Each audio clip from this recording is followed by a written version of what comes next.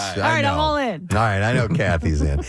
Travis Kelce revealed some juicy details about his relationship with Taylor. He apparently was chatting and pulled back the curtain and even let everyone know when he really fell for the singer. So rumors, of course, about a potential romance between the two exploded after she was seen at the Chiefs game last September. While it turns out the two had already been dating for a few weeks before the rest of us, the world put it together. Travis says that Taylor showing up to support him and really being in the mix is what cemented his affection for her. The first time she came to the against the Bears, he said, I want to be around the family and my friends and experience this with everybody. And he said, I was like, she wants to be a part of it. She wants to support me. She wants to touch it. No, he didn't have that part. All I did was get out of the shower. She really won me over with that. And that's why I really started to fall for her and how genuine she is around friends and family. So listen, that's sweet. You can kind of see in those shots when she's hanging out with the family and everything, and that she's, she knows there's cameras on her all the time. But I don't know, people have very good things to say about her. The things she's done for fans who have been in the hospital or in a bad way or whatever. I mean, you got to go above and beyond for that. That's why I first liked her. I saw all the charity stuff that she did, and she just seemed like a nice person. But if you watch that documentary on her on Netflix, she talks about dating and being part of a family and stuff like that. And that is what she wants. Right. She wants a family. Yeah. Family. Now this is Travis and Taylor adjacent. Yes. This next story, okay? Of course, as is everything in the world right now. Hallmark has a brand new holiday movie coming, and it could score a lot of points with football fans. The network is teaming up with the Kansas City Chiefs for Holiday Touchdown, a Chiefs love story. Okay. Where do you think that's going? Exactly. Where do you think that's going? It's not going to be about a player, though. No. But this is where this came from, right? This is where this came from. The movie is full steam ahead with production starting next month. It will star Tyler Hines, Hunter King, and Ed Begley Jr. The movie will also film in Kansas City, Missouri, and yes, that includes GEHA Field at Arrowhead Stadium. Production begins next month on this. I love Hunter King, by the way. The story follows. Who is Hunter King? She's one of. So her sister is she a regular in the Hallmark world? She's becoming a regular. Okay. So, but you would have seen her on Life in Pieces, was a limited CBS sitcom she was great on. A lot of soap opera work. Yeah, she's great. So the story follows Alana Hyman, who is what's her name? Alana Hyman. Okay. Anyway, Alana Hyman. No, who is confident that her family's devotion to the Kansas City Chiefs will win them the Fan of the Year contest. Oh, my God. Derek, the director of fan engagement for the Chiefs, has to determine if they'll win as he and Alana grow closer. A missing vintage Chiefs hat threatens her beliefs about fate and her future with Derek. I want to get my balls into your end zone. Oh, my God. Oh, my God. It's good. There'll be all sorts of double entendres like that, don't you think? I like it. And on top of that, I go deep.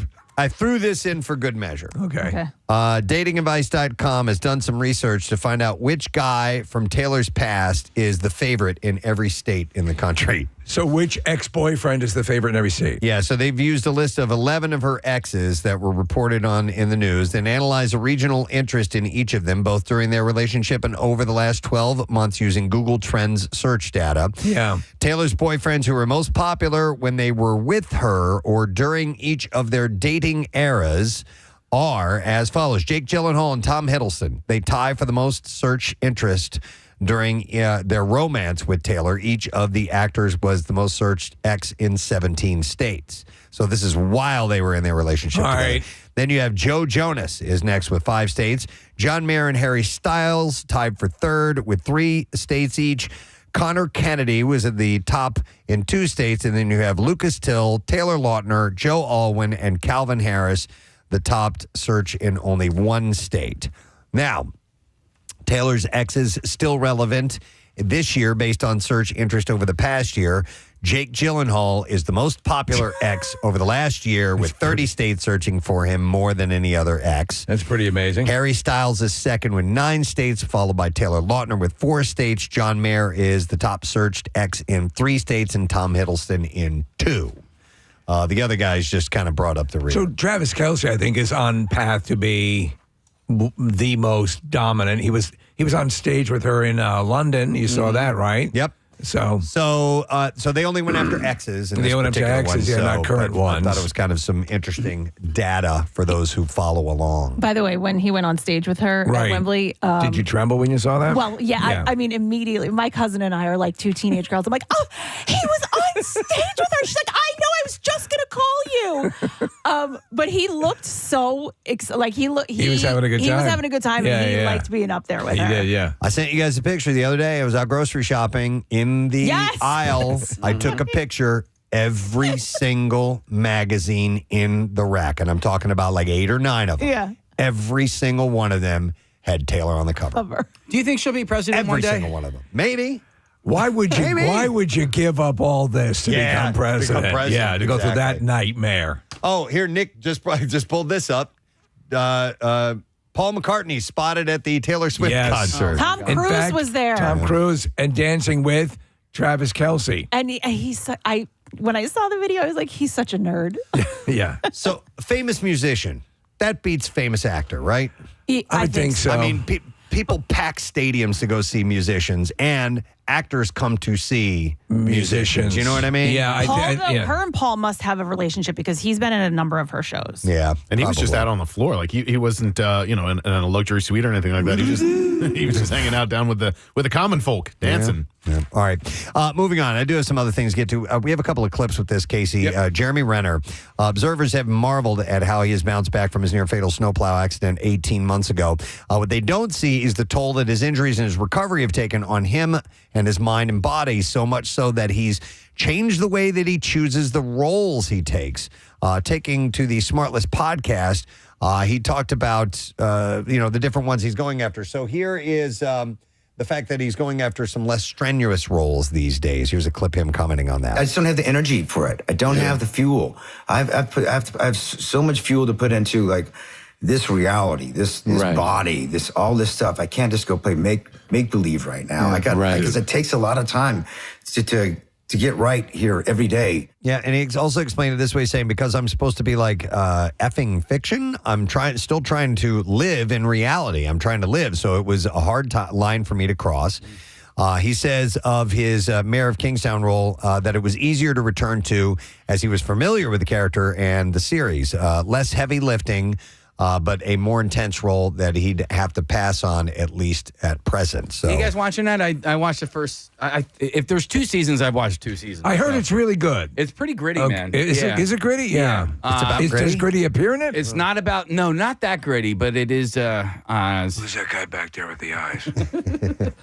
That's gritty. It's gritty. Yeah. I'd like to talk to you. But he's basically just plays this guy who kind of runs things inside and outside of this prison in Kingstown. It's pretty cool. And that's it. Okay. Yeah. So this was sad to see, but it's a case of life imitating art. Gina Rowlands, the woman who portrayed a senior living with dementia in 2004's The Notebook, has Alzheimer's disease, according to her son, Nick Cassavetes. So she's a legendary actress. Yes. Been nominated a number of times. Her husband was John Cassavetes, a great director, actor. And Nick directed Rowlands in The Notebook. Of his mother's role in the film, he said, I got my mom to play older Allie, and we spent a lot of time talking about Alzheimer's and wanting to be authentic with it. And now, for the last 5 years, she's had Alzheimer's. She's in full dementia, and it's so crazy. We lived it, she acted it, and now it's on us.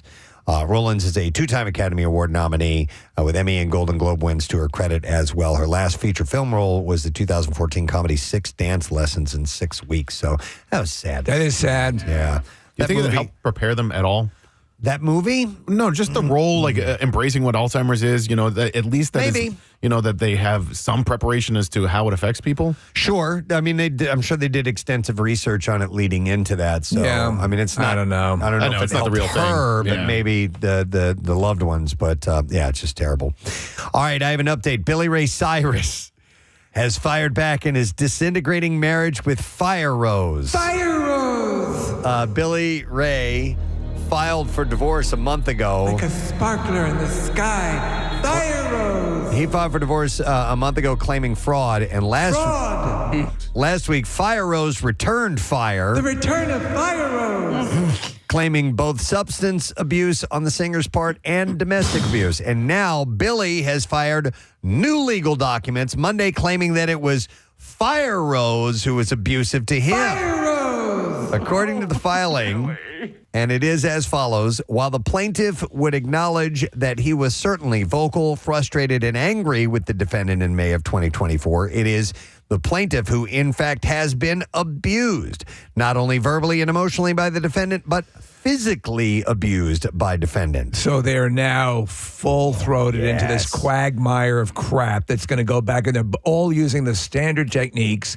First comes the verbal abuse, then both sides accuse each other of, and it doesn't mean it didn't happen, but at this point, to us, it's like, yeah, here we go. So to bolster Billy Ray's claims, Scott Adkins, Cyrus's manager, claims Scott Adkins in an affidavit that he witnessed the abuse towards Cyrus. But it looks like Amicable has left the building. So, yeah. They are. There's a former lawyer. Okay, couple of trailers and projects coming up to mention. Hugh Grant stars as a man who gets visited by Mormon missionaries who end up wishing that they had chosen another house in the upcoming thriller called Heretic. The movie was written and directed by Scott Beck. I'll wait. No, that's not going to happen. And Brian Woods, who broke through with their script for A Quiet Place. They're the ones who wrote that. Excellent. So I watched this trailer. Does look pretty good. good. And I think Hugh Grant can benefit from something like this. Along with Grant, the cast also features Elle McKinnon, River Kodak, Carolyn Adair, Stephanie Levine, and Elle Young. No exact Fire Rose? Release date has been set yet. No Fire Rose. In this particular movie, but it looks pretty tasty. This also looks fun. Little League Baseball coming to a big screen in You Gotta Believe, the story of the 2002 Fort Worth, Texas Little League Baseball team that competed at that year's Little League World Series. The true life story stars Luke Wilson and Greg Kinnear as coaches trying to guide their team to the Little League World Series. When Wilson's character falls ill mid-season, the youth baseball team rallies around him and finds themselves competing among the best in the country at the annual tournament. Apparently, it was kind of like a Bad News Bears type. Right. Not that they're like vulgar or anything. No. They're just a team. team. And a long shot. But what they do is they just flood their systems with anabolic steroids. Oh, okay. Yeah. All right. Sure, any way to win. By the way, Patrick Renna is in this. He played Ham in The Sandlot. Oh, yeah. So he's going to be in a kid's baseball movie, which is pretty cool.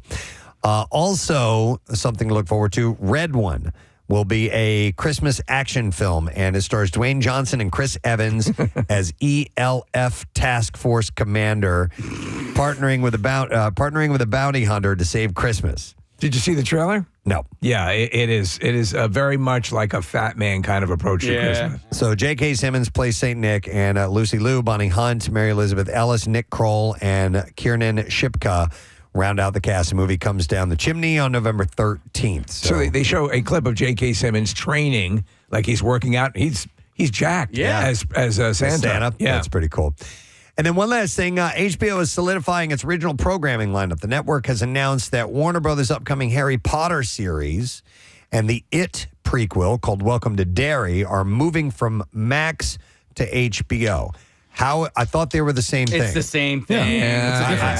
I don't get it. I don't know why this is even news if that is the case. It's something that airs on HBO will air on Max, and something that airs on Max will air on HBO. Yeah. I don't get it. That's exactly it. So the announcement was made along with news that an official series order for its long-awaited Green Lantern series, Lanterns, was made, bringing the first live-action project from the new DC universe onto the network. I hope this Harry Potter series is good. I hope the It prequel is good, too. Those are two things that I could really delve into if they're quality, you know? My daughter was in a play called Puffs. I wonder if there's any, and Puffs was set at Hogwarts, where she and the people, they were in Hufflepuff. So it was all this stuff that was happening around the time that Harry Potter was at Hogwarts, and the conceit is everybody's focusing on Harry Potter. Well, there are There's other stories going on. Yeah. No, I like that. Yeah.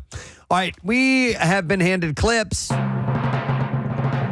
halfway through the 4th season of The Boys, following a group of vigilantes set on apprehending corrupt superheroes. And here, director Eric Kripke reveals his passion for making the show universally appealing. Part of it just comes from the practical considerations of like, hey, I want a really big tent, and I don't want to do some edgelord thing. I don't want to make like edgelord material for incels or whatever, like I want something for everybody.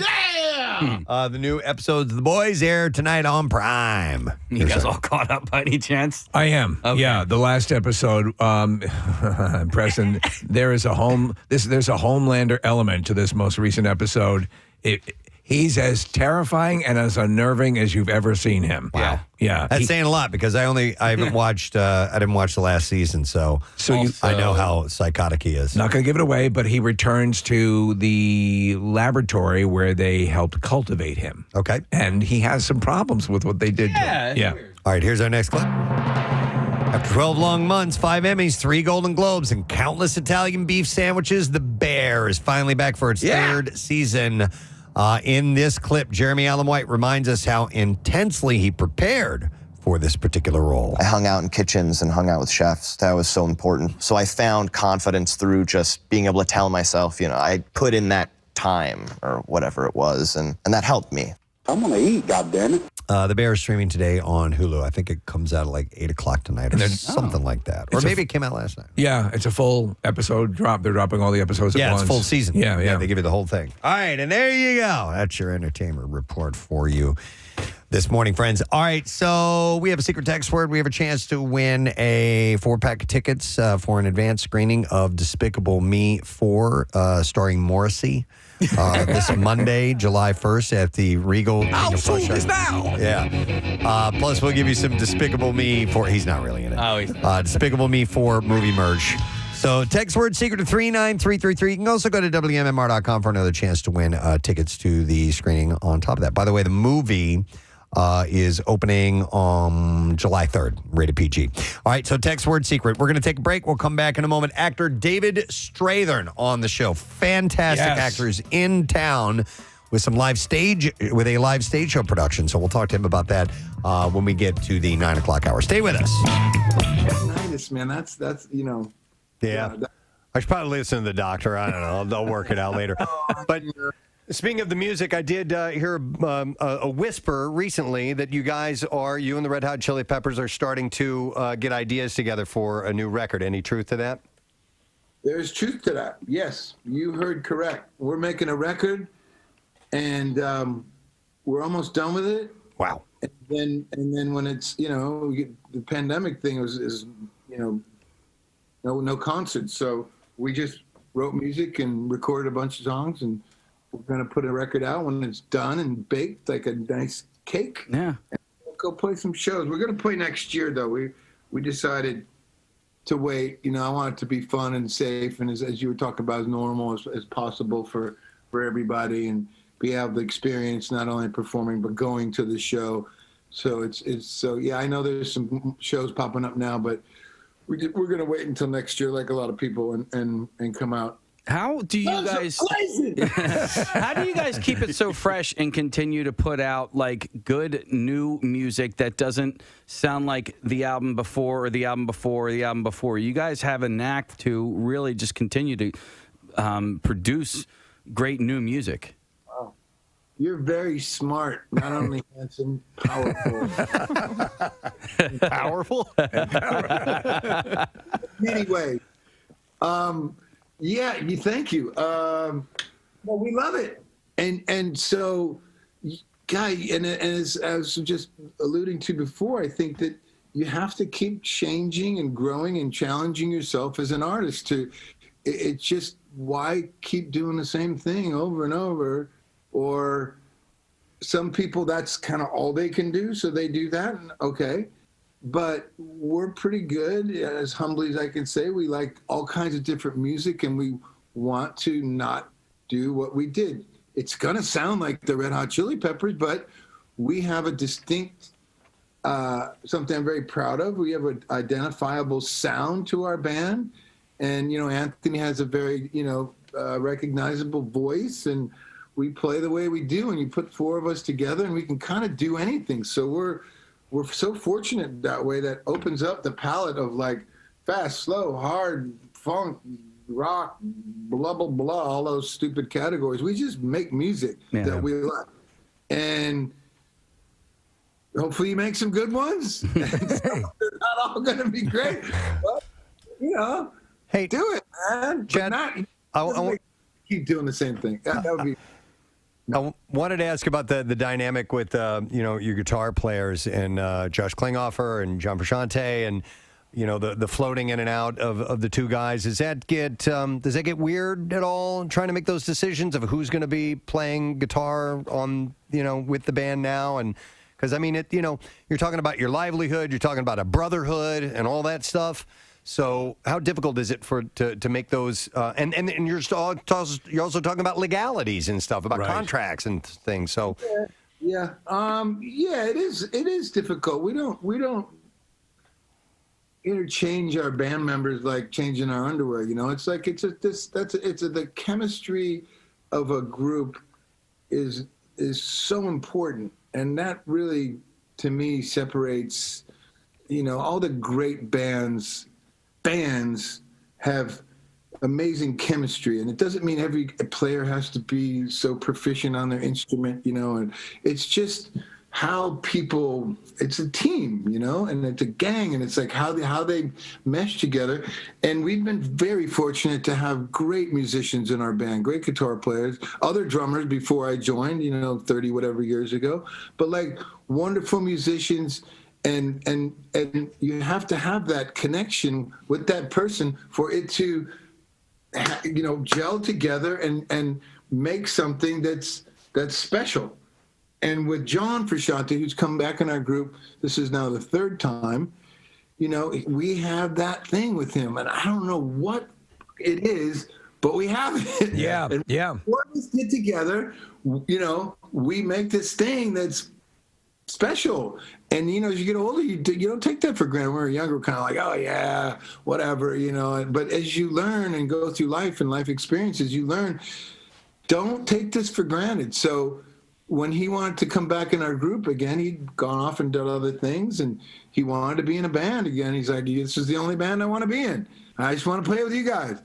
And so we were like, I think this would be great to have this opportunity, another fresh, kind of take on what we're doing in 2020 or whenever it was when he joined, a year ago.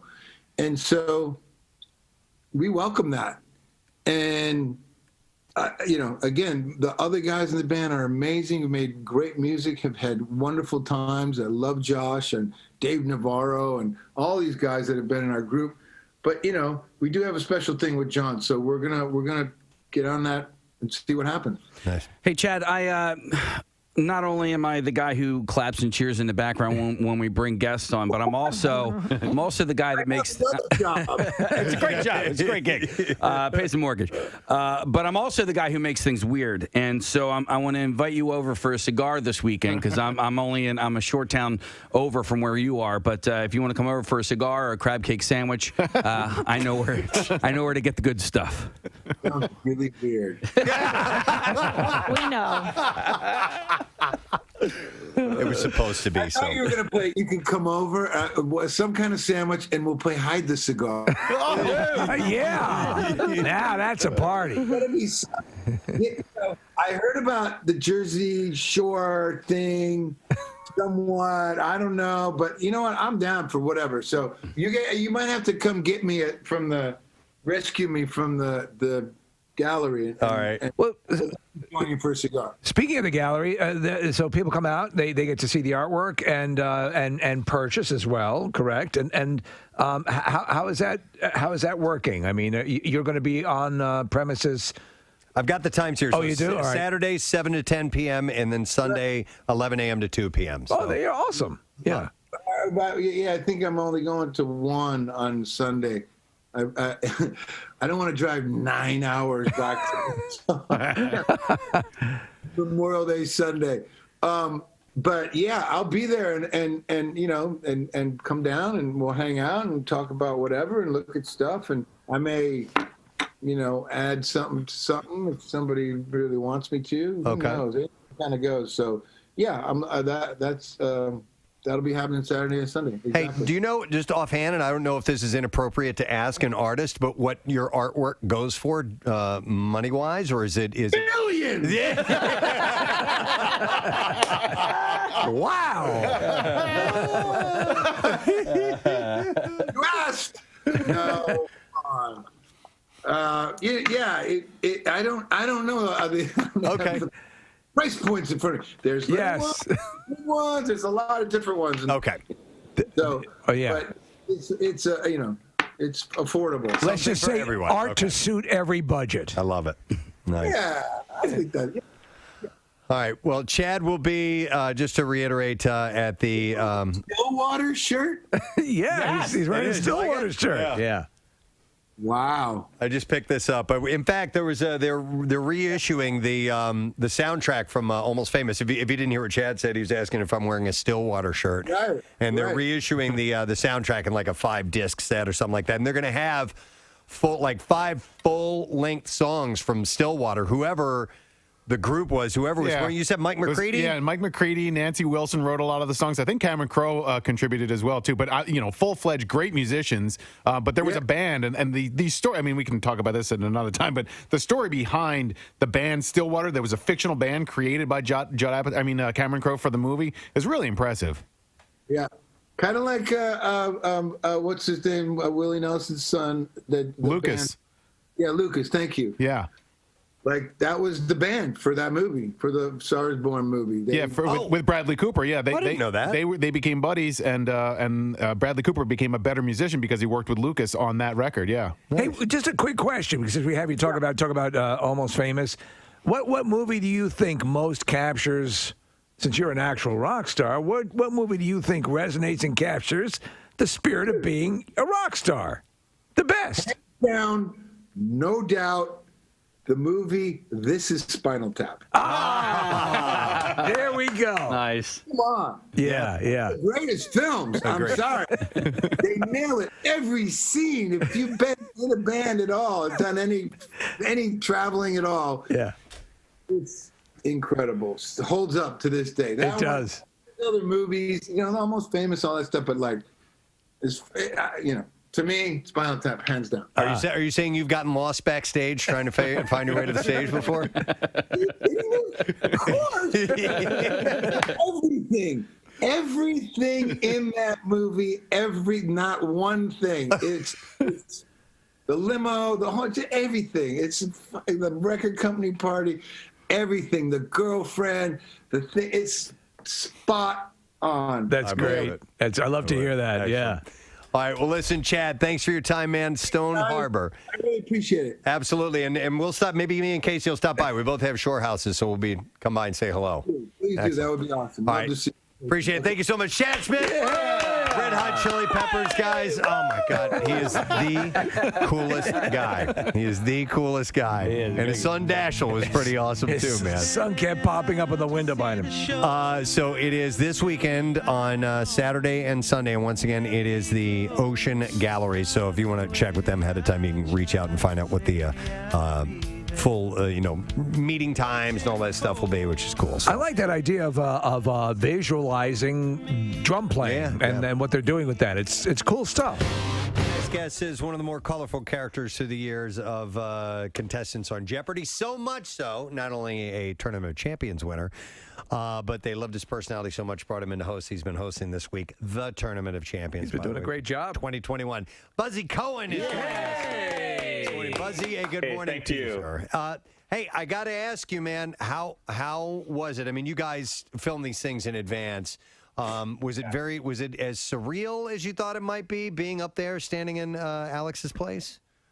Totally. It was like dreaming in a dream, like it was so bizarre, but also so wonderful. It's always great to be back on that stage. I'm a fan first, so anytime I get to be a part of the show, I'm absolutely stoked. But even on the first tape day, we taped 5 shows in a day. So the first week of shows. Around 9 o'clock, our guest this morning is going to be actor David Strathairn.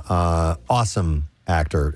If just to bring a role to mind before we get to him, in A League of Their Own, he is the guy that tries to keep the league alive. The whole time has the round glasses and everything. And then you go, oh, that guy. That guy. Oh, my God. Yeah. And I saw him in L.A. Confidential, and I saw him in Temple Grandin and in Lincoln. And Temple Grandin. He's so good. great. I love that movie, by the way. You could probably conceivably turn on the TV right now, go cycle through the movie channels, and find something that he's in. Yep. So he's going to be performing at the People's Light and Theater in Malvern. The show is called Off by One. We'll have him on around 9 o'clock this morning, which is pretty cool. You guys want to do Totally Presbo this morning? Yeah! All right. So Totally Presbo. We're actually going to start with Totally Steve Bo. Totally Steve Bo. Because Steve has something for us this morning, and we don't know what it is. So you know I'm a sucker for stuff that I see pop up. You know, the algorithms, they got me, and I will get very dumb stuff. So I'm going to give you one that I opened up, Preston. I'm going to hand out everyone else. Let's just hold 1 second. Okay. Taking the headphones off. Yep. All right. So this is a little gift that Steve has. I'm bringing over You know what it is? Right. Yeah, I know exactly what it is. I almost got one. Really? I haven't seen this head. Do you know what it is? No, I don't. All right, so I don't. it's a white cylinder. It looks like a coffee mug that you would keep in your car when to keep things warm, but it's called the Loud Cup. Right. Okay. And Now you can't. They don't recommend using hot drinks in it, but for like beer and stuff like that, Casey. Okay. And Marissa. What? Oh my God. So Preston, you can put water or a liquid in it right now if you want. Okay. But you can still use it. I have water. One side is for drinking, all right. and the other side is for blowing. Okay, hold on a second. All right. It's going to make fart noises. I know it. No. I'm going to put water in this.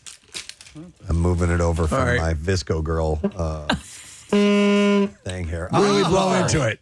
Oh, and you get a different pitch. A different pitch for the Based on amount how of much- liquid that's Yes. in there. Oh my God. Okay. What a great invention. And then you drink. Oh, no, it's all the same pitch. Oh, it is. Okay. Is it? Are you Oh, I sure? guess that's a little higher. Blow hard. It's got a little saxophone sound. Yeah. Kathy? The idea is for like sporting events. Oh, my Yeah. That works. It's like a boo-boo, whatever you got. Vuvuzela. Yeah. All right, everybody at the same time. 1, 2, 3. That won't get insanely annoying. Now, very, the very idea quickly. also that the thing that got me is they showed some dude in a conference, like at the office, and he's drinking his drink, and then he wails on it and scares the crap out Wait, of if everyone. Chuck's not listening, we should bring it to our meeting today. Yeah. I love that. As soon as he starts talking.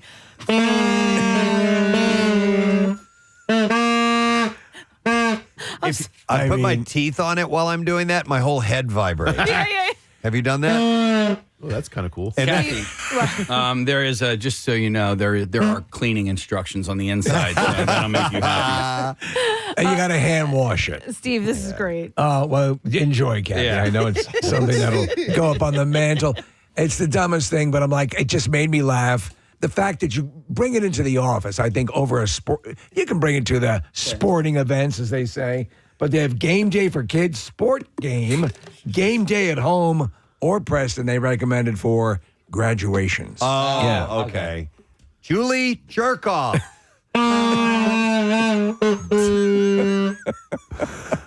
That's classic. Thank you, Steve. No problem. Does the Enjoy. bottom part come off? It looks like it's a it separate does, piece. but I didn't see it separated in anything else. I think it's sort of like a mesh to give. I guess that adds with the volume Sound, yeah. Yeah, maybe it creates a little more resonance. Yeah. in the shell. The here. loud cup. I wish it could change. I'm surprised it doesn't change. You know what? Hang on a second. I want to see how this See if you thing's can. Yeah. constructed. Oh, I think I see it. Yeah. Okay. So it goes underneath the liquid. Oh, the bottom part is what makes the That's the noise. horn. Yeah. Well, put your hand over it like a mute. Oh, there it is. Yeah. Good job. That's how you do it. So that's on the bottom? Yeah. Just put your hand. You can modify it. Put some paper under it and.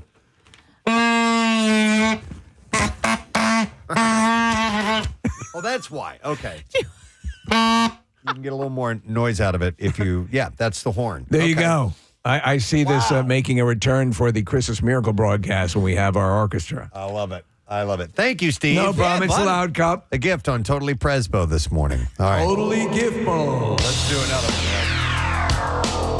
All right. In this, Hi, Presbo. In this portion of Totally Presbo, I want to thank Mike M., who not only sent me an email about this, but he sent me a photo. I don't have it handy. You guys aren't going to be able to see it. I'll just describe what it is. But he says, hey, guys, I thought you might get a kick out of this.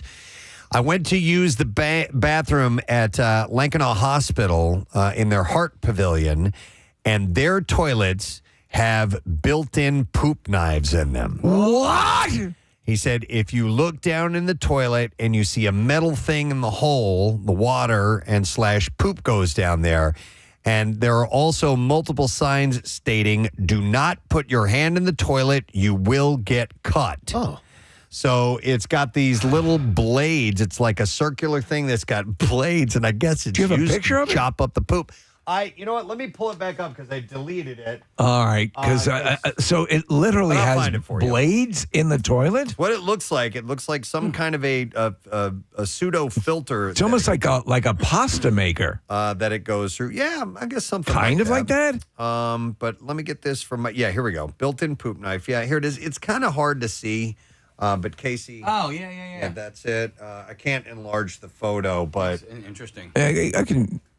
Okay, I sort of see what you're saying. Yeah. so And it says, "Don't put your hands in the water; you will get cut." That's apparently their signs there. I Yeah. have worked so many events where we have poop knives to give away. At the, we have a little wheel that people spin. They can win T-shirts or backpacks or whatever. And I'm telling you this, and it is not to hurt your feelings. Nobody wants them. No kidding. We were like, Shocking. Wait, what? No. There was a lady. I was like, just take it. She's like, I don't want it. I was like, but you want it. So here's the deal: you don't have to use it for feces. knife, no. You can use it for an actual knife in your drawer, Which is for, what like, it was. spreading peanut butter or What whatever does you it might. say? Poop knife on it? Yeah. Yeah. No, and we're not putting that in our drawer. But you're afraid of the words? It just no. What? Why? We don't want that there. I'm speaking for me and all of our Kathy? listeners. You're speaking for all of our listeners. Get the poop knife. You can put it in your loud cup. I thought it was a great idea. I had a, I don't We know. always have great ideas. You also like that one shirt. I'm kidding. What?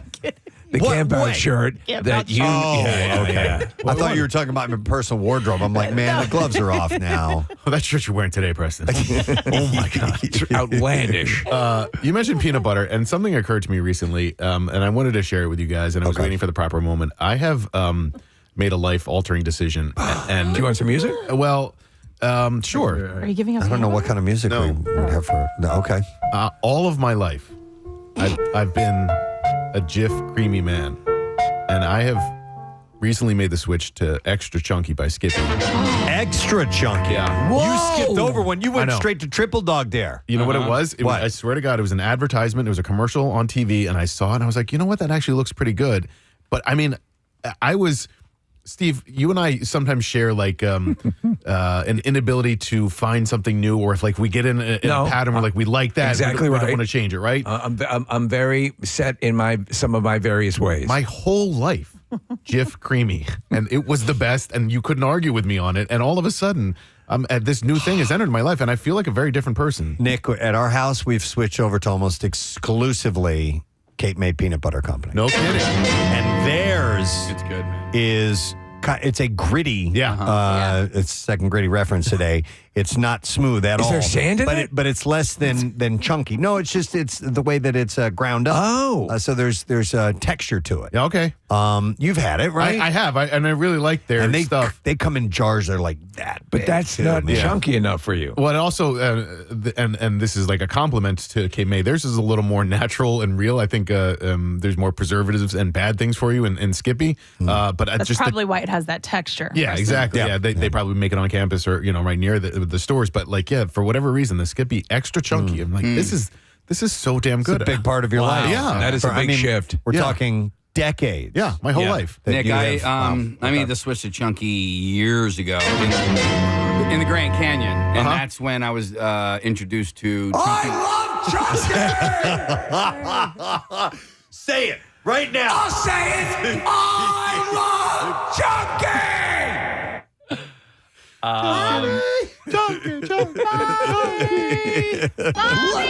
Let him die.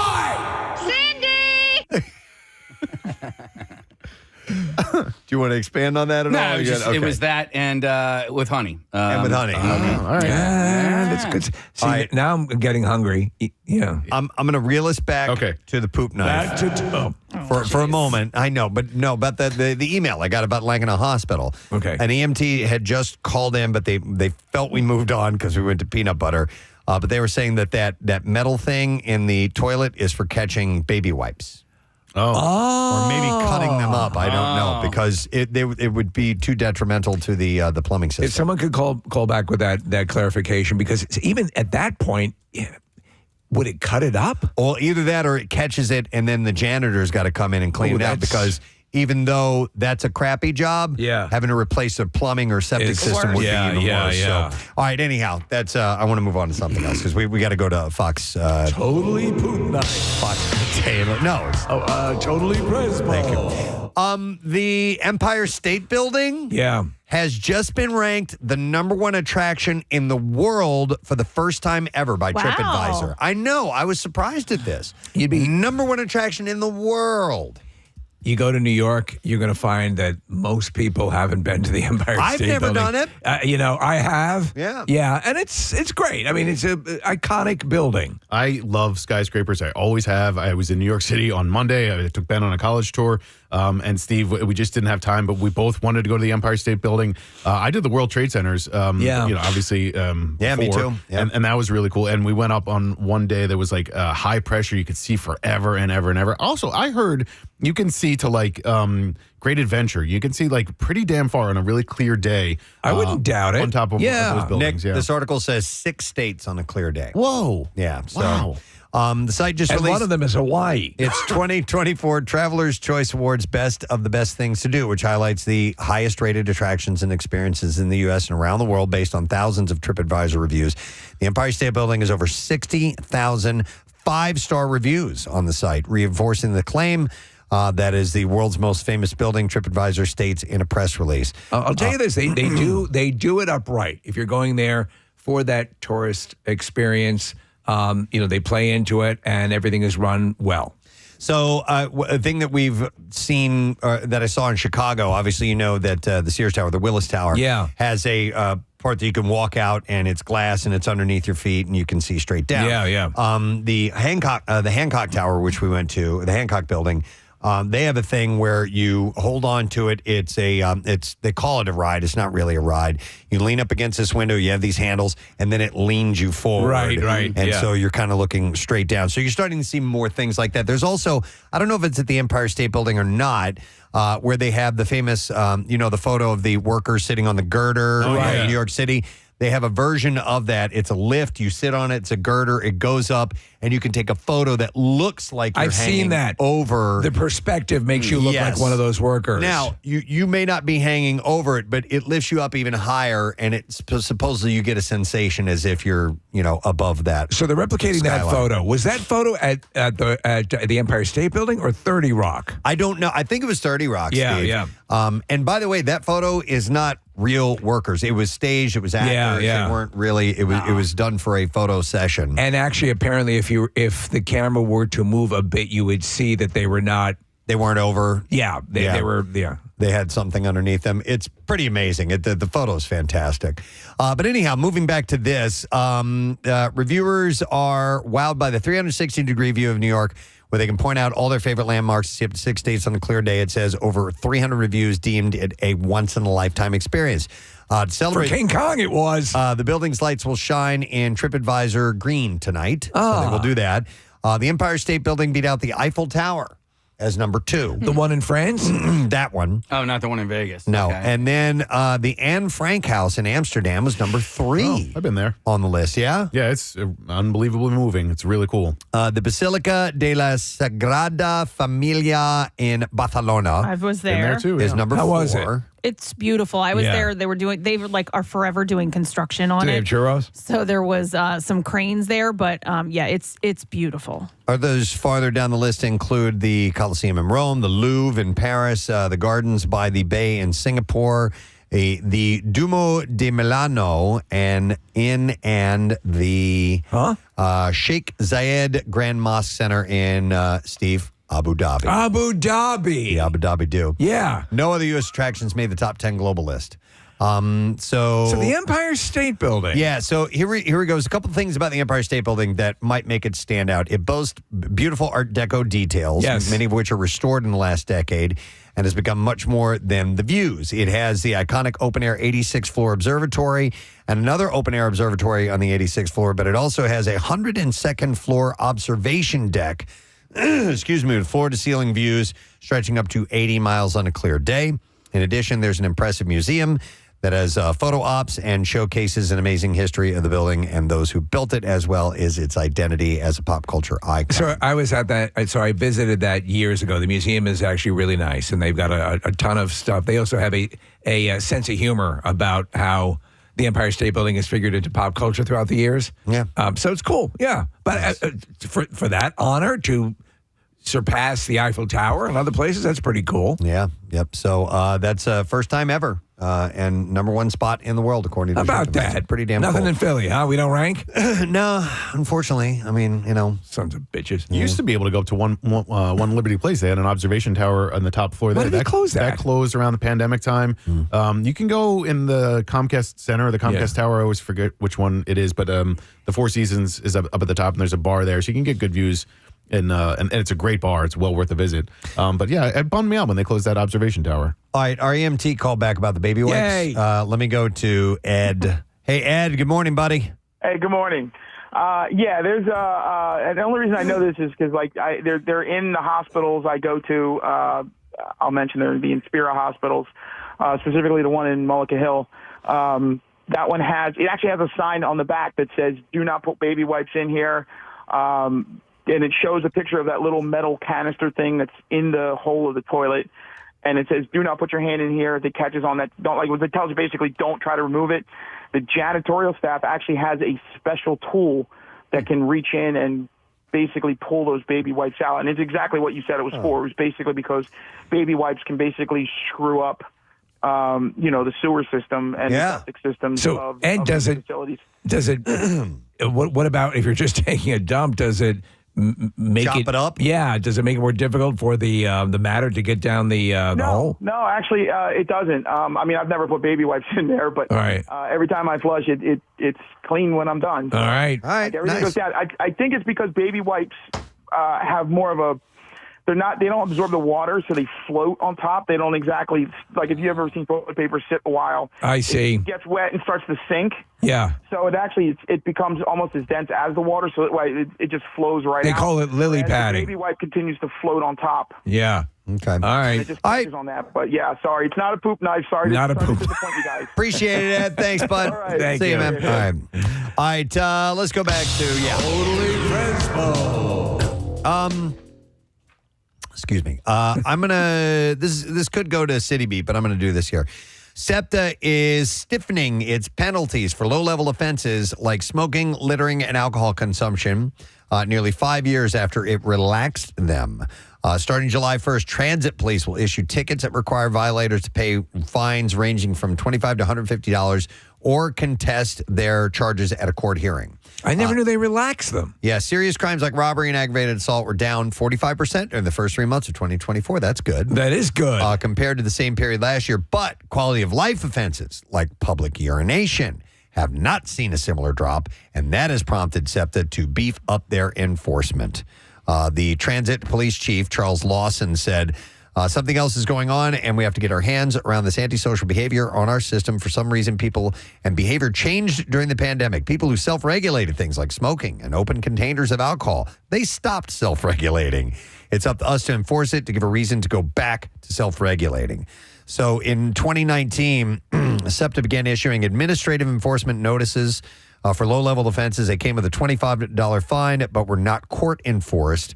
And apparently they did not deter minor crimes. So by reverting to the previous policy of issuing so-called code violation notices, the city's Office of Administrative Review will receive copies of the tickets issued for minor offenses and track unpaid fines. Repeat offenders will be subjected to bans as well. When was the last time you were on public transportation? Been a long time. Yeah. Yeah. Even the train? Yeah. Huh. I can't tell you the last time I took a train. I just don't do it that often. We always get it. I mean, I will do ride sharing, but I haven't done public transportation in a long time. Train in and out of the city to me is such a time saver. You can just unwind, you can nap. I mean, for all the positives. You have a station near you? But that's it. I was just about to say, like, I live near a train station, and it makes it really easy to get in. I don't particularly love it for going to the ballpark or events in South Philly because it's a process. It is, and look, it's an easy process, but I just find it laborious. Yep. You ever take a look at people and go, uh-oh? Yeah, this isn't going to be good. Yeah. The guy with the machete. Yeah. No. That's all right. That's happened on buses in the past, not SEPTA buses, but other buses. But SEPTA trains I usually find to be just fine. Well, just don't pee on them. Okay. And you'll be okay. It's a quality of life thing. Yeah, you'll be solid. But they're stepping that up. Don't smoke while peeing. All right, here we go. Totally Presbo. This one stood out to me. Jumping leeches. Jumping leeches. come Yes. on. I think that'd be pretty easy. They're small. This is now a scientific fact. After centuries of anecdotal reports, the parasites have been caught on video leaping from leaves in the Madagascar rainforest. You got to be kidding me. It's terrifying. You gotta be. Madagascar is where all those cockroaches come from, too. The footage was captured in 2017 by Mai Fami, a researcher now at the American Museum of Natural History. She had a chance encounter with a leech extending its body out in search of a host, a behavior known as questing. Oh my Fami God. whipped out her phone and captured the leech, inching forward and then springing off the leaf, landing with a flail or two on the forest floor. The footage, as well as a 2023 video showcasing the acrobatics, was published today in Biotropica. Jumping leeches even got into the chronicles of famous 14th century explorer Ibn Battuta, who documented the behavior in leeches in Sri Lanka, indicating that the behavior may have independently evolved in various terrestrial leeches. But by the mid-20th century, the notion of jumping leeches was viewed more skeptically in scientific publications. So we're watching video of the leeches jumping. Look at those things! The little bastards. Yeah. Oh, God. No. Has anybody here ever had a leech on them? No. Neither have I. They've been used, and they are still used for medicinal purposes by some more, organic and whole earthy type doctors. No. I think I just want to kill myself. Yeah, it would. I don't care if you use them for medicine. It would terrify me if I saw a gaggle of leeches on my skin. You've seen the African Queen, right? Where he gets Bogart gets into the water, he's pulling the boat along, and he gets out, and he's got leeches all over his body. No, but I have seen Stand By Me. Stand By Me, same. Yes, yes. Rambo. Yeah. First Blood Part 2. He takes his knife and cuts him off. Leeches the blood out of my body. Took the time to stop and name each one as he cuts them off. This is Lonnie, and this is Dilbert, and this is the girls in apartment 3G. And this is Dondi. Dilbert? Venus, Dilbert. Okay. And this is Hitchhiker's Guide to the Galaxy. So it's no secret the leeches sometimes fall onto their host, but the question on the table was about intentionality. Do the leeches expend energy launching towards a given target or simply into the air? Like they just don't care. Or are they toppling, allowing gravity to work for them? And now the video evidence documents the parasites doing the former, coiling up and then springing forward into the unknown. The animals move outwards from their leafy launch pad, and the team argues perhaps slightly upward. In other words, leeches jump. So the question, though, is still, is there intent, and are they going towards a particular target with intent? Yeah, they feel that they maybe have some intent. Like there's a big bloody bag there for them, some meal for them to dine on. The average leech consumes how much blood? Oh, I don't know. Yeah. Probably not a lot. Yeah, right? Little tiny things. But it's like a tick, too. I mean, just get that thing off Anything of that it. sucks your blood out. Does anybody notice a preponderance of ticks this year? I have not, but my wife We mentioned have. there's more mosquitoes, she Okay. feels. You have more ticks in your area? More ticks in our area. Huh. Yeah. Yep. Steve, an adult leech can consume 1 milliliter of blood per minute, or about 1 to 2 teaspoons.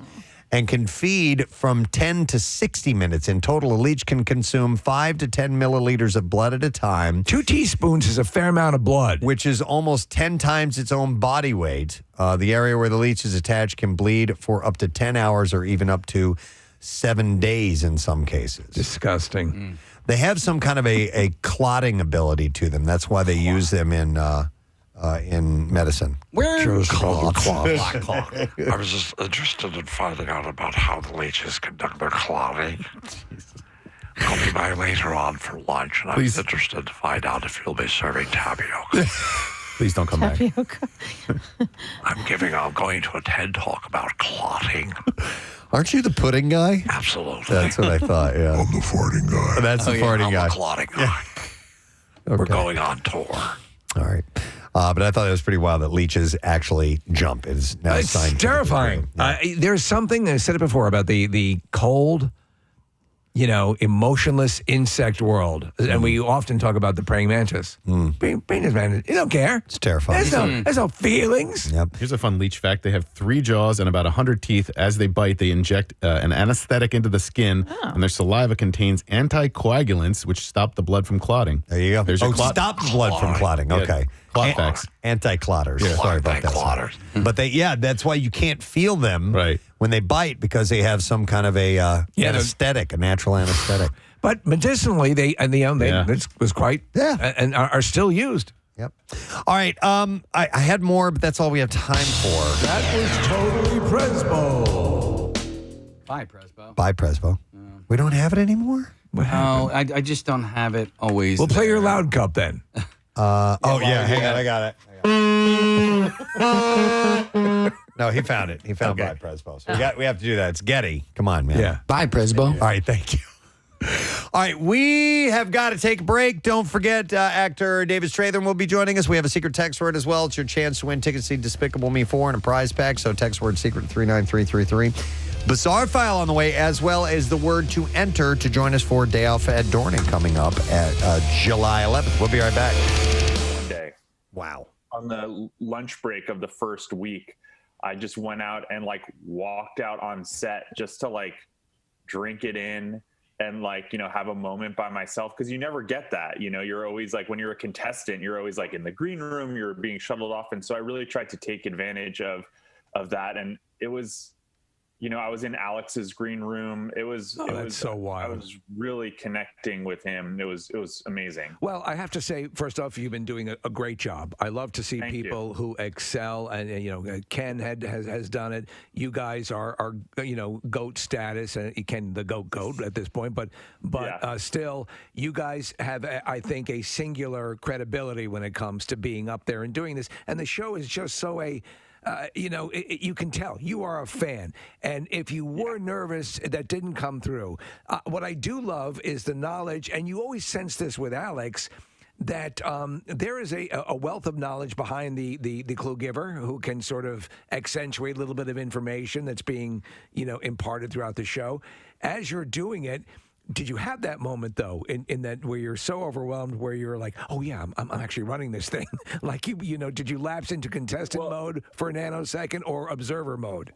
Well, I spent about 4 weeks getting prepared for this, and I had to I watched a lot of Alex, and I had to totally change the way that I was watching the show to switch. So by the time we got there to the actual tape day, I had my mentality had totally shifted. But one thing that I think it really helped me with is that being a contestant, I kind of understand the way you listen to the clues and hear the clues. Yes. And so it helped me kind of understand where to kind of put a little more emphasis, because, like Alex, I want the contestants to get the questions. I'm not here trying to trick them. Well, so, there's a perfect example of that, and you make a good point. Last night there was a clue where this spotted dance, and it was polka. And I would not have known it other than the clue of spotted. I thought, polka dots. Yeah. And so, but that's the genius of the show. And then you asked it. Totally. I think you laid it in there. I got it. They didn't get it, but I got it. And that's what Alex did so brilliantly.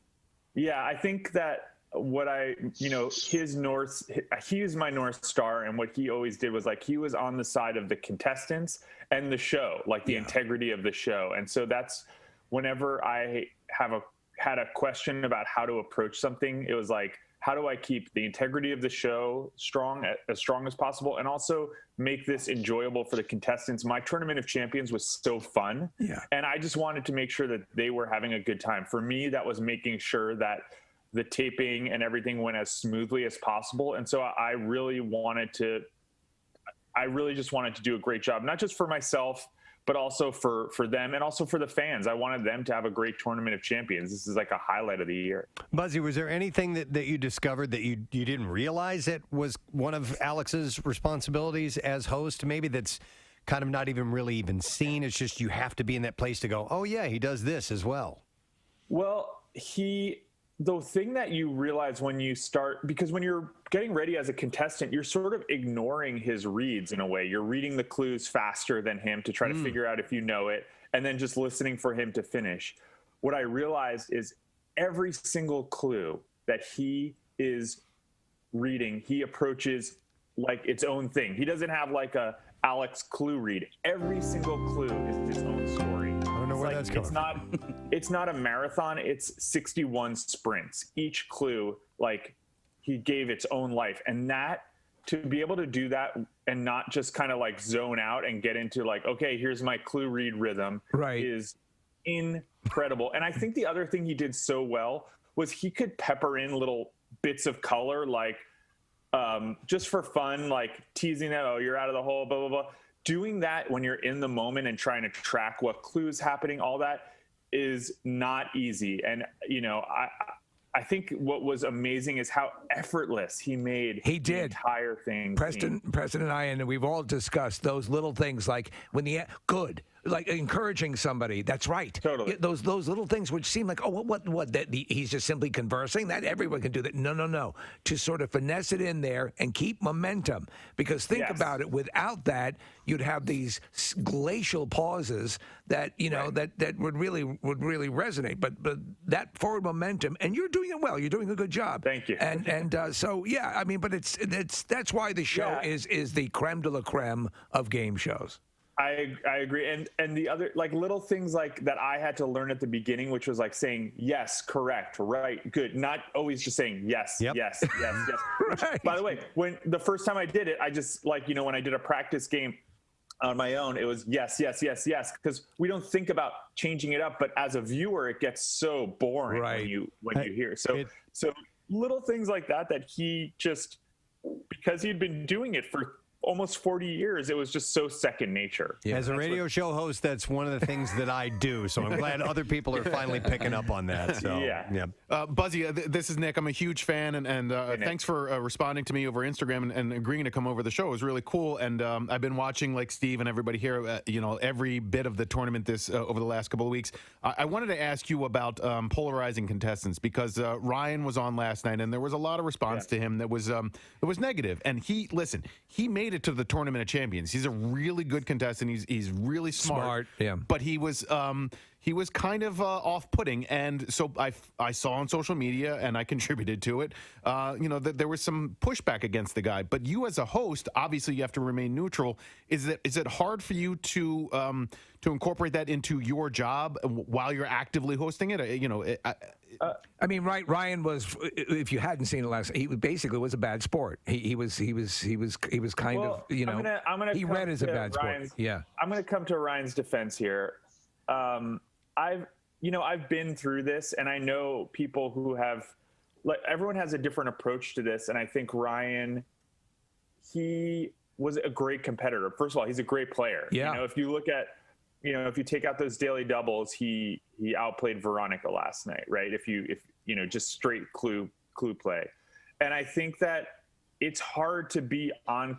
How many of us have to be on camera for like a devastating moment like that? You know what I mean? Yeah. We're not, like, I think, if to compare Jeopardy contestants to professional athletes is not quite fair, because if you're a professional athlete, you've been through like the high school and college, and you've been through this, like, this is the second time he's lost a game of Jeopardy ever. Okay. he played his heart out, and it just wasn't enough. It's hard to have 4 cameras on you in that moment, and he and the other contestants have a great camaraderie. I don't think it had anything to do with Veronica. I think it's hard to be processing that on camera. I think that different people have different, like, I had a very like happy-go-lucky, win-lose, whatever attitude. Not everybody's like that, and I don't think we need to expect that from. The dude made it to the Tournament of Champions semifinals, and I'm sitting there on my couch, and so it's I have no place to judge. I'm a viewer. I'm not a contestant, so I don't want to be harsh on the guy, but it's just got to be. You see people rooting for or against particular contestants, and it makes it difficult for somebody like that, I'm sure, to have to go through. Yeah, and for me, I was like, to be honest, when I saw I think the feeling in the studio was I think a little different than what it came across at home when he missed that daily double and then was like trying so hard to come back. I think everybody suddenly was like, oh man, you got to feel for this guy. Well, like, and that to me read. That even at that point, that read his passion. I got it. I'm like, damn it, I'm off my game. Or like, I just happened to a couple of days ago we were at a golf charity and I'm seeing people respond who are hitting bad shots. Like you see that same frustration. I got that. Yeah. At the end, you would like to think though. And again, you're right. It's a unique circumstance. Everything's on the line, and I get it because I think he's normally a likable guy. It just seemed like there was.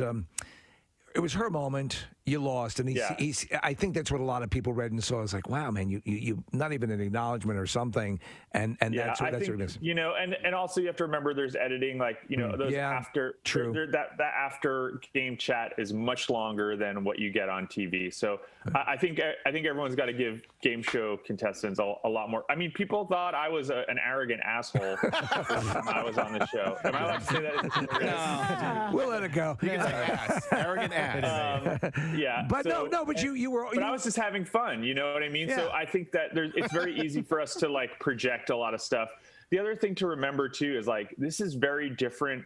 The experience of taping because of COVID, the studio is very empty. It's just like other players and a couple of producers in the audience. So I think you're less self-conscious, right, about how you are presenting yourself when you're up there. Buzzy, I wanted to ask from a contestant's perspective, and one who especially gets on a roll like you and wins multiple nights. Because you don't know what the categories are going to be. How do you bone up? How do you prepare for that? Do you dive into? Do you research the things that you're weakest at, or do you take the history of categories and what likely might be on there? Like, I don't know, Shakespeare is my Achilles heel. It's terrible. So if I were to head into the show, would it be a good idea to bone up on my Shakespeare? Yes, it would.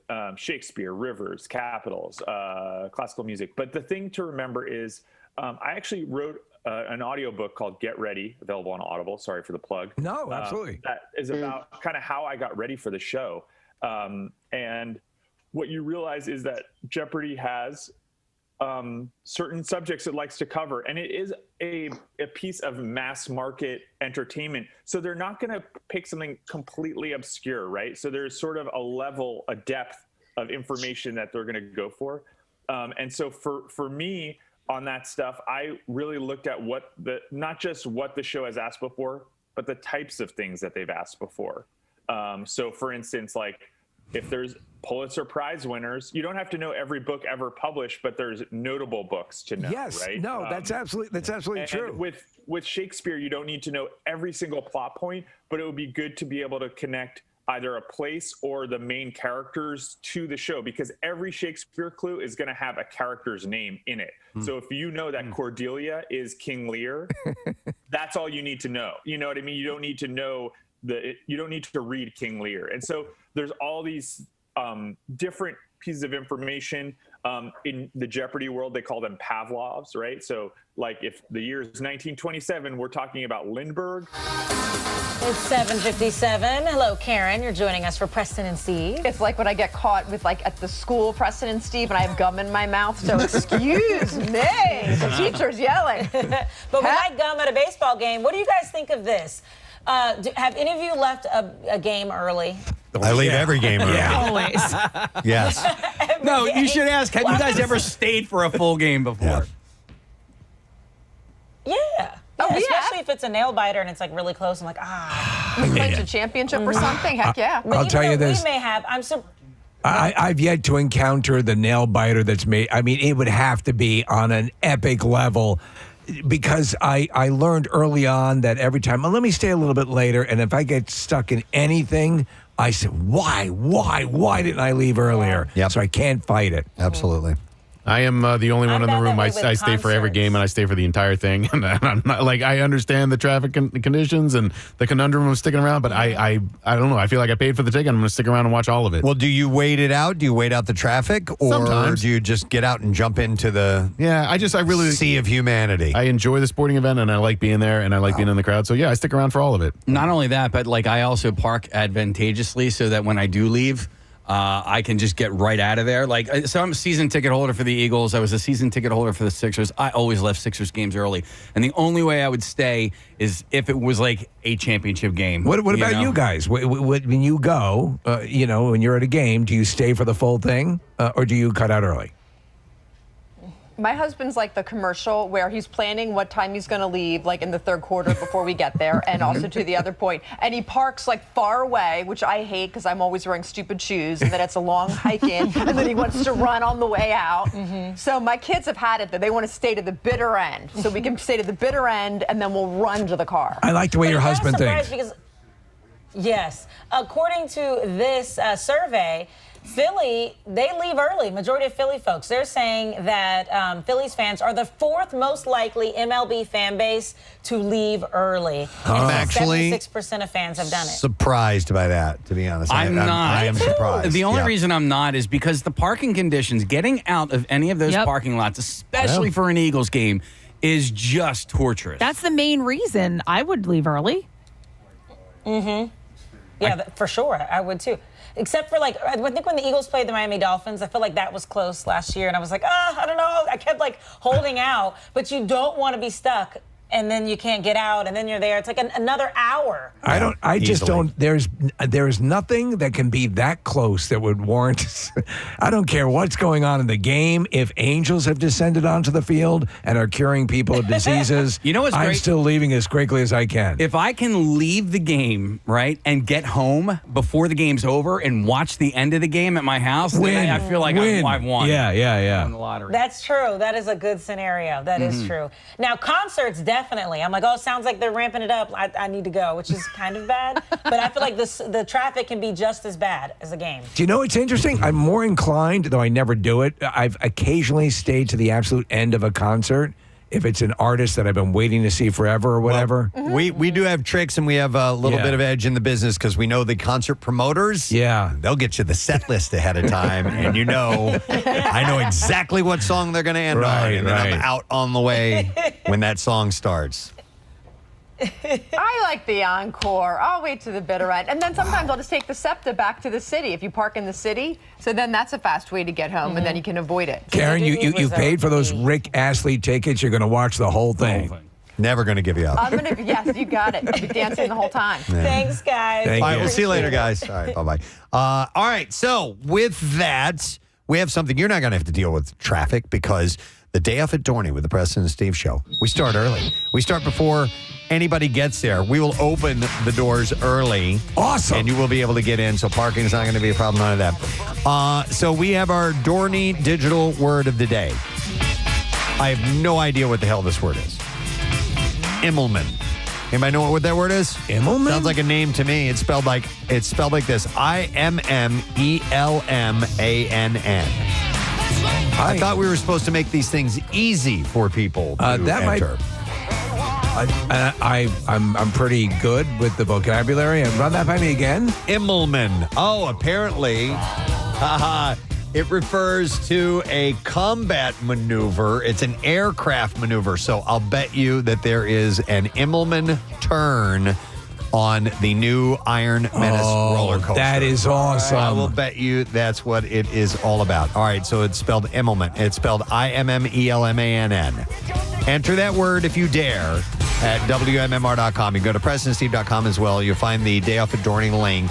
and then you can enter it there. So the Immelman Loop is a popular inversion found on roller coasters.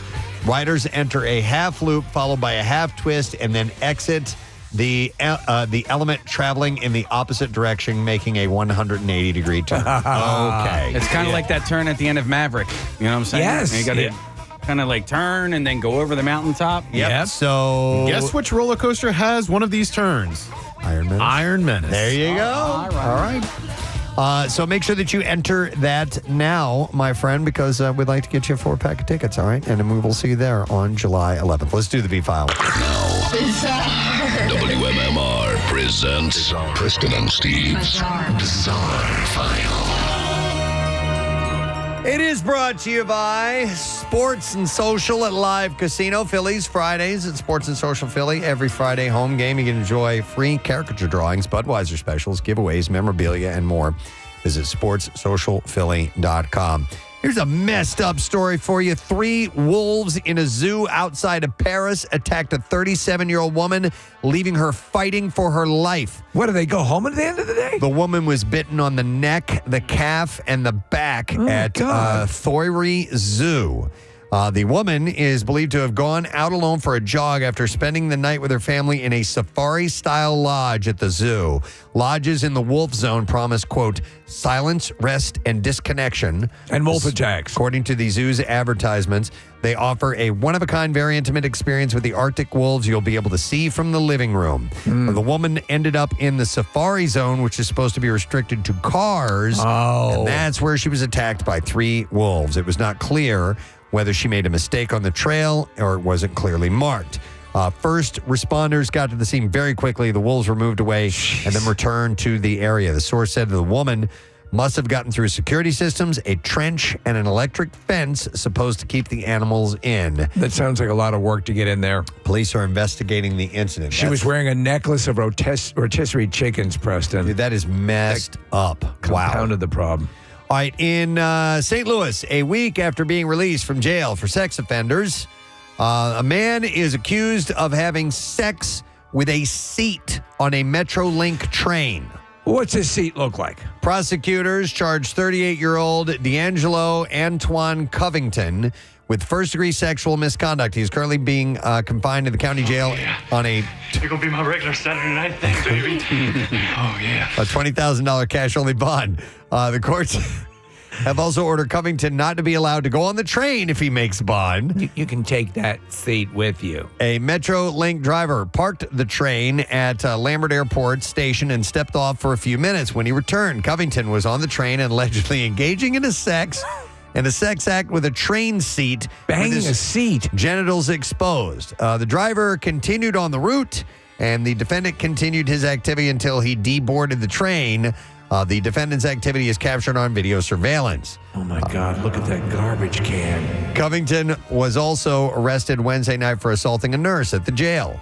The alleged crime on the Metrolink happened 1 week after Covington was released from jail through a May 30th plea agreement on 4 sex offenses. Do you think he chatted the seat up a bit before he went for it? I don't think so. I think this guy's a brute, and I think he just had his way. So he needs to be locked up. That's it. In Singapore, listen to this guy. Wanting to talk to women, a man hatched a plan to soil their clothes with a mixture of his urine and flour so that he could have an opportunity to break the ice between them and him. Love it. Classic old school. Tan Jun Hao, a 31-year-old Malaysian, was fined $1,200 after he pleaded guilty to using criminal force on one of the women. He followed a 26-year-old woman as she was going up an escalator from a train station. He then squirted the mixture. It's now or never. Which he had earlier mixed in a small plastic bottle on her dress as she was walking along a nearby overhead bridge. Instead of stopping to talk to the woman after that, he walked past her. She initially thought that the mixture was bird droppings due to its smell, and the stain grew bigger when she tried to wipe it off with a tissue. Oh, my God. Prosecutors said the accused intended to squirt the mixture on the clothes of ladies, especially young ladies wearing dark-colored bottoms, and then alert them that their clothes had been dirtied. He wanted to create opportunities for him to talk to these ladies. And it seems like a perfect way to do it. Stan admitted that he had done the same thing to two other unknown victims. I believe you have my semen and poop on your skirt there. Yeah, that's the thing. He didn't need to include urine. Like No, you can could use have just other used things. something else, like chocolate syrup, for example. The prosecutor said he had also prepared red dye at home, which he intended to mix That would have worked into the liquid. without the semen or the no, it was urine. pee. He was going to mix it. That's how I would just do toss it. a little semen in there. For, to taste. Can you whip a little semen? Court documents did not state how the authorities managed to track Tan down before he was caught. Guys. Hey, listen to this gem. A former sheriff's deputy in Kentucky who prosecutors say targeted people smaller and weaker than himself before he punched or assaulted them during routine traffic stops has been sentenced to a little over 9 years in prison. They have video of this guy, right? Yeah, jury found Tanner M. Abbott guilty of multiple charges, including 4 counts of violating constitutional rights. Abbott was fired in 2021 after posting the identity of a confidential informant on Facebook upon discovering that person had criticized him on social media. He had first joined the sheriff's office in 2017 after working as a pizza delivery driver. A series of formal complaints about Abbott's conduct while he wore a badge prompted what would be a 2-year-long investigation by the FBI and state police. Instead of protecting and serving the community, the defendant was physically abusing people, even bragging about the injuries that he caused, according to the U.S. Attorney Carlton Shear. He's just a little guy. Extensive details about the violent episodes were unraveled. During the arrest of one person identified only as WW, the victim said that he had fully planned on cooperating with police when Abbott pulled him over, but he grew agitated when Abbott unnecessarily squeezed his testicles. What? Video evidence confirmed that WW was peaceful during the arrest, but as soon as he turned his head to say something to Abbott after his testicles were squeezed, Abbott punched him in the face. Investigators What a prince! Said they found the video and description of what happened to WW credible because several of Abbott's colleagues also confirmed that Abbott frequently conducted excessive intrusive searches on male suspects' groins as a way of asserting dominance, particularly when those suspects were mouthy or disrespectful. Investigators said they learned that multiple other men Abbott had arrested had lodged complaints about his excessive touching of their genitals. Man, was there any history of sack squeezing while delivering pizzas? Not while the pizza delivery was going on. But the story is lengthy, and it goes on to several examples of this idiot and how the hell he was able to stay on the force for as long as he did. I don't know, man. You'd figure someone would sooner bring some sort of lawsuit against him. Yeah. All right. And there you go. That is what I have in the Bizarre File. I got more good stuff. We'll get to it a little bit later on. That's why we split these up. There's so many weird things that happen. We need to take a break and come back in a little bit. I do want to remind you about the fact that the Jersey Shore 64 voting is up and running, and it's going to be done before we know it. We're on the Wavy 8 now, and you could win $500 by voting. At the end of this one Jersey Shore institution gets a live broadcast from Pierre Robert. That'll happen on July 19th, and it's powered by DHY Motorsports. You can go to WMMR.com and fill that out. Now you might win $500. And yeah. It's fun to fill out, too, as well. We'll be back in a moment. Stay with us. You know, it's like, no, but that's a skill set. Right. To know a little about a lot. Is what, and it sort of works in radio as well. Like I say, I can go about a minute and a half into any conversation and then tap out. But you guys are on another level. Preston, tell what you guys do on the final Jeopardy question. Oh yeah, okay. So and you might get a kick out of this, Nick and Buzzy. This Casey is a and thing that they all do. Nick and Casey and I, when the category comes up, and there's a commercial break right after that, we will text each other what we think the answer is, what we think the clue is, without even hearing the answer. So just on subject alone, if it will be, American authors. Right. Well, Nick got it the last time. The last correct answer before the question was, what was the category, Nick, and what was... man, I'm blanking on it. Okay, I said Roald Dahl, and you said it was like children's literature or something like that. Yes. Okay. And so this is a game we play, and every now and then, well, you guys can... You can join in. There's a Twitter account that's just for that, Jeopardy Blind Guesser. That's great. But that speaks to what you were saying, though. To know what the go-tos. We watch the show enough. Exactly. Like if John Updike comes up a lot. Do people read a lot of John Updike? I don't know, but John Updike comes up a lot. You know. So it's exactly that, and They're not going to ask they're not going to ask about some author that nobody's heard of, because watching at home, you're completely lost. Yep. Even if you don't know it, even if you don't know that Eugene O'Neill wrote Moon for the Misbegotten, you hear Eugene O'Neill and you're like, I should have known that. Wait, Buzzy, I have one for you, Buzzy. I'll just Chinese-born American architect. That would be I Am Pei. Every time. If that ever shows up. Yeah. Totally. Yeah. I mean, and that's kind of that's what, when you're playing Jeopardy, you're not, a lot of the clue information is sort of superfluous. Last night there was a clue about during the Eid festival, you eat this thing with this food that has another name for its worm-like appearance. All you need to know is worm-like noodle, and you know it's vermicelli. That's Any it. of the other information. Right? That's what makes it such a great game, is that there are tactics that can be employed that are, it's not just happenstance. I mean, there certainly is a level of that, but there is a way to play the game and have different methodologies that can get you across the line. And then, of course, there's also luck. Tons of luck. Yeah, and that's it. And then that clue I just mentioned is a great example of, as a viewer, you might know vermicelli, but then you learned all of this stuff about the Eid festival and another quote. Like, you can learn, like, of course there's the game aspect, but then there's all the other information which may not help you get the answer. It's like, oh, I didn't realize that, you know? Yeah.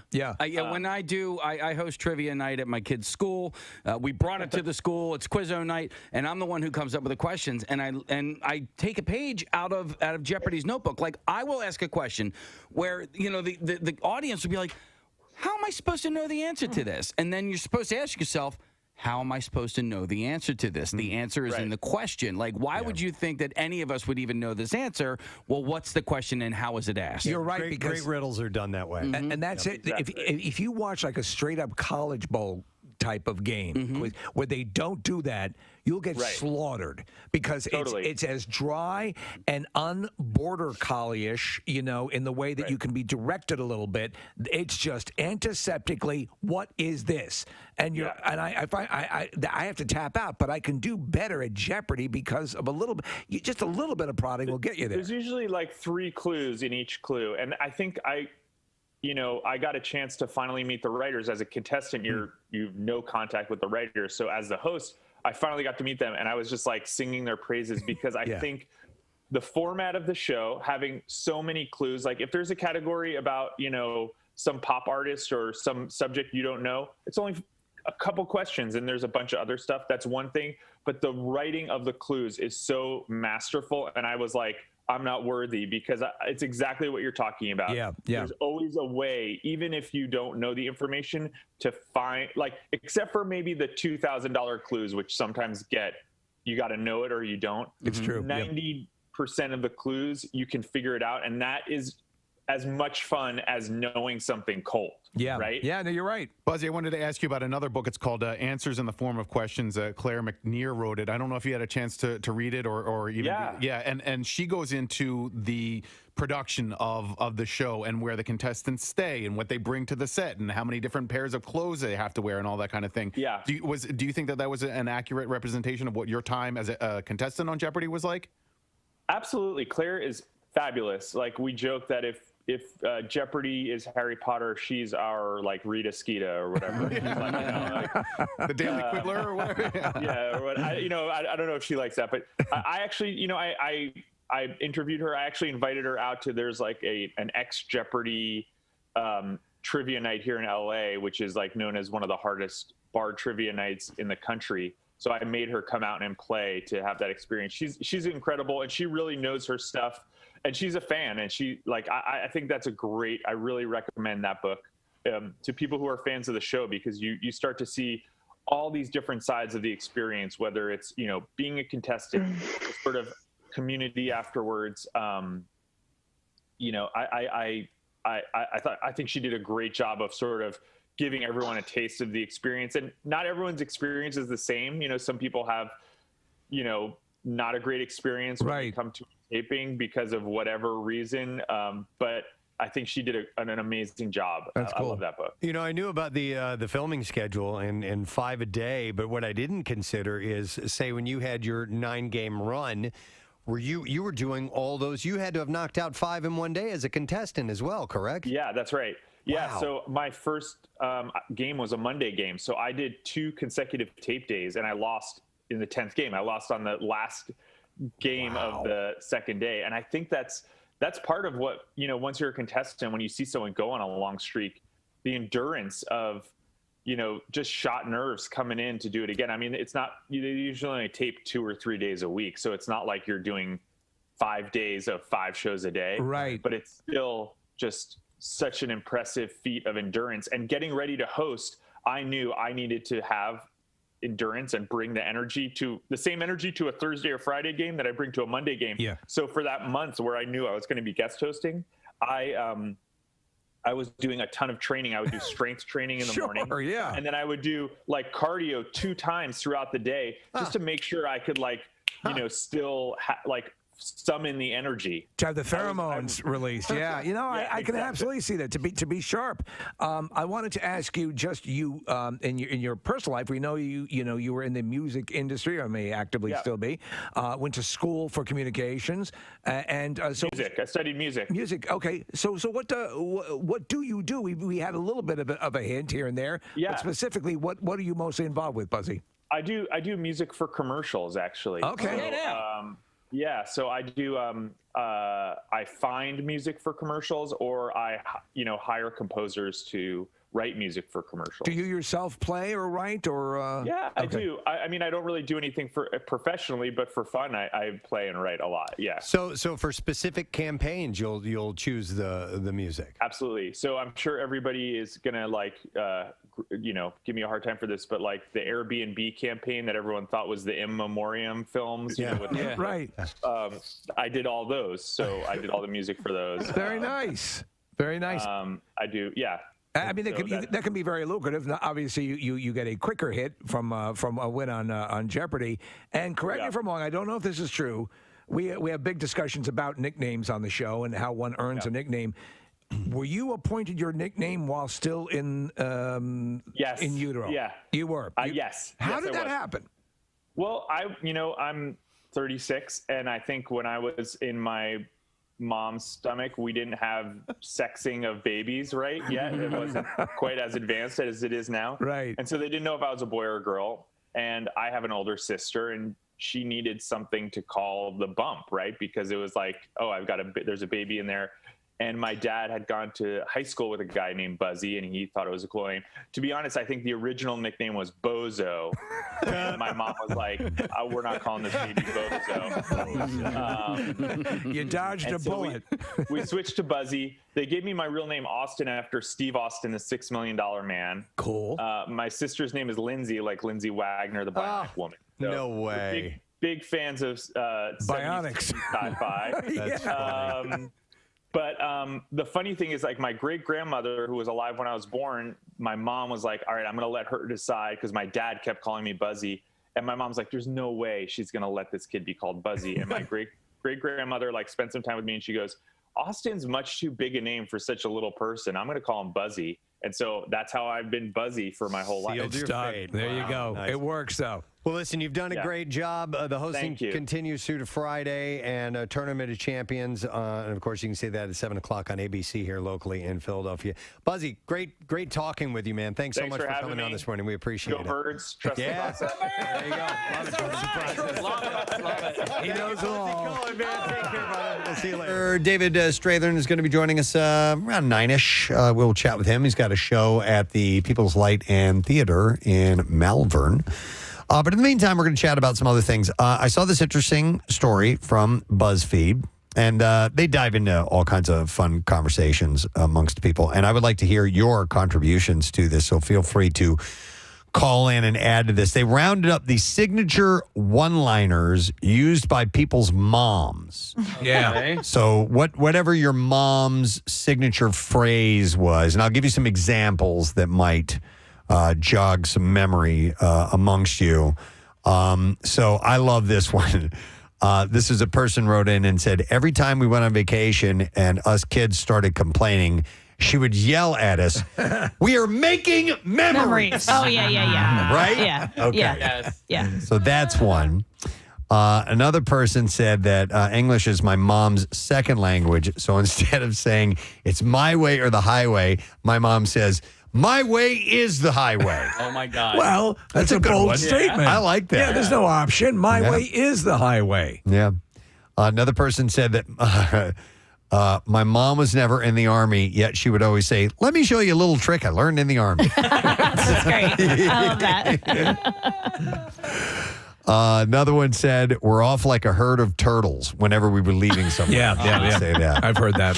So my grandmother, my mom, I can't recall any phrases that she would use regularly. But my grandmother, whenever we would come visit, she would say, you've grown a bushel. That was her thing. Okay. Wow. You've grown a bushel. Very southern. And she also had this other really weird thing she would say, which was, you're fat as mud. Fat as mud. I love it. We could never figure out what the hell that meant, but As if mud was particularly fat. I guess so. My mom's was, what did she, oh shoot, so my grandmother was, if you can't laugh, you're out in left field, which means nothing. Yeah. Right. If you can't laugh, you're out in If you left can't field. laugh, you're out in left You're out in field. left And then field. would she run face forward into the wall? And we would like it, but it's something that has stuck. Like my entire family says it, and it doesn't make sense, and it doesn't really mean anything, and we don't know where it came from. I can't even figure the correlation for that. A lot of them are they're repeating. You know, my mother always used to say "ass over tea kettle." Yeah, yeah, which is a common one. Oh, yeah, and there are bits and pieces. Like your mom, your grandmother took two different things and put them it together. together. Yeah. My mom's was life isn't fair. That's Okay. like we'd be like, well, it's not fair. Life isn't fair. Right? Yeah. And by Okay. the way, sage advice. Yeah. To dispense. Yeah.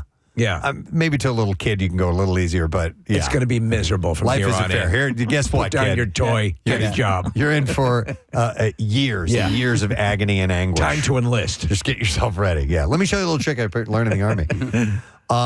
So here, another one says, at the grocery store, looking at prices, my mom would say, what? They put gold in it? Wait. Kathy, somebody had texted in and said, your mom would say they weren't playing Parcheesi. Oh yeah. Well, they weren't playing Parcheesi. That's when my two friends were having sex on our trampoline. Yes. I love that one. Hang on. Jim's going to jump in. Hey, Jim, good morning. Hey, good morning. All right. What was your mother's Jimmy? What was your mother's catchphrase, Jimmy? Wait till your father gets home. That's Oh a my classic. God, yes. That's a classic. Yeah. No, my mother never used that. That is that's fear. That's using absolute fear. And she really drove that fear into me. Yeah. And did it work? No, my father, by the time he got home, he was so tired. Dad just fizzled out. My dad was the Thanks. same. He would never he wasn't the disciplinarian. So if my mom said that, we'd be like, so? It was the it was the threat. Yeah, I'd be my like- dad was used as the final degree that was never really used. Yeah. It was my mother was the issue. Mom, this means nothing. You're the scary one, Mom. Yeah. My dad always used to say, "What are you looking at? You ain't getting none. You ain't going nowhere. Nothing ain't happening." Oh, wow. Kathy, this kind of reminds me of maybe your mom. This person's mom would say, got a headache? Drink more water. Upset? Drink more water. Bad grades? You need more water. Bone protruding from your knee? You need to drink some more water. Oh, everything. It's everything. Yeah. It's Not hydrated. I'm a little depressed. Did you drink water today? My friends are being mean today. Did you have water today? Have you hydrated? Yeah, have you hydrated? Everything. Medicinal reason for water. Water. Everything. The answer is water. All right. These are catchphrases for mom. Here's one. I like this one. My mom, when she gets lost driving, she would say, the world's round. We'll eventually get there. I like that. We'll go next to, is it Christine? Christy? Christina? Christina. Hi, Christina. Good morning. Good morning. My mom's catchphrase was, nothing good happens after midnight. We often say when we're driving into work in the morning, Christina, that if somebody's out around 2 or 3 o'clock in the morning, up to no good. Yeah, possibly. Nothing good happens after midnight. And that would be you trying to stay out late, right?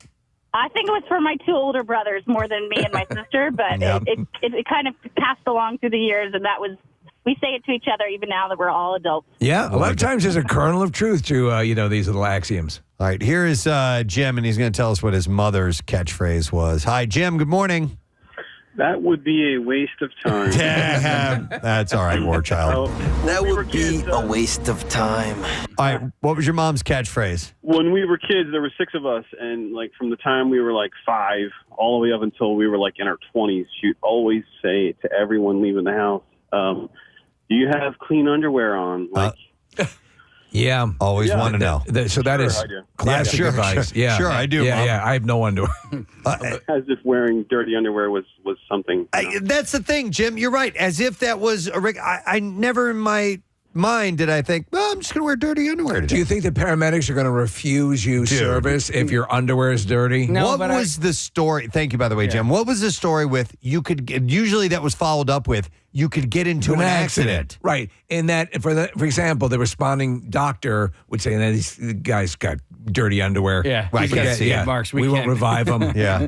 No, but I do remember my friend got hit by a car out in front of the swim club, and he's okay. Oh, well, actually, he's dead now, but not from the getting hit by a car, right? Funny story, not from the car, not from the car, drug overdose.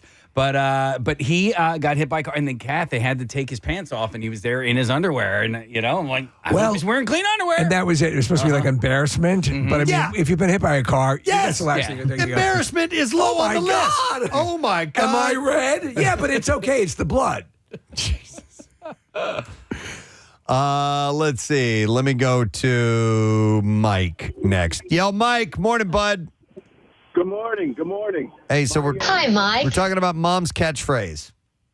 Yes, my dear mother-in-law, my late mother-in-law, if you did something good, she would say, "You're going to heaven with your shoes on."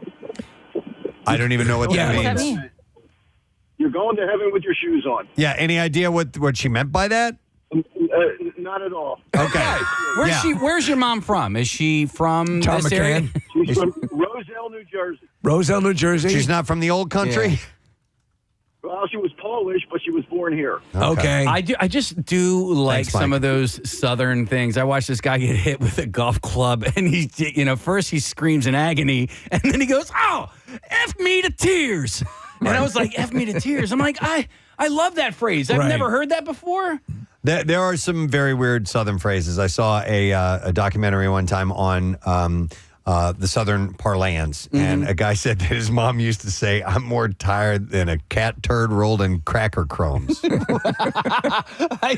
I'm like, I have to unpack that Well, for a that's second. it's akin to colder than a witch's tea in the Yukon, which is what my dad or in used a to brass say. bra, we used to say. Yeah. Yeah, but at least those things are cold. Like a cat turd, I never. And cracker crumbs. Yeah, are either one of those ever tired? No, but they're delicious. My grandmother said fat as mud. I don't, so if you ever bread a cat turd and cook it up right, there are some weird Southern things that just don't make any sense at all, and you just go, you just agree with it. Hang on a second. Let me go to John. Hey, John, good morning. Morning, guys. How you doing? Good, buddy. All right, your mom had a strange catchphrase? Yes, the catchphrase was, if I was always saying, if I would have done this, if I would have done that, my mom would say, if frogs had wings, they wouldn't hit their ass every time they jumped. Okay. Yeah. So the absurdity, your excuse means nothing, basically. Exactly. That's my mom telling me to shut up in a pleasant way. I like that. Those are good ones. Yeah. And if my aunt had balls, she'd be my uncle. Right. Yeah. There's a great, there's a hockey coach. It's Don Cherry. Yeah, that's so awesome. He's got one phrase after another. Let's see. We have Ed on the line. Hey, Ed, good morning. Hey, everybody. It's good to have you on the ba-ba to the ba-to ba-ba-ba-doo ga-ga ba-ba-da. You nailed it. Yeah. You nailed it, Ed. That was spot on, bud. Thank you. This wasn't really my mom's. It was my dad's, but my mother always agreed with him. He had like a bad back, and anytime it was going to rain or snow, he would always say, "We got weather coming in." No He kidding. would agree. Yeah, weather's coming. Weather's coming. Yes. And this was But every from. day there's weather. It's a Sunday. No, it's storm weather. You got some. Yeah, there are all sorts of physical maladies that were supposed to be exacerbated by incoming weather. Thank you for your call, Ed. That's, by the way, a whole other conversation. Who has a physical tell that bad weather's coming? So your hip, your elbows. My acting wife up. gets migraines when it's going to be the barometric pressure. I'm sure has some sort of correlation. If there's storm weather coming in, she's more susceptible to migraines. Now, does she ever get them when they don't come in, when it doesn't happen? Occasionally, that might be brought up. Usually by one. is. Well, it's very. If we like when it's very windy. That day it was very windy. I said, "I bet you're going to get a migraine," and she got the migraine because the cold air came in and we had a lightning storm, thunderstorm. One of the two storms that tend to go together. Well, thunder only happens when it's raining. Hang on a second. We have a few people online that have their mother have used this clever phrase. Hi, Corey. Good morning. Good morning, guys. How you doing? Good, buddy. All right, so what was your mom always saying? It was, I brought you into this world, and I'm going to take you out. Yep. Oh, my God. My brothers and I, we would finish it midway when she was through. She'd be in the middle of saying it, and we'd finish it for her screaming. I'm sure she loved the first time I heard that was Bill Cosby. Yep. Remember that? Himself. Yeah, himself. That on that special. album. Yeah, and then he found Dramamine and Thank you, Corey. You mean Benadryl? Benadryl. Yeah. That was a funny bit. My mother used to say S for the S word, piss and corruption. Oh, wait. My friend just texted me, said that her mom used to say that too. And in what way? Like an exclamation? Right, Okay. yeah. All right. Yeah, I could see that. Let's see. We'll go to John next. Hey, John. Morning, bud. Hey, how you guys doing? Good, man. What did mom always say? Always pass it on to my kids. If we can't find something or they can't find something, I always say, if it was up your ass, you know where it was. Yeah. That's a good one. That's definitely a good one. I haven't heard mom say that, but we used to say that. Oh, yeah. Thanks, bud. Appreciate it. Here's a couple other ones. Somebody in BuzzFeed had said, listen to me now and believe me later. Yeah. Okay. Here's another one that says, go now or forever rest in pee. She would say that before any long car trip. Oh. Go now or forever rest in pee. That's a cute one. That is cute. And this one says, my mom's always was, let's blow this popsicle stand. Yeah, I used to say that. That's a classic one. Were you going to add something, Kath? My dad would say, Rodney Dangerfield, I get no respect, but he wouldn't say it quoting him. He would just say it legitimately to all of us that he gets no respect. All right. Let me go next to Joe. Hi, Joe. Morning, bud. Hey, guys. Thanks for taking my call. So my mom's catchphrase was, what am I, a Rockefeller? Yeah. Right. Made him money. Uh-huh. Yeah. Exactly. So that was So now I'm going to tell my kids now. It's like, what am I, a Zuckerberg or something? Yeah, exactly. To put a correlation the on names can be changed. Here's another one that says, whenever my sister or I would complain about doing chores, she said, what do you think you are? Just a souvenir of a good time? It took me years to figure that one out, they said. I like that. A souvenir of a good time. I love that. Yeah. Let's see. This was me doing something stupid, and my mom would say, common sense, not common in everyone. I was working in the yard the other day, and I thought I came up with a phrase that I'd never, ever heard before, and I wanted to express this phrase to my children. I know that my children have gratitude for the things that they have in life, and I know that they are grateful kids, but they don't show it. They just have it. So I want them to show me gratitude in action. What do you think about that phrase? Show me gratitude in action. Gratitude in action, meaning if I've done a load of towels and I put the towels on the steps, because this literally happened the other day. Fold them and take them upstairs. Dude, I put them in the middle of the steps, Kathy, and then the next time I came back to the steps, those towels were pushed to the side. I'm like, show me your gratitude in not action. Received. Yeah. Okay. Yeah. There are variations on that, right? Actions speak louder than words. No, I know that. But that those three words together, gratitude and action, I feel like that's pretty good, actually. Yeah. But gratitude means grateful, right? Yeah. So show me that you're grateful by doing something. Yeah, don't just tell me you're grateful. Show me the money. Show me you're grateful. Okay, all right. Do they sometimes tell you they're grateful? If I ask them. Okay. Are you grateful for what you have? That's actually not good. Like my son had a You house, love me, right? He Yeah. had a house full of friends this weekend. And they all went to the Barefoot Country Music Festival, and they had a great time. He's with his friends. He's not in a mood to talk to his dad. You know what I mean? So when it was all over, I'm like, "Did you have fun?" And then it was like, "Yeah, it was awesome. We had a great time." Blah blah blah.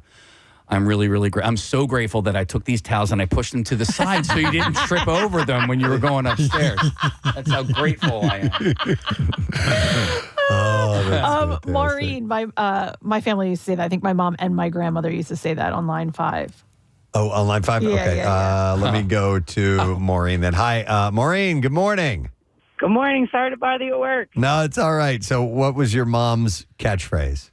So if I said in a very, smart way, so, he would say, sew buttons on your underwear. Eric buttons on Simon your says that. Underwear. Yeah. Okay. And she's right, though. It would be like that nasty, bitchy, so. Yeah. Sew buttons on your underwear. Oh, okay. I got it. Got it. All right. Thank you, And Maureen. I say it to my kids. My father used to incorporate military slogans and jargon, so we'd get, and we were all boys. Yeah. But early on, I remember him saying things like the hairs of a woman's pubic area, a kitty cat, can pull a battleship. Yes. You grew up different than us, man. Yeah, you did. Your childhood was very different than It was a different, and that would be my dad. It wasn't even just a different time. It was you and your family. Very different. He was definitely of a kind, yeah. My dad would say, "I'll knock your ass up between your shoulders." That was his thing. Let me go to Carlos. Carlos, morning. Hey, good morning. What's up, buddy? This wasn't actually my mother's, but it was my aunt's, which lived down south. I would ask her how she was doing. She was, I'm just hanging like a hair on a biscuit. Like a hair on a biscuit. I think I've heard that. Yeah, as useless hanging as. out, you know? Just Yeah. taking a good old time. There's a similar one. Again, my dad used to say, as useless as a teat on a banana. Okay. On a banana. Yeah. Interesting. Yeah. Okay. So you can't, if my mother says something and you didn't hear her, you can't say, you have to say, "Excuse me," or "Can you repeat that?" If you say what? She'll say, "Are you a light bulb?" What? Yeah. Okay. Yeah, she's cute. I'm gonna try that though, because Jace hates when I say what. Oh, really? Oh, really? So then he would say it back to you, though. Yeah, but I would. It would be reversed. I have to say to him, "Can you please repeat what you said?" I'm gonna try that. You've try built that today. your own Frankenstein. I have. Yeah. Yep. Mhm. I've built me. Let me go to Joe next. Hey, Joe. Good morning. Good morning. Hey, bud. We're talking about mom's catchphrase. My mom's is always straighten up and fly right. Yes, straighten up. It says on our screen here, strain up and fly right. Strain up. She got it wrong by straighten up. She would say it, strain up? No, she. Oh, whoever the screen. Yeah. I said straighten up. Yeah, straighten up and fly right. That was a song. Really? Way back in the day. Yeah. My mother had Thanks, one which Joe. was, "Don't tell your father what I'm doing with your uncle." That I is never adorable. understood that. You didn't know what that I meant. never understood that. Weird. Circle of trust, you and mom. Uh-huh. Let's see. I like this one. We will go to Emmerich. Hi, Emmerich, or is it Eric? It's Emmerich, but I called him, made fun of me going, "I'm Eric" before. Oh.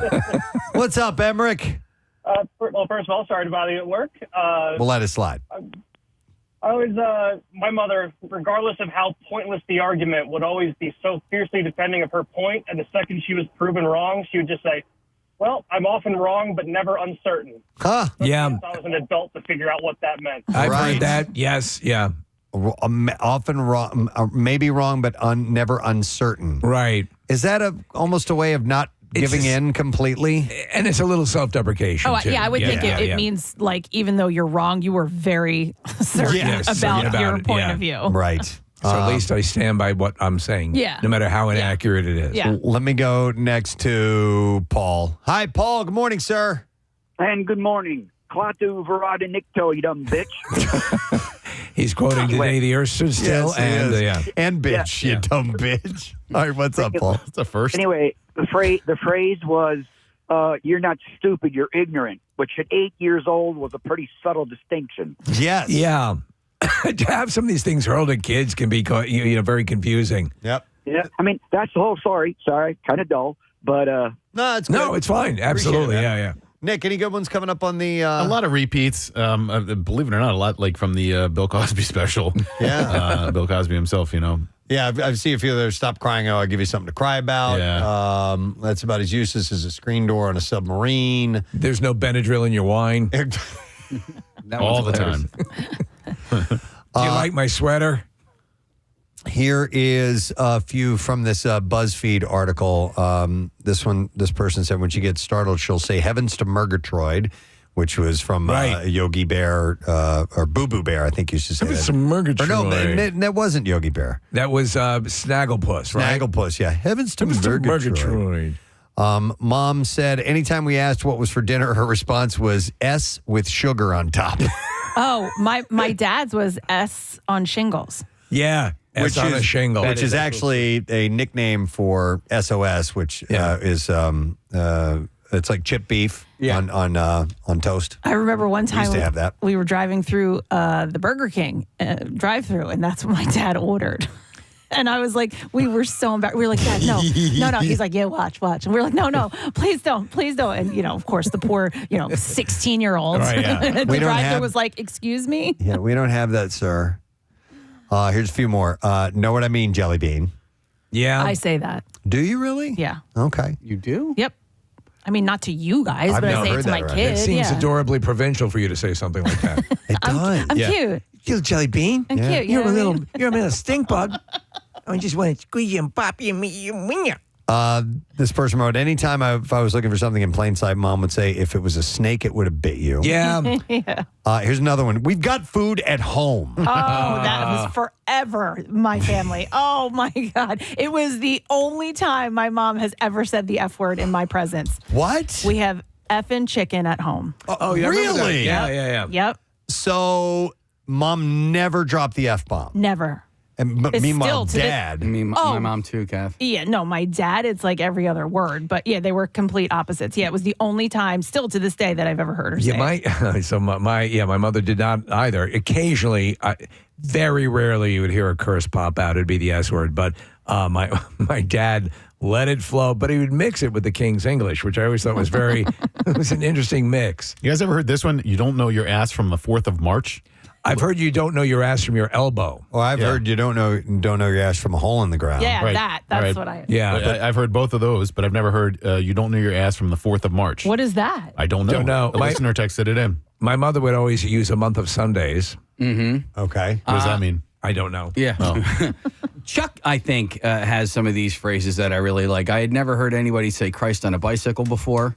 And then Or Christ on a cracker. And then also he'll be Christ like, actually did have a bicycle. He did? Yeah, I didn't yeah. know that. It was a penny farthing.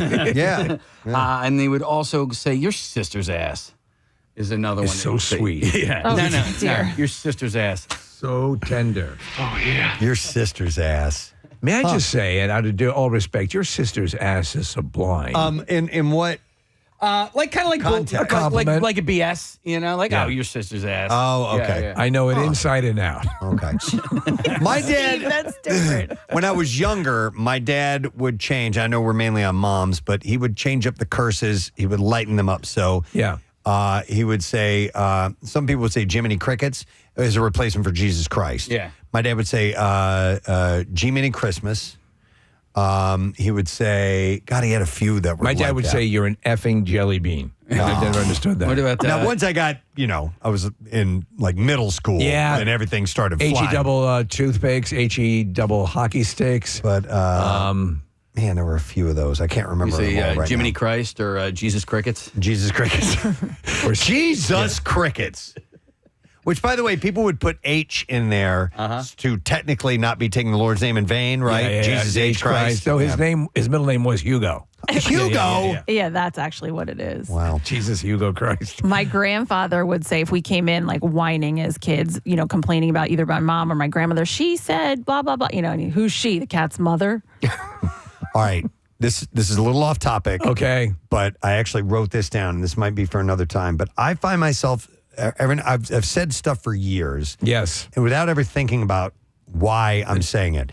So let's say it's really hot out today. Let's say Yes. it's one of those 100-degree days. I might say it's hot as S. Mm-hmm. Why? Or I might even say it's cold as S. It's not as if it's warm. What's the coming out of your derivation body. of that? Well, I always thought it was. Sometimes S can be steaming, hot, or warm when it comes out. But I don't quite understand. You just use it as a placeholder. Or hot as F. Yeah, Well, or I hot as think F. I Exactly. think it started as hot as hell, and then people just took the other curse words and put it in there. Because they're sharper curse words, and therefore we just use it as a replacement, as an accentuator. Yeah. Okay, that probably makes sense. Because hot as hell, that makes sense. Yeah. It's a hot place. Supposed to be a hot place. That makes sense. Okay. Did you guys watch History of the Swear Words on Netflix? No, you know what? I wanted Some of it. It's I really watched good. a couple of those, and Yeah. I forgot about that. Nicolas Cage was the host, and Yes. Preston, they go into that. They go into like why any of these things ended up the way that they did, and why we use Need S. to see that. Yeah, Okay. it's funny. They break it down really well, and there's a ton of celebrities dropping F-bombs and S-bombs and whatever. So when you have compound curse words, especially with F and S, just do yourself a favor and switch out the F for an S. It makes no sense, but it might make you How happy. about see you next man in the boat? Yeah. Oh, Makes okay. no sense. You've muted both of them, correct? I guess so. What was your version, Case? See you. You're a C-U-N. You're a C-U-N-T. What happened to Tuesday? I don't know. I forgot that. All right, let me go to. I'm going to go to Joyce. Hi, Joyce. Good morning. Hey, good morning. All right, we were talking about your mom's catchphrase. What was it?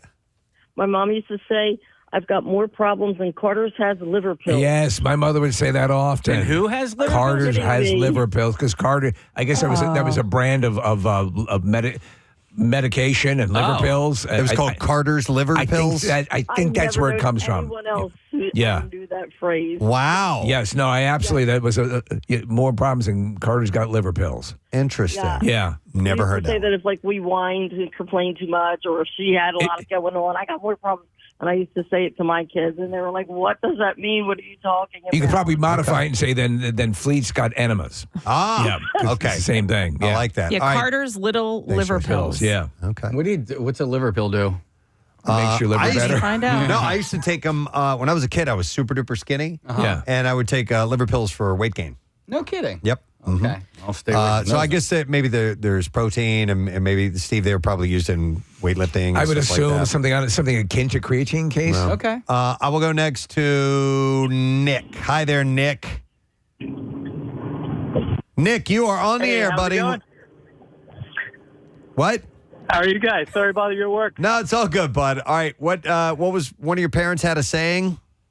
So my dad would always say signature and penis. He told us I had one brother, and he would tell us that as a man, you only have to worry about two things: where you put your signature, where you put your penis. Oh, that's great. Everything else will fall into place. That's great. So if we made bad business decisions, or he thought it was caused by some girl, he would Yeah. just look at us and go, signature and penis. That is Oh my God. excellent. It's actually two things you have to worry about: where you put your signature and where you put your penis. Yeah. That's brilliant. Everything that's else true. will fall into place. Yeah. Yeah. Oh my That's God. really I remember funny. that was my father made a big thing about that. When you were able legally when you would sign something, when you turned 21 and you signed a document and you were responsible for it. Yeah, it's very cool. Here's the last one, and this was written in the BuzzFeed article. The mom would say, "I have to love you. I don't have to like you." Yeah, yeah. All right. So thank you for sharing. It's always kind of an interesting and fun little conversation. Marissa has apparently a Dorney Park website update to pass along to us. Marissa? I just made a whole new page. Okay. So that it works. If you go to PrestonSteve.com, it's literally dated Wednesday, 6/26. Click on that and it should work. The other All right. page will work too, but for today, this will work. All right, so enter the word Immelman, IMMELMANN, and you might win a 4-pack of tickets to join us for our day off at Dorney. We're going to take a break. We'll come back when we return. Actor David Strathairn is going to be joining us for the show that's playing in Malvern. Stay with us. We'll be right back. He's actually from Jersey.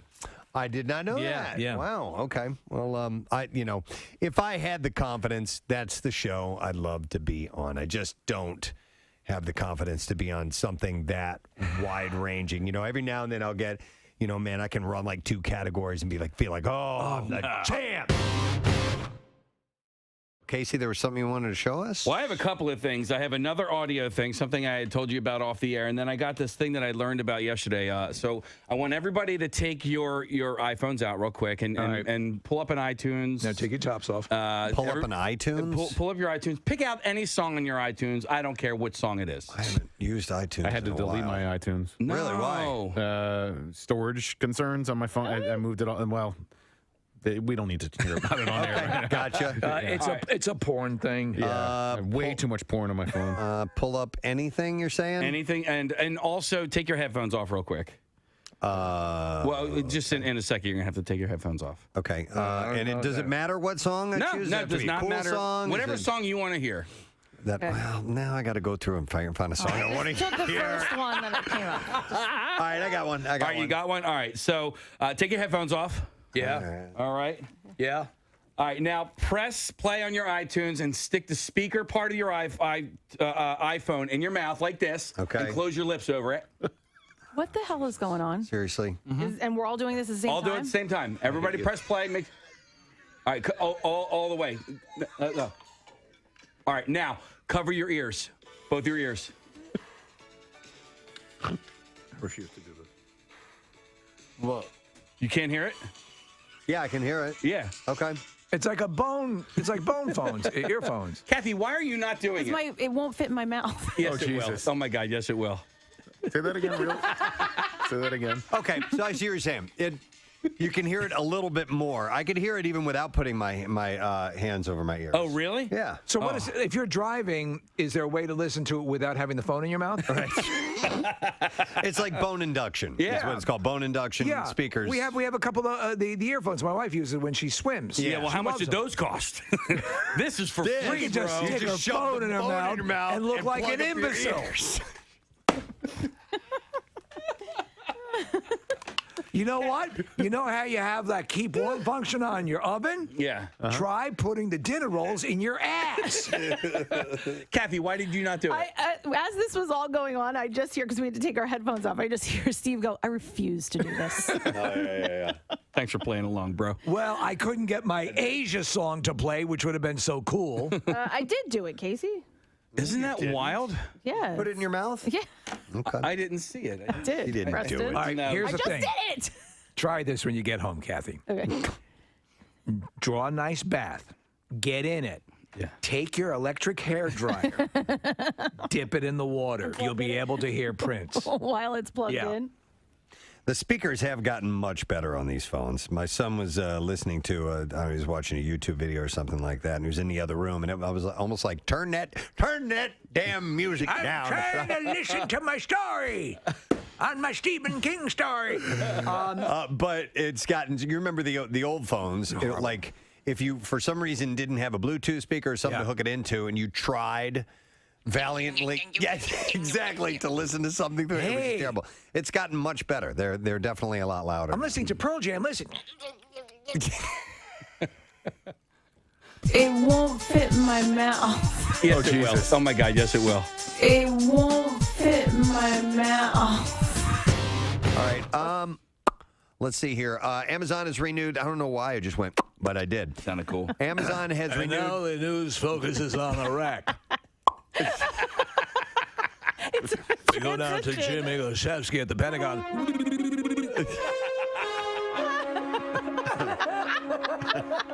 I'm trying to throw it back to you, Tom, but I can't do a chicken fart. Having a hard time today. Chicken fart.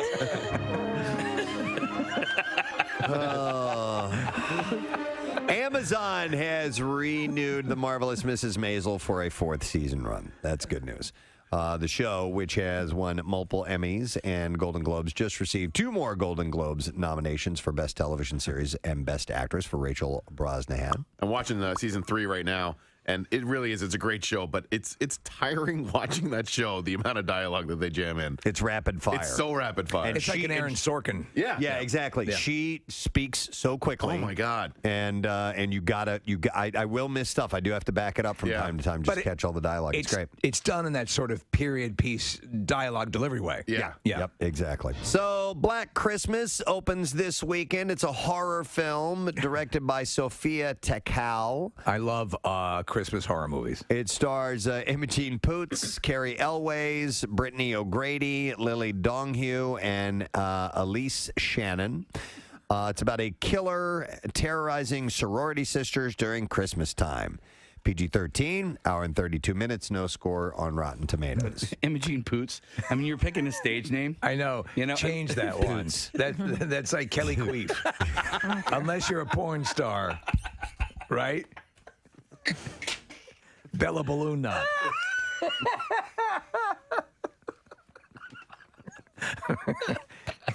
I thought the same thing, Case. Imogen Poots. Okay, we're going to sit down here for a second. We've got a whole bunch of names that we can pick. Yeah. It's a real name. I narrowed it down to 5. Well, then change it. Yeah, there are stage names available. Says here your name is Poop Dribble. Oh, my God, Casey. Her middle name is Gay. No! Yeah. Imogen Gay Poots. Uh-huh. Wow. Dude, what is wrong with her parents? Nick, has she been in anything? Pull up her she has striking blue eyes, according to IMDb. Well, was she in the... oh, yeah. She was in 28 Weeks Later. Yes, she was in Green Room. And she's also in... That Awkward Moment and A Long Way Down are her notable... She's in Never Stop, Never Stopping. Is she? Pop star. Yeah. Yeah. Okay. Is she in that, right? Yes. Yeah. She's got beautiful eyes. Imogen Gay Poots. Yeah. Imogen Poots. She pootsed. She's beautiful. Yeah, we just pulled up a photo of her, and she stars in Black Christmas. In celebration of its 125th anniversary, the New York Public Library, which is the second largest in the U.S. after the Library of Congress, has throwing out the books? No. They released its list of the top 10 checked out books of all time. And in Is first one of them Goldfinger? place, no. Mr. Goldfinger! No. One of the most popular books at the New York Library. It's on the list. In first place, I'll just start right at the top here, is the children's picture book, The Snowy Day by Ezra Jack Keats. I don't even know. It's about a child enjoying his city's first snowfall. I don't know that book. Yeah. Oh, I know this book. I love this book when I was terrible. a kid. Absolutely. Get the Caldecott Award. Yeah, the Caldecott medal. I remember that. Remember the little imprint on the front of it? Gold sticker that would be a gold sticker on this scrappy book about a kid walking in the snow. Gold sticker. It's not. It is on the list? Yeah. It's on the list. It's number 1 on the list. Number 1. So, I think, you'd find that on Where the Wild Things Are and maybe The Hungry Caterpillar, those classic ones. Another book, Dr. Seuss's The Cat in the Hat, was in second place. Okay. Were you a Seuss fan as a kid? Oh, yeah. Very much so. And in fact, I've been going through a cleaning out process at our house, and Great purge. I found we found way too many books that we need to get rid of, and so I did, and I donated them to the Laurel House thrift shop that raises money for the Laurel House. But we kept all of our Dr. Seuss books. And I had to stop and flip through Go Dog Go, and I had to look through the birthday book, and Two Girls in a Cup. 2 Girls in a Cup. It was the most wonderful cup it was. There are a lot of Dr. Seuss books, right? Yeah. I mean, I see two girls in a cup. Dozens. I say to you, girls, can you tell me what's up?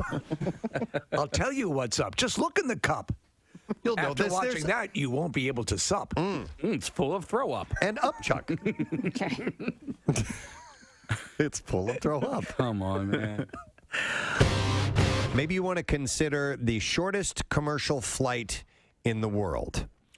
Really? Yes. How long would you guys think the shortest commercial flight in the world is? I'm going to say, because I've been on some super short ones, 20 minutes. I'm going to say 6 minutes. Okay. Anybody else?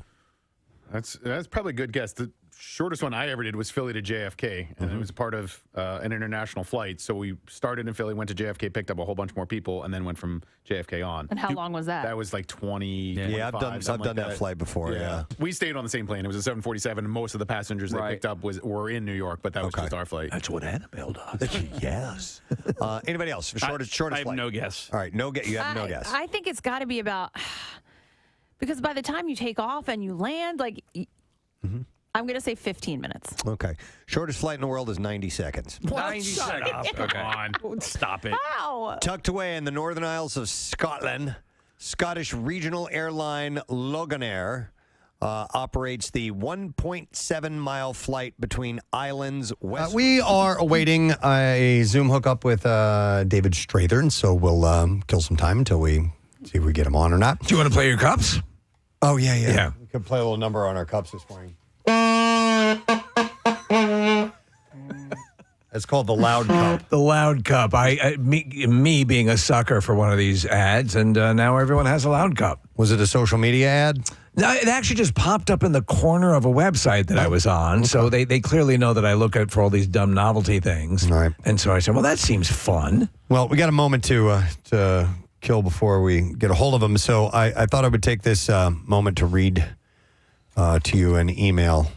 It's a place looking for some retribution. It says, Dear friends at Preston and Steve, we hope you'll give 36 West Social Club, formerly Washies, another try. Wait, we got an email. Oh, I wanted to send it to you guys. Aww. It was like, I guess you just talk bad about firefighters. What? I know. I was like, concerning this? Yes, like it went way beyond. Oh my God! What was that? So Kathy had mentioned going out one night and ending up in this place that they thought would be, fun to check out. It's in Conshohocken, and you walked in and it just wasn't quite right for you guys. We were talking about like Elks Clubs and yes. All those types of places. And yes, we were out for the holidays. It was a girls' night. We were all wearing glitter and sequins, and we walked in to this place, and we were not welcome at that time, and nor did we fit in. You didn't fit in. We didn't fit in. We didn't say anything bad about it. You took ownership for making a bad call. Yeah, we were no. This isn't where we're supposed to be right now. So this is from the team at 36 West Social Club, and they said, we're a members-only club that truly welcomes everyone to join. In fact, we rely on memberships from the community along with the other local organizations in Conchi, like Lanudi's Post, Spring Mill Fire Company, Conchi Bocce Club, and VFW. We understand that Kathy may not have had the best experience on her last visit, but we assure you that we're a friendly and welcoming place. We host many events in our space, such as Friday night dinners and annual Super Bowl, super spelling SOUPER, bowl contest to benefit the Colonial Neighborhood Council. Lots of events to support first responders, like the Montgomery County Hero Fund with Philadelphia Eagles Landon Dickerson. And it's the best place for post-Conchi St. Patrick's Day parades. While we don't have a pool table yet, I think Casey mentioned bumper pool. We do have a shuffleboard table that's fun for the family and friends of all ages. We may not be everyone's cup of tea, but we have been serving this community for over 150 years. Wow. It is not the place you described on your show, and we would love for you to come back and see for yourself. You can follow us on Facebook for more information about events and membership. So their Facebook account is facebook.com/washies1, the number 1. So this is the team got in touch with you. So Kathy, there was from that same conversation, somebody sent you an email that said that you don't like firefighters. It like escalated from like that conversation to the Preston and Steve show hates firefighters. Like it was so ridiculous, and I was like, I'm not replying to this because that's so dumb. Okay. My grandfather was a firefighter. He was there when the Hindenburg went down. He was. Yeah, he was responsible for it. And he was not. No.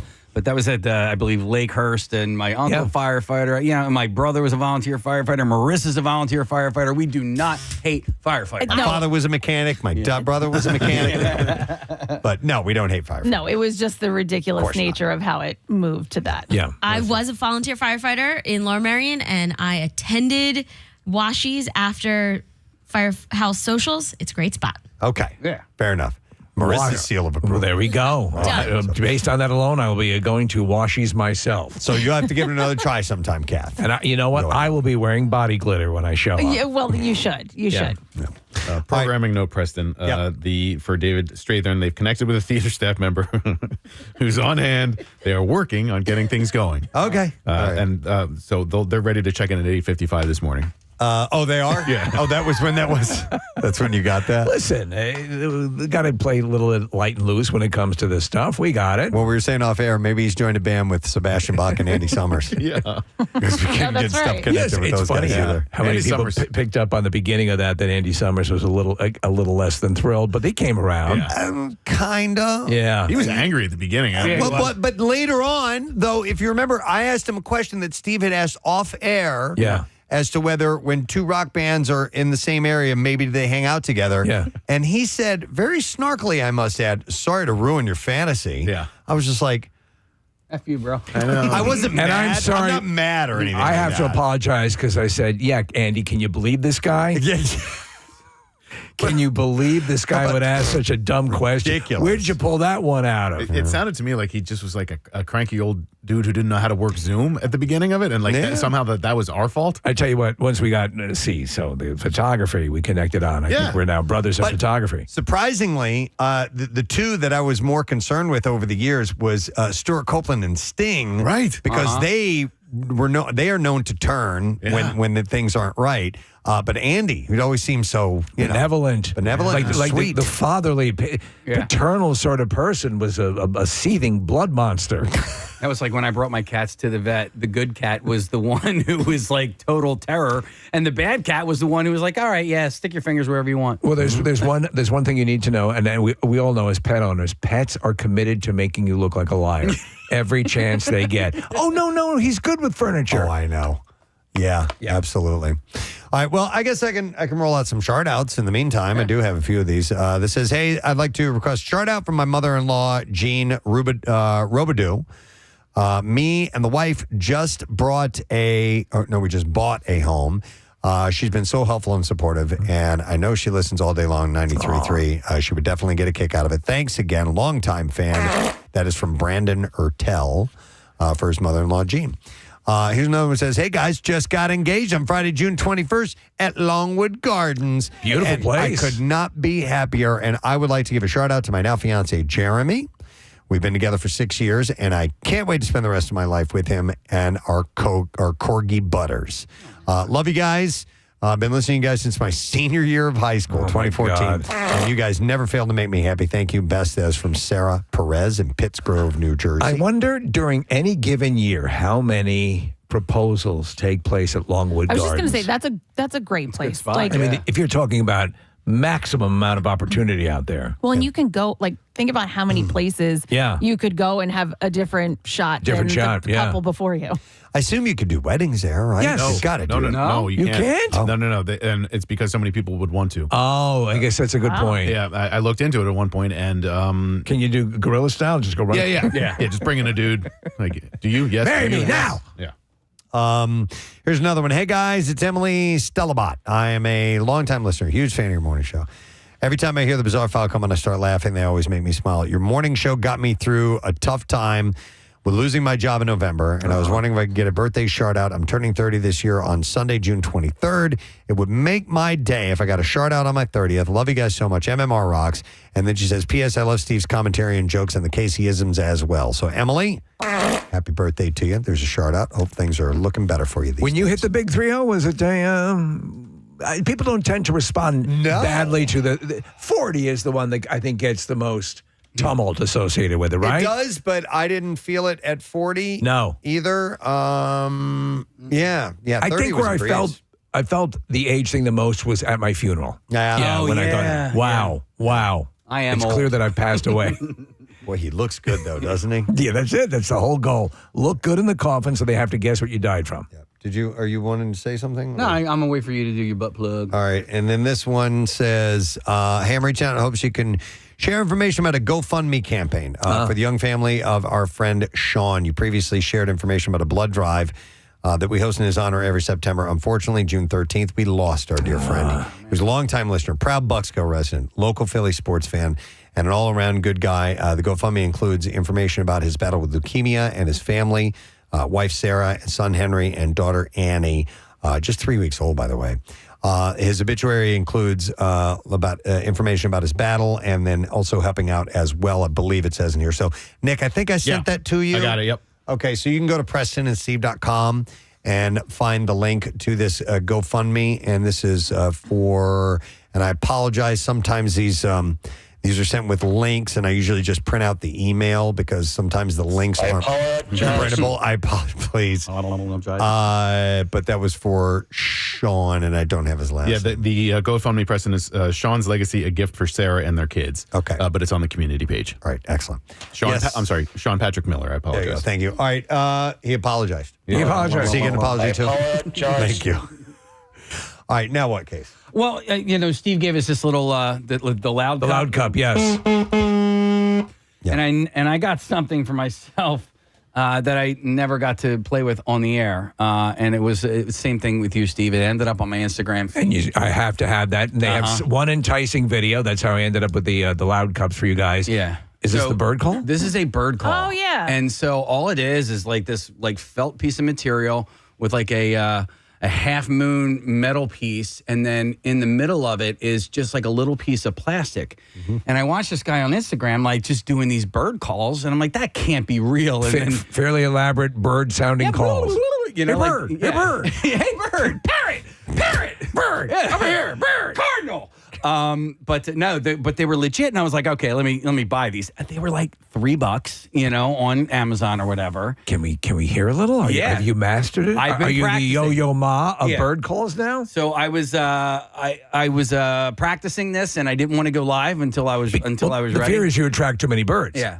So the thing is, when you get it, it's dry, and I found for me it's I need to like put some spit on it. Put a little spit on it and get a little bit wet, and then it works. Let me see. How do you place it in your mouth? Like that. It goes. Okay. You explain. Yeah. Could you explain? Hold on. All right, he holds it essentially on the tip of your tongue. Tip of your tongue. And, Right. and against your teeth. So, Okay. Ooh, do you hear that? I heard it, yeah. Okay. All right. There we go. No, he's such a jerk. He's playing the audio. We can tell clearly. I was like, I think he's choking on it. He can do it, though. Come on. It's amazing. Hang on. It's been a while. It's not working. I don't like this. I think you're going to choke. I'm not going to. I know the height. I'm right next to him. Why are you getting so far away from the microphone? We can barely hear you. It gets loud. It's deafening. I've heard him practice this. You're not doing it as loud as you normally do. Your face. I think your face will scare the birds away. If gurning attracts birds. He's gonna choke. That man's having a seizure. Man, that bird lover. You'd practice. I have practiced so much. Case, I honestly didn't expect you to get that level because you said you couldn't get anything out of it. I haven't used this one in a while. Yeah, no, it was really loud. I was doing good, right? Yeah. I was doing good. Doing good, right? Yo, Mick, I just attracted a mockingbird. Do you only have one? I have more. Well, I think you need a new one. You're going to use a Tootsie Pop. Yep, I'm gonna Preston's show you going to use a common Tootsie Pop you might find in any store. Oh, you've showed us this. I did already? Yeah, but do it again. Okay. So I don't know if it was on the air. It's from the rapper. Which rapper? Ice-T. No, so this is, it's not a bird call, but it's a similar concept as that. Okay. All right. But you take the wrapper off, which is made of some type of wax wrap or plastic or something like that. cargo. Now, I haven't done this since, I guess I demonstrated for you guys one time before Since that. a month ago. It's been since I was a kid. Right. But to generate this. Make this really loud. I used to make this excruciatingly loud. And probably won't work because we're live on air like Casey here. I can't do it. I ripped it. Oh, man. It's riveting, isn't it? Yes, I've heard. You're not lying. You people, you've done it. We are amazing. Yeah.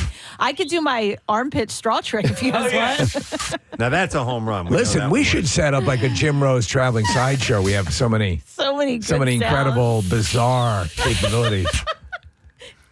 That's it.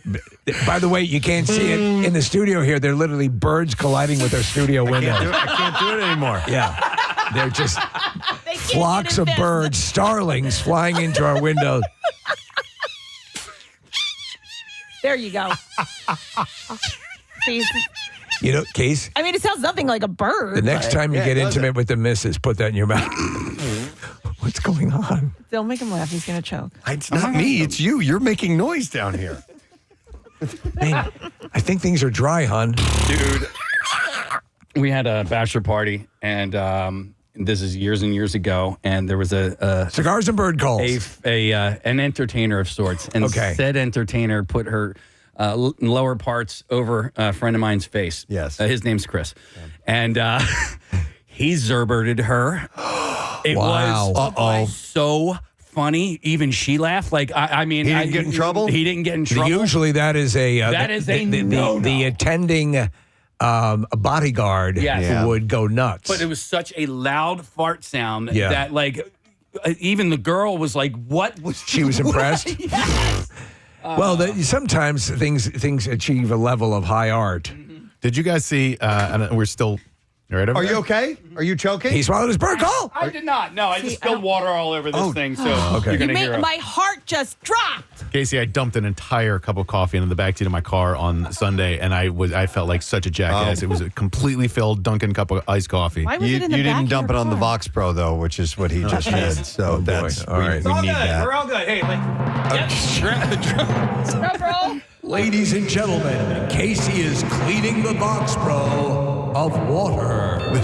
It's his follow-up trick from the bird calls. After that incredible bird calling display, Nick has a story. Well, it wasn't in the back seat. It was on the glove compartment divider in between the passenger seat and the driver's seat. But I knocked it into the back seat by like a complete jackass, and it went all over. And I was so mad. That's the end of that story. Preston, did you guys? And I know you hate social media trends, but did you see the Hawk Tua girl? We were just talking about it. You were? Yeah, in the commercial break. wasn't. We were talking about this dominant, Nick, and we're saying she is the new Chick-fil-A girl. Yeah, so Preston, it's an interview on the street, and for whatever reason, it went viral, and it'll probably not be viral by tomorrow. But this whole spitting conversation and making noise with the bird calls and whatever else reminded me of it. And the audio of it is actually pretty funny. And apparently, Bryce Harper hit a double over the weekend, and when he got to second base, he did the Hawk Tua move. Now, the move that she's talking about and she's describing, and the sound comes from her, she goes, Hawk Tua, right? And she's talking about a spitting thing, and she's talking about doing that onto a male member. Yeah. Okay. And so Bryce Harper gets to second base and does that into his hands. And I was like, Oh, my God. Is Bryce Harper doing the Hawk Tua girl at this point? It was so freaking bizarre. And it's just a random social media thing that came and went. And I don't know if anybody else saw that, but I did see it. And they made a big deal about it, Nick, that he had replicated. Now, Okay. As she was describing, and by the way, she's just simply walking along. She's interviewed by this person, and her and her friend respond to the line of questioning. She does this thing, and it catches. There's no rhyme or reason as to why it would catch, but that has now become the sound, and you're right. It'll probably be gone in about 9 minutes. All right, so was she asked about spitting on a guy's Johnson? They was asking about like random hookups and love life and meeting dudes in bars and that kind of a thing. If we can get the audio if there's a chance, Marissa. Because I saw a clip of a girl essentially doing a hockaloogie thing type of thing, and I was like, oh, okay. I've seen it, whatever, since I was a kid. I mean, what happens is these people, I don't know, are you sensing Marissa's trying to get your attention. Oh, we got the Hawk Tua girl. I'm sorry, go ahead. Are you sensing is there a bit of a blowback starting with this stuff? Or at least I'm like, oh, this is the new one? Yeah.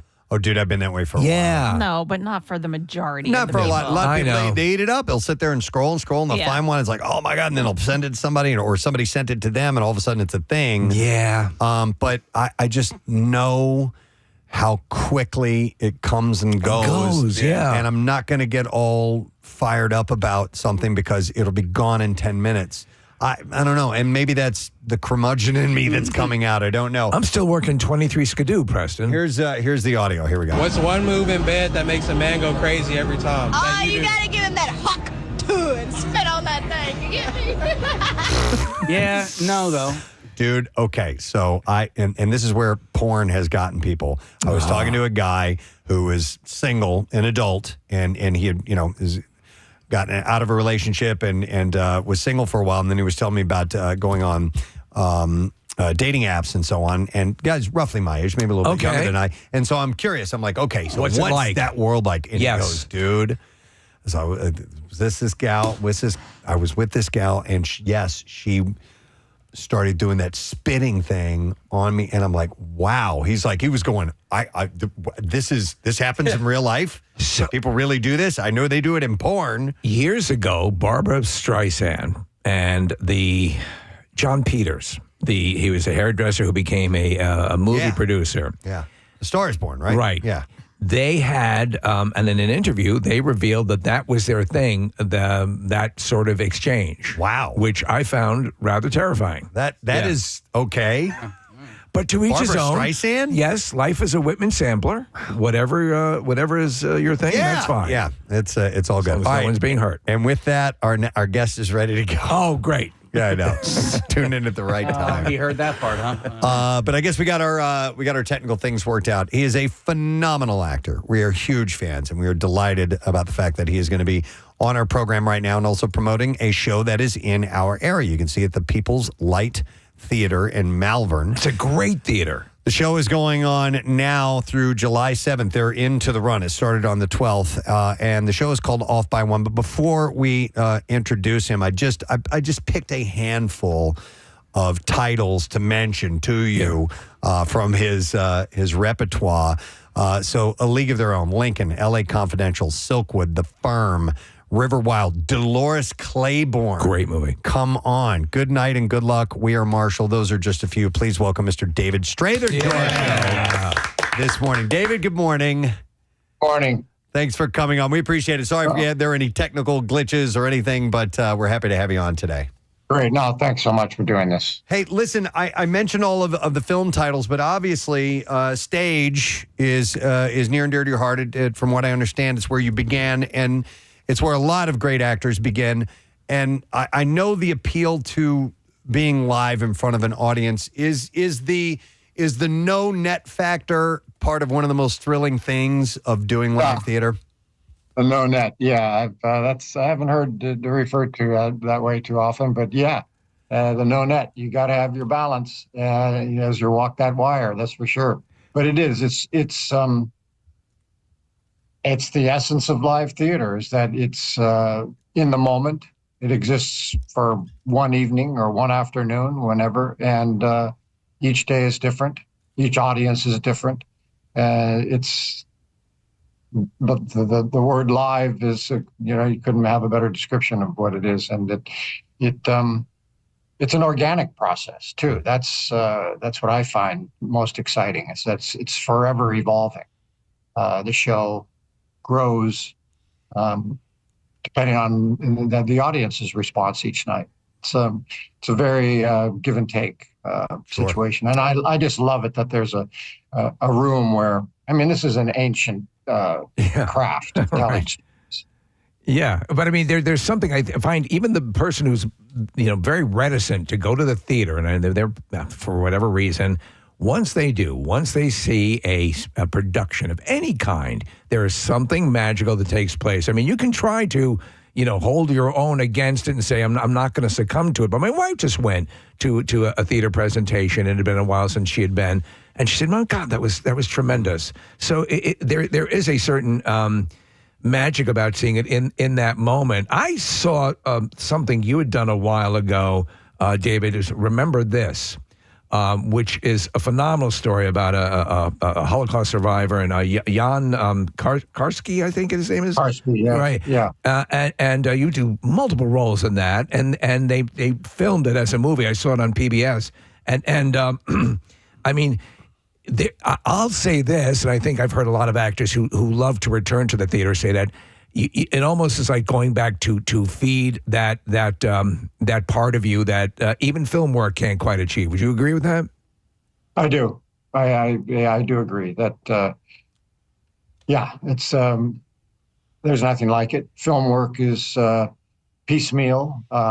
It's like putting a puzzle together of disparate parts, and you don't get the process of doing a theater, of rehearsing, being in the room with the cast, the director, the writer, the designers, creating this thing that will then become your own, that you get to do every night or every afternoon. And just the nature of that is so different than film, which is they do pieces out of sequence, get an editor to put it together, add a score, and very often you're gone by the time it's being put together. Yeah. I wanted to ask this, and we'll get into the meat of the show Off by One in just a moment, but it's such an interesting concept to me. When a group of people come together, they put on a show, they do this live show, they do it night after night, and then the final show comes, and then you're done with it. It is gone. It is gone for good. But the thing that you shared with the other people, cast and crew, is something extremely special because nobody else has had that experience but your group of people. It's got to be, does it stay with you? Oh, yes. Yeah. There's a kind of bonding that goes with disparate strangers who come together to create something in this collaborative way. It's a very opening, very phenomenon. It's a process where, you may have something similar to where you're working with same people every day. Yeah. And you have a deadline and you have this thing that you're putting together, and it needs to be put together as best as you can. And you trust everybody you're working with. And that kind of communal effort, I find, is it is in film also, but theater is particularly, I think, special in that you come together and then poof. Yeah.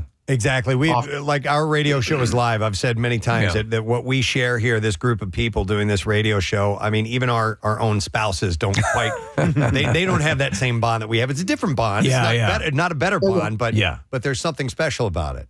And it's putting on a show, you know? Yeah. Yeah. It is. It's, I don't know. It's what humans have been doing a long time. Yeah, and it's not going anywhere, thankfully. The play is Off by One, written by Joseph Doherty, and I believe he an Emmy winner for 30-something. Is that correct? 30-something was one of those shows, David, that it really hit me. I mean, I thought that show was as insightful as any show I've ever seen on TV. Again, an ensemble thing. It just resonated as true. Would we find that in this work as well? Explain the plot and what we can anticipate. It's a very tricky, the geometry of the show is kind of elusive for a while. It takes maybe 15, 20 minutes into the show where you start to put together these separate entities, these separate 3 different spaces occupied by a young couple, a woman, and myself. And it's Joe's initial inspiration for this, I think, was looking at the devices we have today to communicate, texting particularly. Right. Seemingly disparate. The people are not in the same room. They aren't on the phone. They're just texting. And he thought the randomness of what could possibly happen if somebody texted a message to the wrong person, what would happen? Sort of a random coincidence drops into these people's lives. What do they do with it? Do they ignore it? Do they delete it? Or do they follow it for some reason? And in this particular play, it's a response to a condolence that a woman wants to send to a young man, but it ends up going to a young woman, and she responds, a relationship starts, and it's all it's centered around the death of a poet that I play, an older poet. There's time travel. There's it's a very simple idea, but it becomes quite complex and full of a lot of ideas about end of life, about what you do with a coincidence in your life when something drops into your life. Right. Remembrances. How can you go back and revision your experiences? And it's kind of this big bag of of feeling and ideas that a lot of people are responding to. I do love that concept, and so you are actually you are playing this poet, and you are interacting from beyond, so to speak. Not in a seance kind of way, but No, he's right there on stage. Right. He's as alive as the rest of them, but he's reckoning with the end of his life from a time when he's alive and coming to the end of it, and then also as a ghost. And let me ask you, because the character is described as he's a poet, an accomplished author, but also a curmudgeon. And so when you're playing a curmudgeonly character, is there a fine line to walk so the audience has to connect with you, but you can't be so much a curmudgeon that they don't like you? Do you know what I'm saying?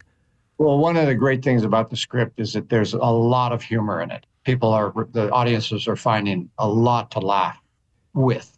The challenge is, he's a curmudgeon, but Joe's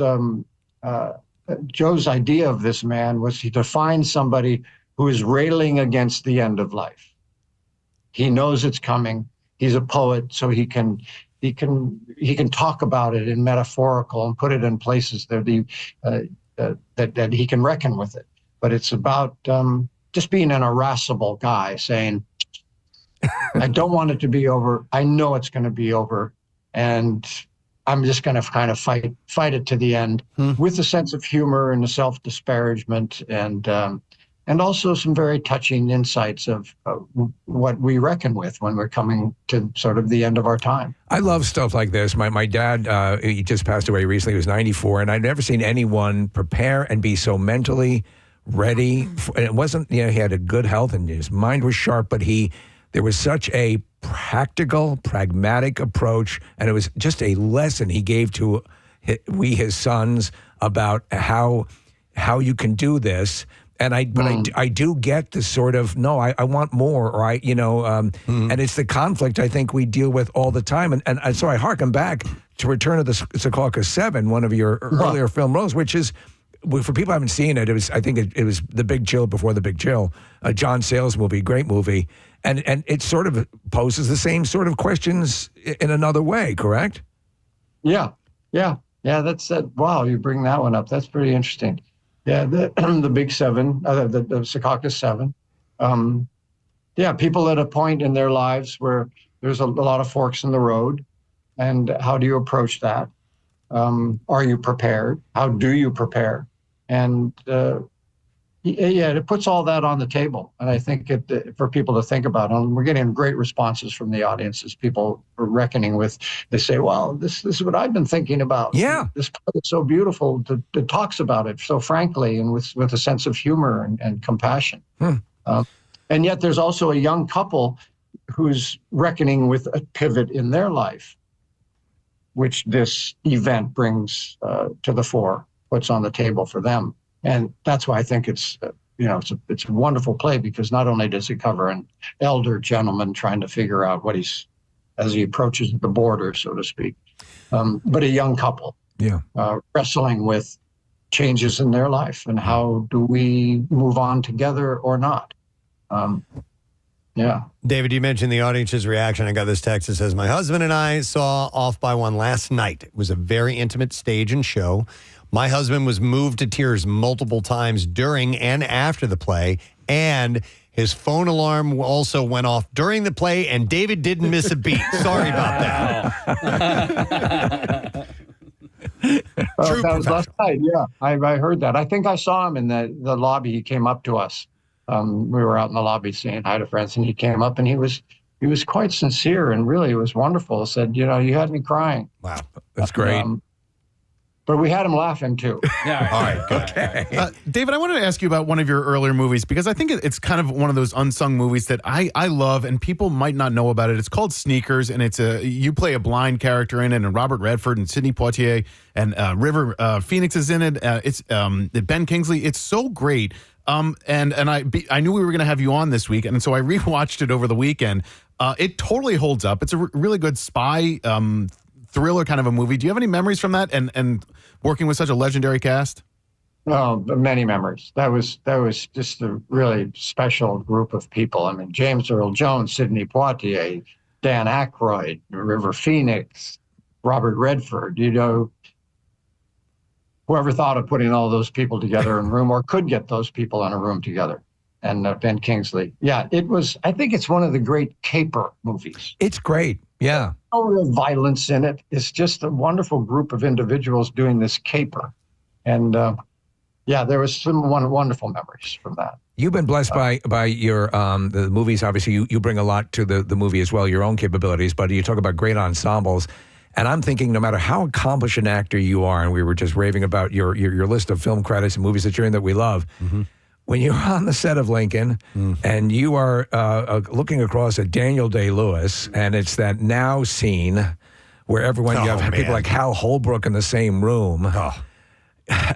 Where are you mentally when that's going on and Spielberg's behind the camera? Yeah.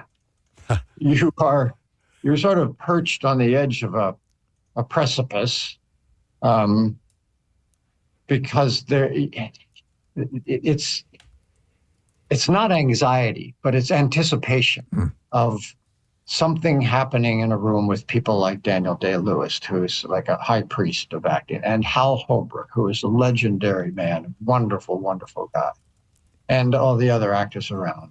And we have been put in this moment in time, 1864. It's kind of an out-of-body experience in a way, if you lend yourself to that, which we did. It was, you're making something pretty special when those, with all the talent that's there. I think it would be almost too difficult for me, because I don't have any near the skill set you have, to not just sit there and go, wow, this is a terrific movie. Wow, what an actor. Yeah. Because, and with the method, obviously the word was, and you've had your share of working with people who are that way as well, which really, they're their character, and they stay the character. So I think it'd be, no matter how good an actor you are, to not be, by the way, I go to work with Lincoln. It's that kind of bizarre duality, and so I think we who love these movies find it hard to understand how you do that. Yeah, well, everybody approaches it differently. They have their own set of skills and how they prepare, but in that particular experience, we were asked not to talk about anything other than something in 1865. Wow. Yeah. So it was very quiet on the set because what are you going to talk about? We had newspapers from 1865 on the thing, so we took out an article and kind of talk about that. But we ended up finding that we could talk about food. I knew How did you enjoy your possum broth last night? That's fascinating. How was that fricassee of squirrel? The okay? Hassenpfeffer was lovely. Yeah. Oh, that's funny. But I can see that. You don't want to be pulled out of a time. Wow. I had another question concerning Good Night, Good Luck, which is a terrific movie, and you got the Oscar nomination for that. George Clooney as director. Does someone who has acted, can they bring a second bit of like a subtext to directing that other directors maybe can't, or is it's just on a per case basis? How do you feel about that? When you're that's a great insight. Yeah, great question, because George, having been an actor, knew what it was to make through the day, and he would. That production was set up within a hair's breadth of perfection, I think. Sets, the timing, and it was all George's vision. And we have to make this fun. We have to make it with respect to the energies of our crew and the cast. He micromanaged that production just beautifully. And he was in it, and he was directing it, and he had written it. It was exquisite. It was just, it was really quite amazing to see how he had just put this thing together. It seemed to be an effortless, but it obviously wasn't. Yeah. But his understanding of what an actor requires, what a crew requires, because he had so much experience in all of those realms. He brought it all to bear and made it just a really delightful experience. Yeah, well, you can see, yeah. If you're just tuning in, it's David Strathairn that we're talking to. He's performing in Off by One, which is playing now through July 7th at the People's Light Theater in Malvern. I wanted to ask David because, Steve had mentioned all these legendary actors that you perform with. You, sir, are a legendary actor. When someone works with you who is still developing their craft, they could be, younger and working their way up the ladder, and they come in and they're going to be working with you, and you're sensing a little bit of nervousness of them being around you because of the amount of work that you've done. Do you pick up on that? And if so, do you do things to kind of ease them a little bit, maybe help them out along their way? That's a good question. Quite frankly, I sort of hit the ground running at the same speed as they do. When we get into a rehearsal, we're all starting from ground zero. We all have the things we need to. We need to learn our lines. We had to develop our characters, do the backstory and things like that. But the nature of theater is so collaborative. And when you build a show, especially a show that's never been done before, you all start at ground zero. You all sort of start at the starting line together. And I've learned a lot from actors who may not have had as many miles on them as I do, because every person brings their own personal experiences, and those experiences are as valuable as somebody who has had maybe 10 times as many experiences in theater. It's that's what I love about it. I think we're hand in hand over the cliff. Yeah, I like it. It's a way to look at it. Yeah, like it. David, I really enjoyed your character's story arc on The Sopranos, and if people don't know, you played a character who ended up sleeping with Carmela Soprano, and Peter Bogdanovich, who also starred on the show. He directed a couple of those episodes that you were in. Let me get your perspective on this, because I thought The Sopranos was so well done and so well written that I considered those people to be realistic. I thought about Tony going to the supermarket on days where they weren't filming, right? I sort of looked like a documentary. So when your character ends up sleeping with Carmela Soprano, I thought you, David Strathairn, was going to be in trouble because Tony Soprano was going to come after you. Does that make any sense whatsoever? Absolutely. People have told me that I'm the only guy who survived. Didn't get whacked doing something. Well, to that point, with you, Dolores Claiborne, Preston and I, we talk about that all the time. I mean, you're a very unlikable character in that. To say the least. When you are in a role that is freshly out, the movie's released, do you catch, as the actor, blowback from people who have seen it? Is that not uncommon? Well, there's that guy, the abusive husband. Well, that one in particular, yeah, there's been some interesting blowback from that. Yeah. I'll just relate one incident. I think I was in New York walking along a street or something, and somebody recognized me and said, "Dolores Claiborne."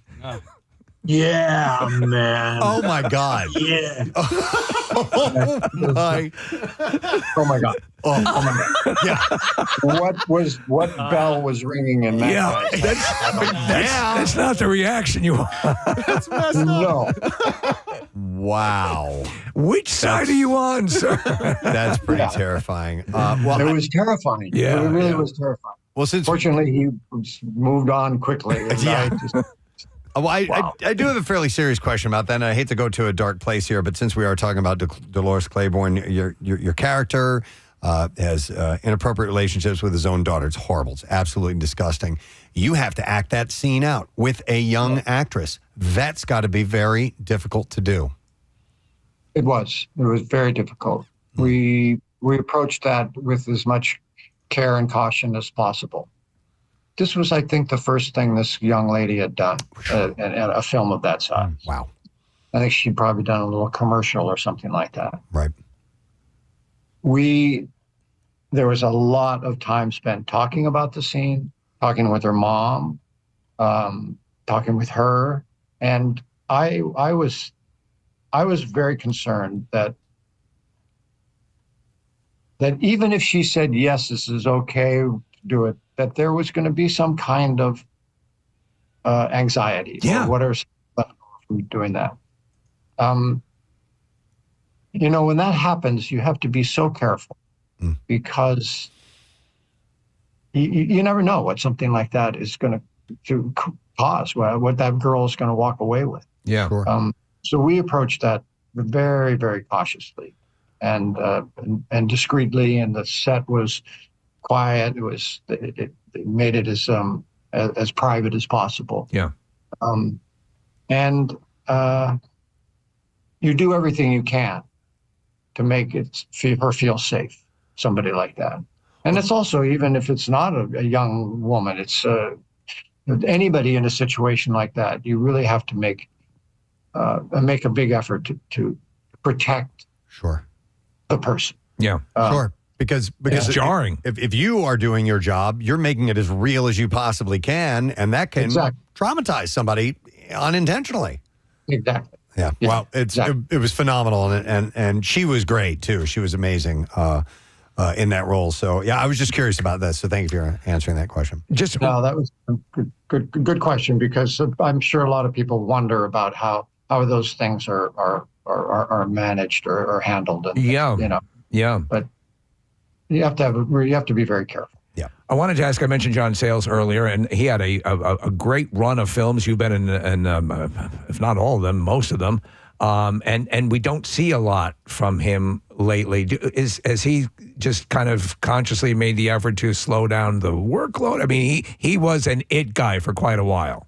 Yeah. He's been writing novels a lot. He's been novelizing film scripts that, for whatever reason, can't get the financing, because he has such an expansive sense of the history of his stories and the people and lots of characters. And so there are budgetary concerns about the size of the production.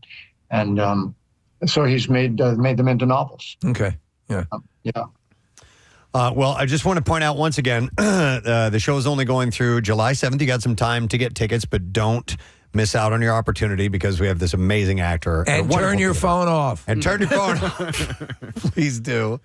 At the People's Light Theater in Malvern, and the show is called Off by One. You can get tickets at peopleslight.org. David, thank you so much for this interview. We're huge, huge fans. We appreciate your time. I appreciate it, you guys. Thank you so much for putting Off by One out there. I wish we could extend the show, but the tickets are getting scarce. But, okay. Thanks so much for pleasure. promoting. Our pleasure. Thanks for all the entertainment. David Strathairn. Take care, sir. We'll see you later. Wow.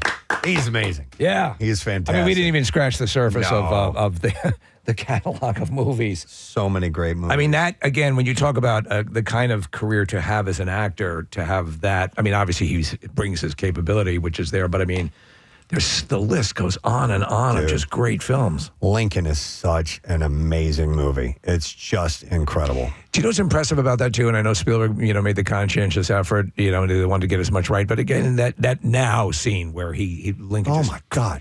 And it's the light is low. They didn't have modern lighting. And all of this stuff just feels correct. I mean, but David relaying the story that. It was almost like we're in a different time now. If you do anything that's chronologically going to throw him off, you're going to be in deep S. Yeah. Tommy, oh God. Boy. Not Boy. Jones. Tommy Lee Jones is just amazing in the movie. All right, enough of this. Okay. All right, enough of this. We're back to Tommy Boy. All right, good. Tommy Boy was incredible in Lincoln. Yeah. Just a little guy. He was actually he's very tall. Yes, he's talking about Millard Fillmore. And when we do this, in my brain, I like connecting them. Tommy Boy starred in part Dan Aykroyd, who was in Sneakers with David Strathairn. And David Strathairn was in Lincoln. You're right. There we go. And I'd like to bring it back to the very beginning of the interview when we were talking about spitting on someone's Johnson. God. Right before we went into David Strathairn. We should have a that set interview. list of topics that can precede A guest. a Zoom issue Yeah. Yes. that are appropriate. So Go to the list. So I had no idea he was a cuck. Oh, anyway, we have Meryl Streep on. We went from hot to David Strathairn. Wow. And then What? the crying like a bitch with Mike Schmidt. Oh my God. That was the Dude. best. Godsmack. I will never listen to Godsmack without thinking of Mike Schmidt. I look to my left. Mike Schmidt is sitting there wearing his headphones, and Godsmack is on the radio through his headphones going, "You cried like a bitch." I was driving home yesterday thinking about the Phillies, and I laughed out loud thinking about Harry and Mike Schmidt in the booth saying, "Well, I've been beating the hell out of my wife regularly." You're talking about golf. Yeah. And it's just so out of context. But to hear Harry's laugh to that is just you mean golf. golf. The best is when we interviewed Harry Callis the day he had his dog fixed. Yes. And then, Preston, you said, is it safe to say that his balls are out of here? He goes, Spike's balls are out of here. It was so cool.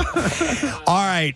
We do need to take a break, and we remind you that we have a secret text word. We'll be giving that away shortly. So we got 4-pack of tickets for the screening of Despicable Me. It is an advanced screening, by the way, and a full prize pack. This will be at the Regal King of Prussia July 1st. So text word secret to 39333. We'll take a break, and we'll come back with the Bizarre Files. Stay with us. Papa Westray. While the flight is scheduled for 90 seconds, typically it runs closer to 60 seconds. There you go. With the trade winds. So I guess it's either that or a ferry, or maybe they don't have a ferry on that particular side of the island.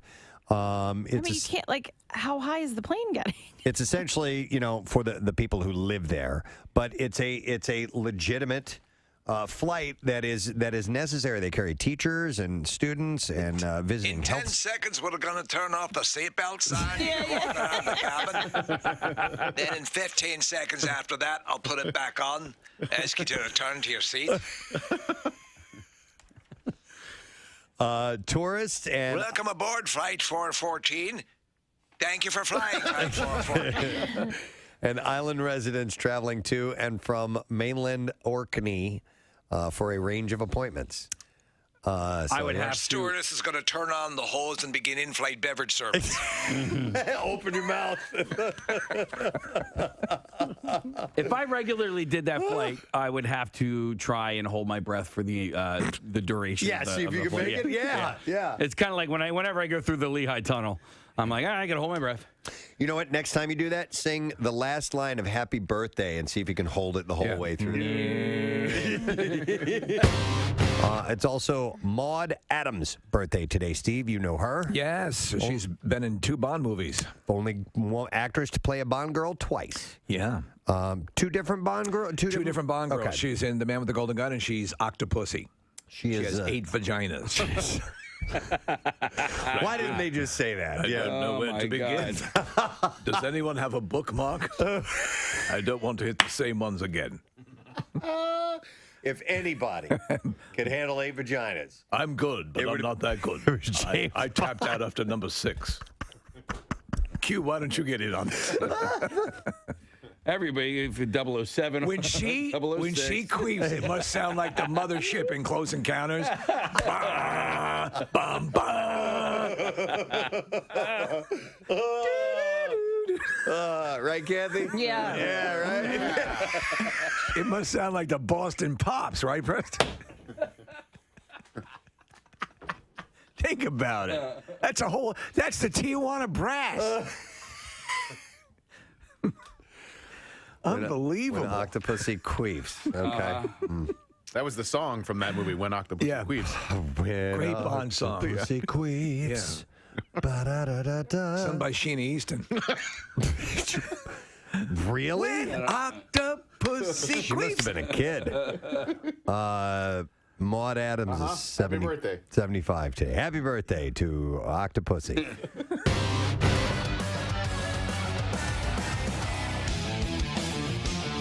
A little light listening this morning on the Preston and Steve Show. That's actually the new theme to 60 Minutes. With Disturbed, and I just hear, no longer be your whore. All righty then. Mike Schmidt, Hall of Famer, baseball player, and just a god in this town, was in our studio one time, and the song that we were playing was as we were getting ready to introduce him, was Godsmack, the song Crying Like a Bitch. And it's just like, crying like a bitch! Just screaming. And I look over at Mike Schmidt, who's just sitting there with his headphones on. Where the hell am I? And now we're playing Disturbed with the screaming, and I look over at Terry Crews is sitting right there with his headphones on, just pretending like he's having a good time. No, I really liked it. Longer be your whore. Yeah, now I was getting into it, man. Let's welcome Terry Crews. How you doing? I was into it. I'm ready to do another workout. Did you already get one in this morning? Got one Of course, Wow, man. of course. Yeah, I love it. Terry, we were laughing this morning because you posted a picture of you on your Twitter page, Preston and I, and someone had said that you resembled a chewed up Tootsie Roll. Yes. And That was so funny. you posted the picture, and it was just hilarious. Well, they said now that they put it down that they couldn't unsee it, and then what was weird is I couldn't unsee it either. I was like, that looks just like me, a chewed up Tootsie Roll. I'm trying to tell you. It looks like, if you haven't seen the picture yet, it looks like if you were in the Star Wars movie where they froze Han Solo. Carbonite. Carbonite. If you were to freeze Terry Crews in Carbonite. Oh my God. So we were thinking it's safe to say you are in the pantheon of favorite guests we've ever had on the show. Constantly referred to, and the career just keeps going along. Obviously, your AGT now is a big thing. Yes. I'll be honest, I was never that much into the AGT thing, but your zeal. Your excitement for it is so infectious. And now we've known people like John Dorenbos and other people who've gone through the system. And it is, you will see some wild stuff on that show. So through you curated it, and I'm like, okay, I'll jump back in and check it out. So I watch it. What draws you to that show? What do you? Because you are clearly exhilarated by it. This is the thing. First of all, when you look at what entertainment is. The 18 to 35-year-olds have gotten too much clout. I'll be honest with you. You're like, okay, man, there's a big world. Yeah. And, the 18 to 35, that's it. They determine what's hot, what's not. You're like, no, not at all. If you had a family, you understand that your kids, the ones under 18 are the ones that's determining everything. And then the ones over 35 are the ones that's paying for everything. So I said, I have to serve all of them. And that is what I was determined to do. I started hosting a few years back when I was hosting Who Wants to Be a Millionaire. This is the deal too, because it really, really satisfies me, because I do not, when I perform now on movies and TV, I have no audience. There's nothing. And I need the adrenaline that comes from when I was in the NFL. It's really replaced by AGT. The crowd noise, the energy, the fact that anything can happen when it's live, man. You get to go live. No, it's live. Look, I get the keys to NBC for 2 hours, and they're like, "Look, bring it back in one piece. Don't break it. Don't dent it. And watch out when you're backing up with it. You know what I mean? And basically, you got to bring it back in the same condition or better. And it's so you realize anything can go wrong, and I love it. So the other night, something went wrong with the guy with the crossbows and the levers, and so I found myself on the edge of the seat watching this mistake, these flaws, because not everybody that comes on AGT does it perfectly. No, they don't. So for people who aren't watching, what happened? Oh my God! Well, yeah, I mean, the guy thought he had set his trap, had set his arrows right, and the whole thing, and he realized he was nervous, and he's strapped in. Yes, he was nervous, and he didn't do it right, dude. Oh no! But this is what's so wild, man. You start to realize, and my thing is always talking to the acts and trying to talk them through so that they can be relaxed. Right. Because the deal is easier said than done, though, right? It is, because everyone makes you nervous. I had one guy. I'm gonna tell something right now. This is crazy. I was doing this movie Blended with Adam Sandler down in South Africa. You were great at it as the singer and calypso guy. It was awesome. But see, one person can mess up your whole world. Right. I remember I was about to do the scene, the whole thing, and we only had a few minutes to do the scene where we were losing light and the whole thing. And this director of photography, I don't want to mention his name, but he walked up to me and he said, "Don't F up." Now when you said, I'm going, huh? Now, that's the worst thing you can say to anyone. But thank God I knew to counteract that. And I said, don't take it. Don't take it. In fact, use it as fuel. Right. In fact, focus. Get inside. Come inside more. And I jammed and the whole thing. And I did we did the thing with the choir. And we were singing and doing the whole thing. And I looked at him. And he was like, that was pretty amazing. And I was literally like, F you. Believe me, I could not believe he would have the nerve to do that. So I realized what I wanted to do for all these acts is be the anti that. Come in there and tell him, you got this, man. You can do it. It's okay. But he just got so nervous. He didn't turn the safeties off. He didn't turn the safeties off. And you got real people, and he's standing there in front of it. And then you got Alicia. She's wondering whether should I press the button or not. She could have killed somebody. Yeah. Well, it's really nuts. The acts are like that. There are some, and there have been some injuries, but that's the real deal.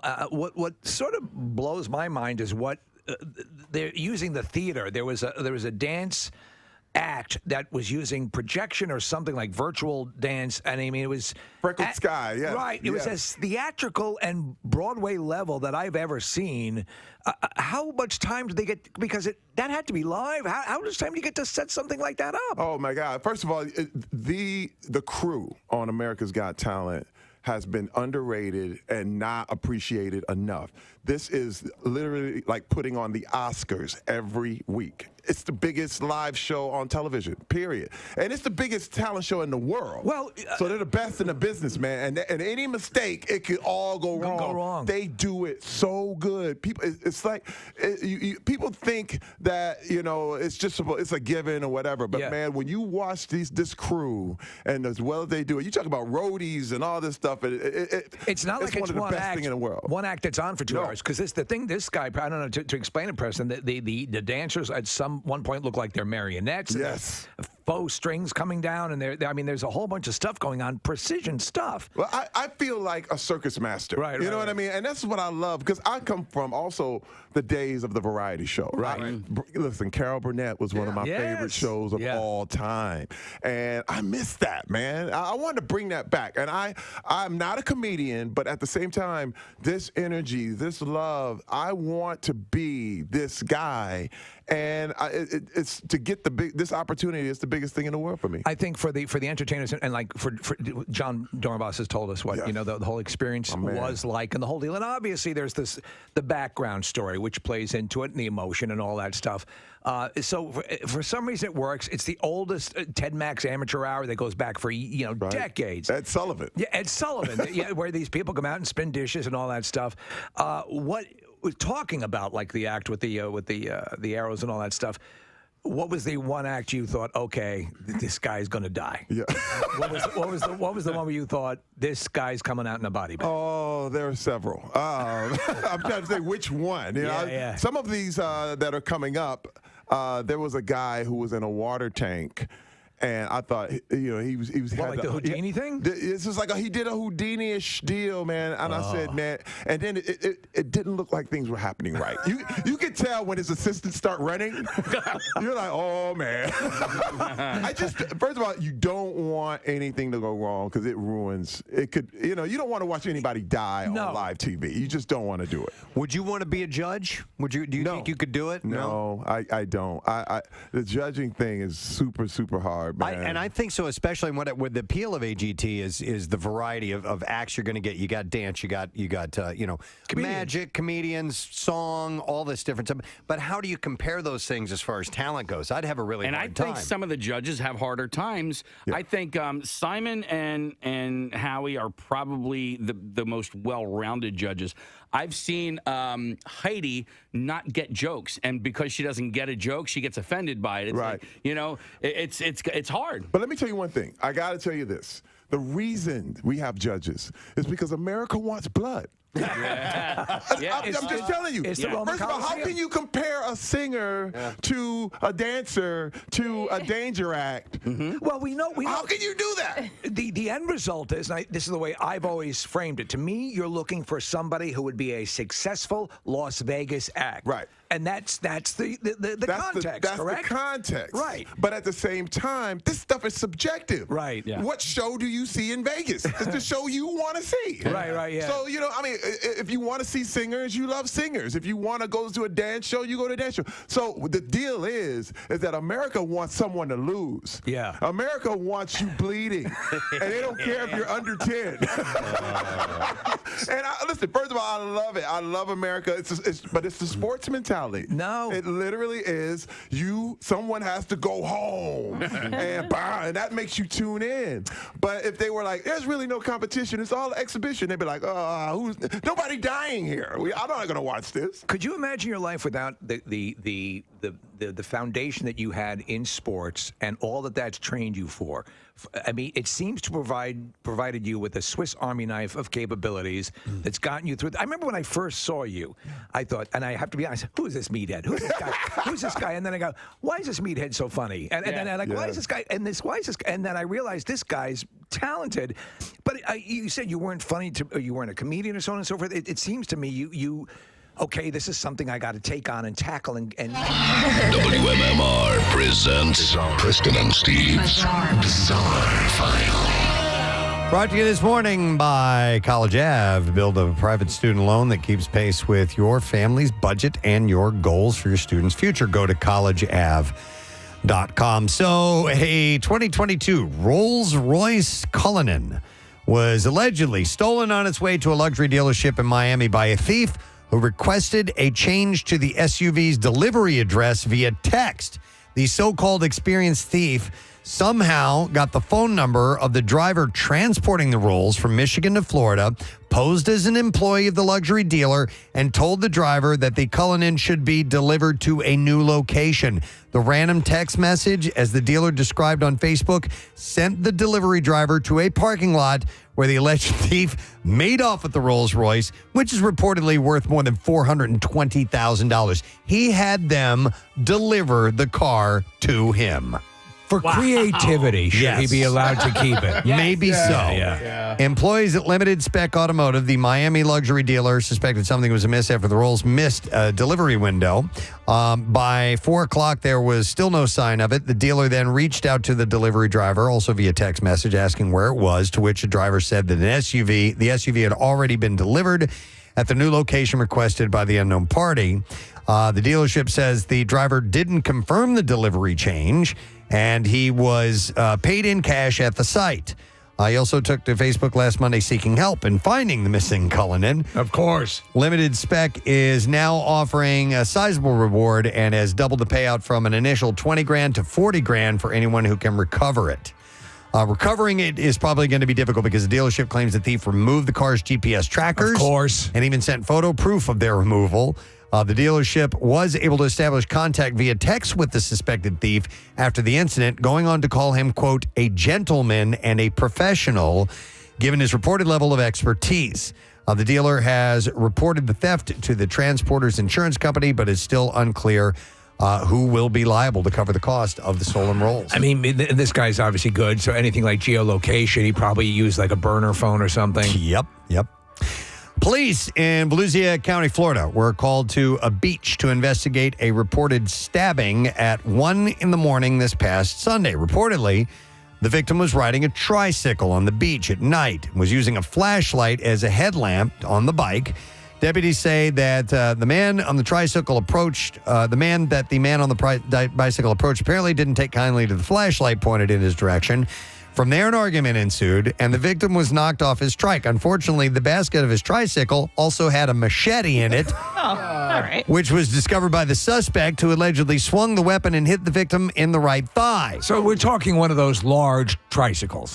Yes, probably. Okay. The victim was able to get the upper hand, though, and took the machete away from his attacker, cutting his hand in the process, and then rode away on his tricycle to get medical attention and help. It's the same old story. Police now believe they've got a person of interest in custody.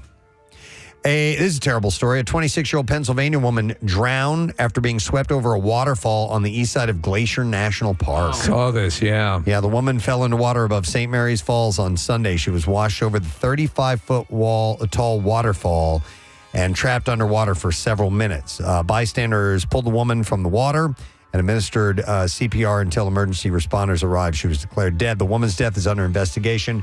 An autopsy is planned. Her name is being withheld until family members can be notified.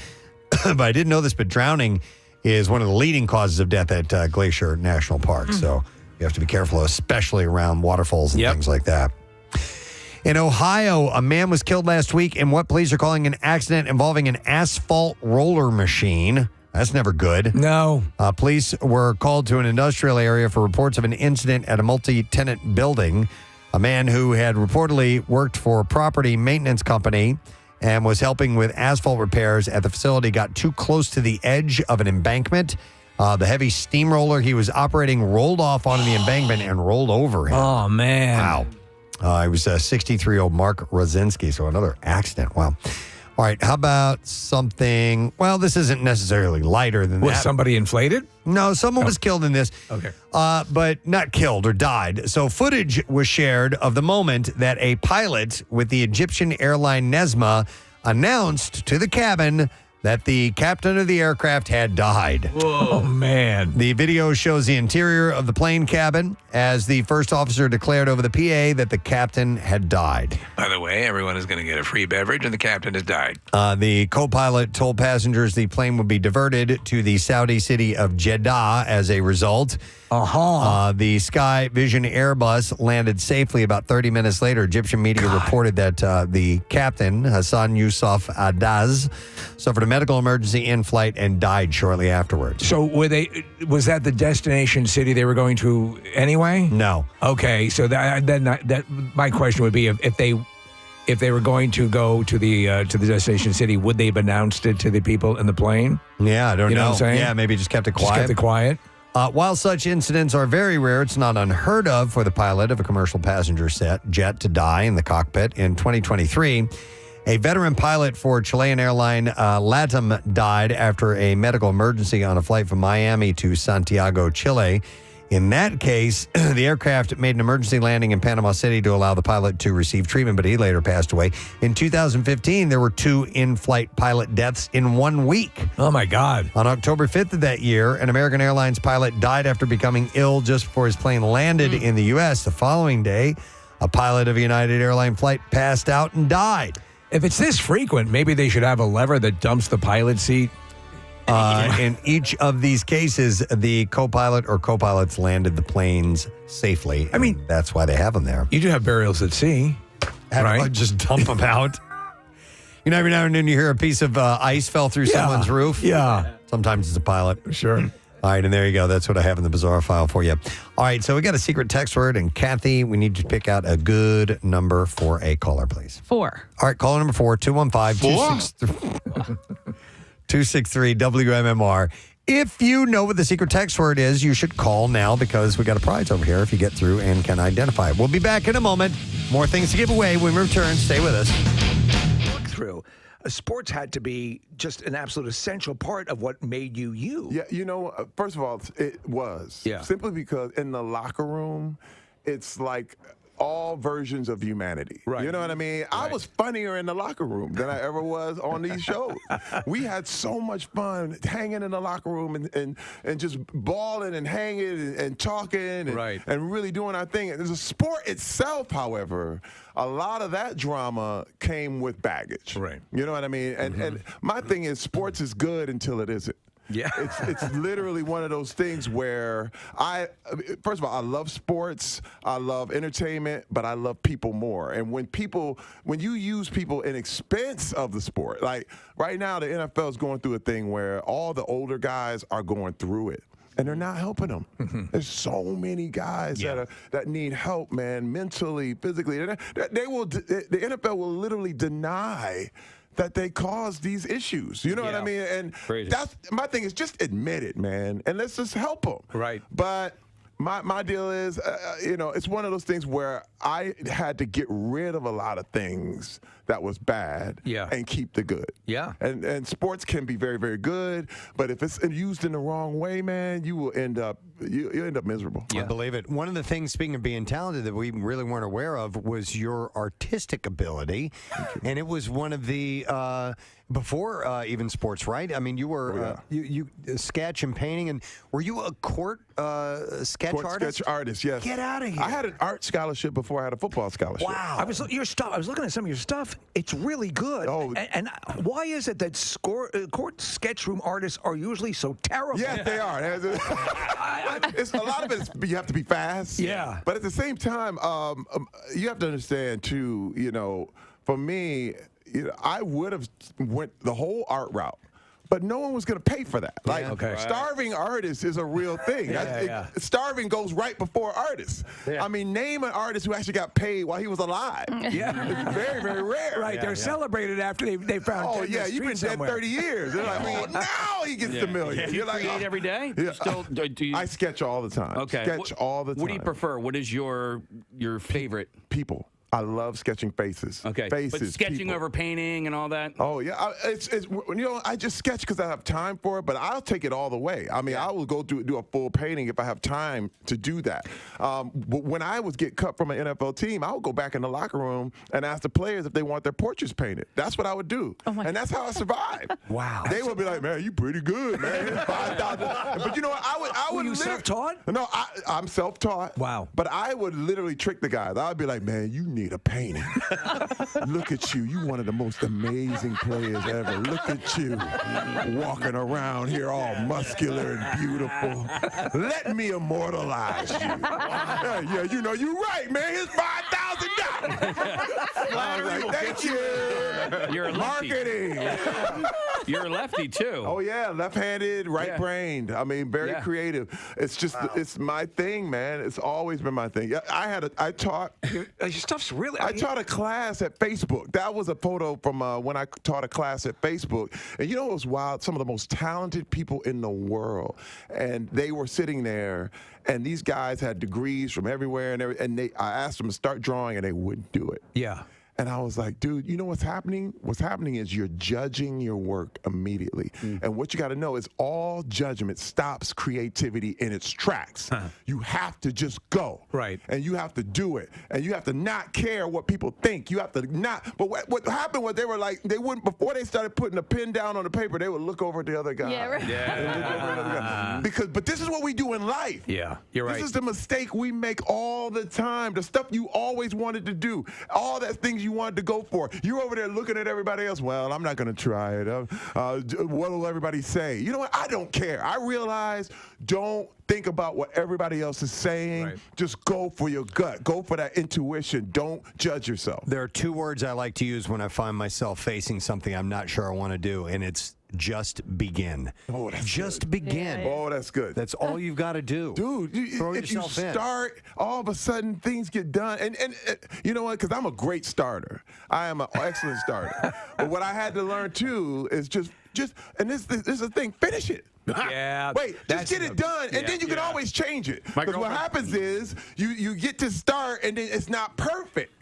So you don't want to finish it. But no, finish it, and then you can change it. Dude, these are things you almost have to hypnotize yourself. You literally have to get out of your own brain and get out of your own way. It's funny you say that because I like to sketch as well, and I'll sketch on the iPad, and the iPad allows you to undo. It's yes. Like, it almost sort of takes away that.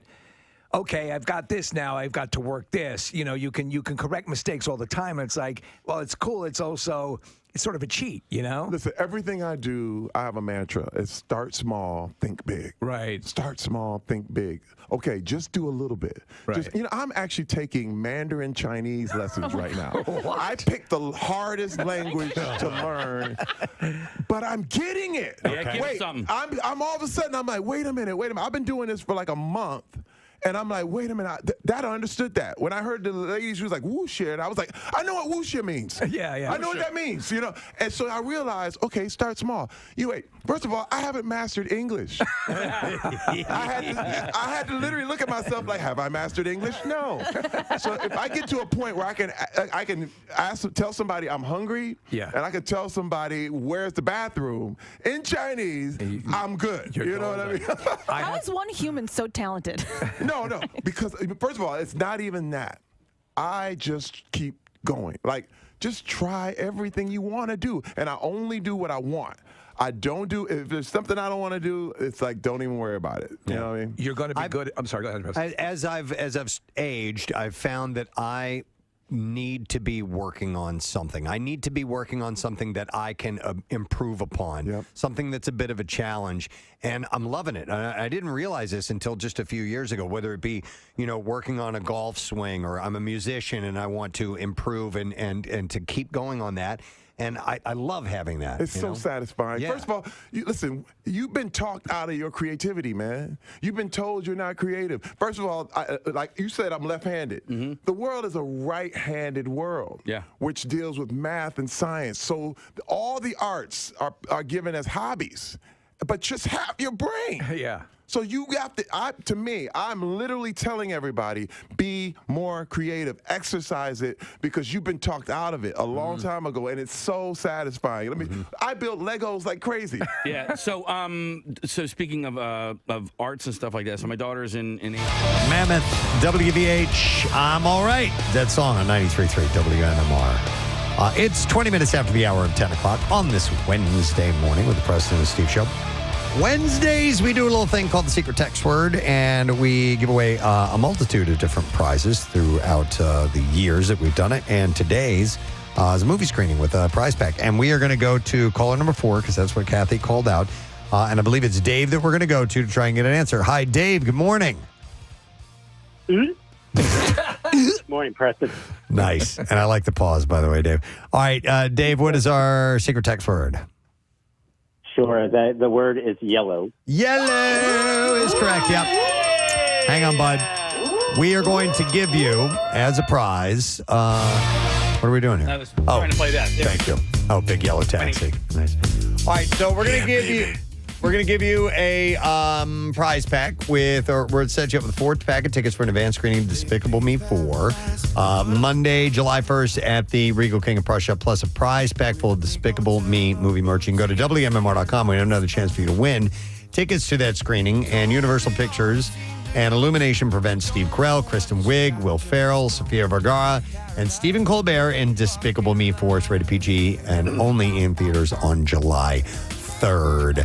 Lesson question time. We will give away a prize pack from A Quiet Place, day 1. And that does include a 4-pack of tickets of 4-pack of Fandango codes to watch it in theaters.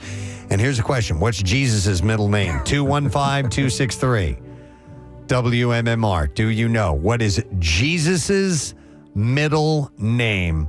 Was said at about 8:45 this morning. 215-263 WMMR. If you were listening, you heard it, you know. Call now. We'll do the trash while you're getting through. The trash business is a gold mine. 93.3 WMMR with Preston and Steve's Hollywood Trash. All right, here we go, Steve. What we got today? Well, Celine Dion openly wept while attending a symphony concert recently when acclaimed cellist Hauser played the Titanic theme in her honor. Celine reluctantly revealed later that she wasn't crying, but was choking on a Twizzler. Yeah. Oh, my God. Jennifer Lopez in Italy decided to have dinner at the restaurant she and estranged husband Ben Affleck reignited their romance in. Lopez admitted it wasn't the same without getting to watch Affleck complete his placemat connect-a-dots. And finally, Lily Allen admitting in a recent podcast that she often turns down husband David Harbour's more adventurous requests in the bedroom. Allen says no matter what precious metal you name it after, it still comes down to getting pissed on. That's your Hollywood Trash. All righty then. We will see if we can get an answer to this question. What is Jesus' middle name? 215-263 WMMR. We'll go to Austin, try to see if he knows this. Hi, Austin. Good morning. Good morning, Ed. Good morning to see you, Austin. All right. Jesus' middle name is? Hugo. You got it. As Hang in on. Jesus H. Christ. Austin, we are going to give you a prize pack from Quiet Place Day 1, including 4-pack of tickets for Fandango to watch it in theaters and some unique promotional items from the film. A Quiet Place Day 1 hits theaters this Friday, and that is, of course, June 28th. Music news. Now, Preston and Steve's Music News on 93.3 WMMR. Prepare to be Russified. Brought to you by Mini Melts of America. Breaking ice cream news. Get Mini Melts ice cream delivered right to your door on the Wawa app. You're just a few clicks away from enjoying your favorite Mini Melts flavor. Download the Wawa app today. So, we'll start with this. Boyd Tinsley, formerly of Dave Matthews Band, violinist, was arrested for DUI after allegedly crashing into another car on Monday. The 60-year-old, who is best known for having been a member of the Dave Matthews Band, was reportedly arrested around 9:30 p.m. on Monday in Rio, which is just northeast of his hometown, Charlottesville, Virginia. Officers have responded to reports of a two-vehicle accident, but handcuffed him within 20 minutes as they suspected he was driving under the influence at the time of the incident. Eyewitnesses claim that he was driving his Escalade when he allegedly collided with a Corvette. Bystanders told the outlet that the two drivers both pulled over to assess the damage. It was then that the other driver reportedly suspected Tinsley was under the influence and called police. Video footage showed the police with Tinsley on the side, on the scene, and the other driver as well. Arrest logs showed that he was booked around 9:30 p.m. and was released an hour later after posting bond. Nick, I haven't seen Dave Matthews in concert in a long time, but did they replace him at all? Is there a violinist? Okay. No, not with the violinist. There's a keyboardist named Buddy Strong, and Buddy adds that another sound to it. Buddy also sings. He's a really interesting addition and has changed the sound a little bit. Is he like synthing a violin? Or Not really, but he'll play some of the violin tunes like on a keyboard or an organ or whatever. He's an incredibly talented musician and a great singer, too. I went to see Dave Matthews Band at the Gorge last year, and they brought out one of the opening acts who did play violin. And I think that was the first time that they'd had anybody play violin for any of their songs since Boyd was fired a few years ago. Just side note, like, he's a mess. I feel bad for the guy. We used to be pretty friendly with Boyd. Yeah. And he's done apparently some pretty bad things over the last few years, and I understand why he's not in the band anymore.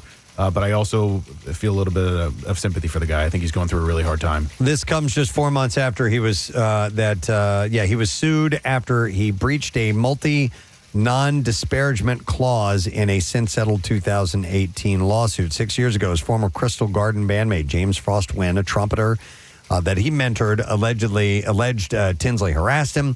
He sought $9 million in damages after claiming Tinsley allegedly behaved inappropriately and sexually harassed him. Frostwin explained in the lawsuit that he was a street musician when he met Boyd in 2017. He was 18 at the time. The lawsuit accused Tinsley of apparently pleasuring himself right next to Frostwin while he slept, with the trumpet player waking up to Tinsley's hand on his buttocks. Other allegations include inappropriate sexting, where Tinsley told Frostwin that he, quote, owed him for bringing him into the band and providing this life. Amid the allegations, the Dave Matthews Band announced that he was no longer with the group at that point. It was also reported at the time that he had already been taking a break from the band for around 3 months or so. So this continues to send him into a bad place. Ghost, their cinematic opus Right Here, Right Now, is defying expectations and expanding its theatrical run. The Swedish cult rockers' hybrid concert film and narrative spectacle has struck a chord with audiences, raking in an impressive $5 million from its initial 751-screen release. Blending live footage from their Kia Forum show with backstage storyline, the film has captivated both diehard disciples as well as curious newcomers. As the flick continues to gain momentum, distributor Trafalgar is doubling down, extending the film's run and potentially cementing Ghost's status as the new kings of rock cinema. I'd like to see them do a Scooby-Doo movie. Not aware of all that. They'd be perfect for that. Because they're a ghost. Yeah. And then finally, there we go. Finally, Ozzy Osbourne has teamed up with Liquid Death to spread a message, and that is, do not snort Liquid Death's electrolyte drink mix, Death Dust. After countless comments on Liquid Death's Instagram about snorting Death Dust, The healthy beverage brand decided to team up with Ozzy for a new video warning against questionable uses of Death Dust. The collaboration follows the release of Liquid Death's newest batch of Death Dust, which has dialed up the flavor intensity in a big way. Single flavor packs are also now available for the first time. And Ozzy says, I love how Liquid Death makes a healthy thing like hydration more fun. Sharon, the family, and I drink Liquid Death all the time. It's delicious. But seriously, don't snort or inject anything they make. It's much better for drinking. It isn't a drug. It's an electrolyte drink mix packed with essential vitamins and electrolytes that the body needs. And I guess some people are snorting. I watched a bit of one of the ghost hunting shows that Jack Osborne, right? So, and Ozzy's sitting on the couch, man, and he's just the way he's hunched over or whatever. He kind of looks like dead. Well, he looks like an old ant. He looks like somebody's aunt. It looks like he's dead.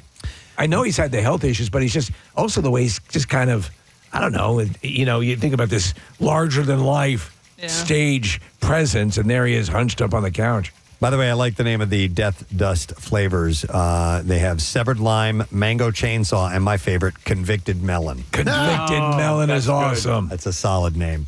All right, and there we go. That's what we have in music news for you. We'll take a final break, come back, letter of the day for the Word of the Week prize, Jackie Bam Bam, and then we wrap it up, my friends, so stay with us. Right now, so I can talk about her. What the arts has done for her has given her the confidence.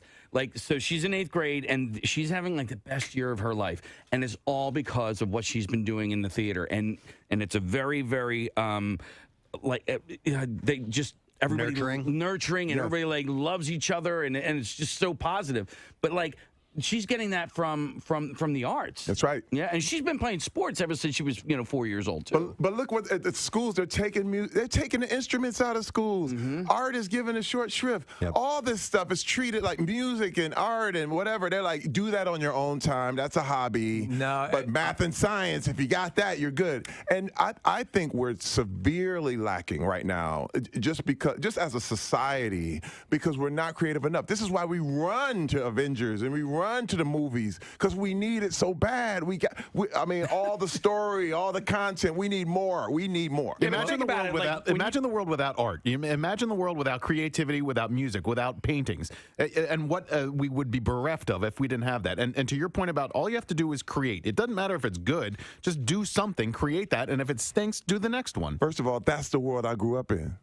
Factory life. Flint, Michigan. Everybody, they were like, "What you doing drawing? What's that? Hey, what kind of boy are you?" And you're like, "Hey, man, look, I like drawing. Okay, I like music. I play the flute. You know what they would call me? They were like, why you play the flute?" I was like, "I'm bigger than you. I can bench more than you. So what? So now what?" And they were like, "Yeah, you're right." Did you see the Equalizer, the second Equalizer movie? Yes. He's counseling a kid who's an artist. Yeah. And I'm like, that's it. That's right there. That's just, it's going to come out. This is what the whole graffiti thing is about, man. Yeah. It's like, put it on canvas and sell it. Yeah, I just think of math and science. But you go to somebody's home now, they don't have microscopes hanging on the wall. You know what I mean? No. They got I play the guitar for, so, math and science, I don't necessarily, if that's not what you're going to do, you're not going to take that wherever you go, unless, my brother's a chemist. He's a scientist. My sister's a math teacher. And that's fine. You know what I mean? I'm not knocking it. But, right. Yeah. But I'm saying make it more equal. Yeah. Exactly. Yeah. And we would be remiss if we didn't throw some love to Brooklyn Nine-Nine. Oh, love it. Casey and I are huge fans of the show. NBC gave you the new home, which is very cool, which is wonderful. The show was on the brink of going away and came back, and it is I think one of the sharpest ensembles on television. You're a revelation on the show, as is Andre Brower, who just unbelievable. So everything, you're up and running. Yes. Season 7 starts February 6th. We already have been picked up for season 8. Nice. That's the vote of confidence, man. Why do you think it works 8 so well? seasons. It's crazy. Why do you think it works so well? Because, we love each other, man. Yeah. And this is the greatest thing ever. One thing I'm going to preach right now. Yeah. Competition is the opposite of creativity. The opposite. We do not compete with each other as a cast. Right. When you see a show fall, Yeah. it's usually because the actors or somebody within there is competing with each other, and it causes the thing to blow up out of nowhere.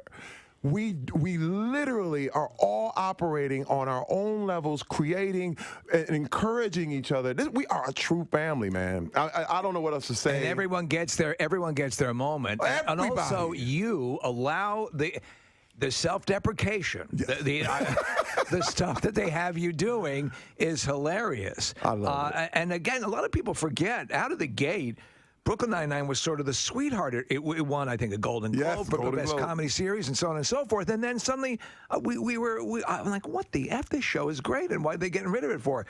Now, this far into it has got to be the ultimate, acknowledgement. And also that when you have a fan base, you talk about the connection to the fan base, that actually was vocally going after making sure the show came back. Well, I got something to say. When you're talking about Nielsen ratings, that's that 18 to 35 and the whole thing. But just as the deal, and you want to talk about math and science, if you really want to get a good gauge on what people are watching, you need a bigger pie.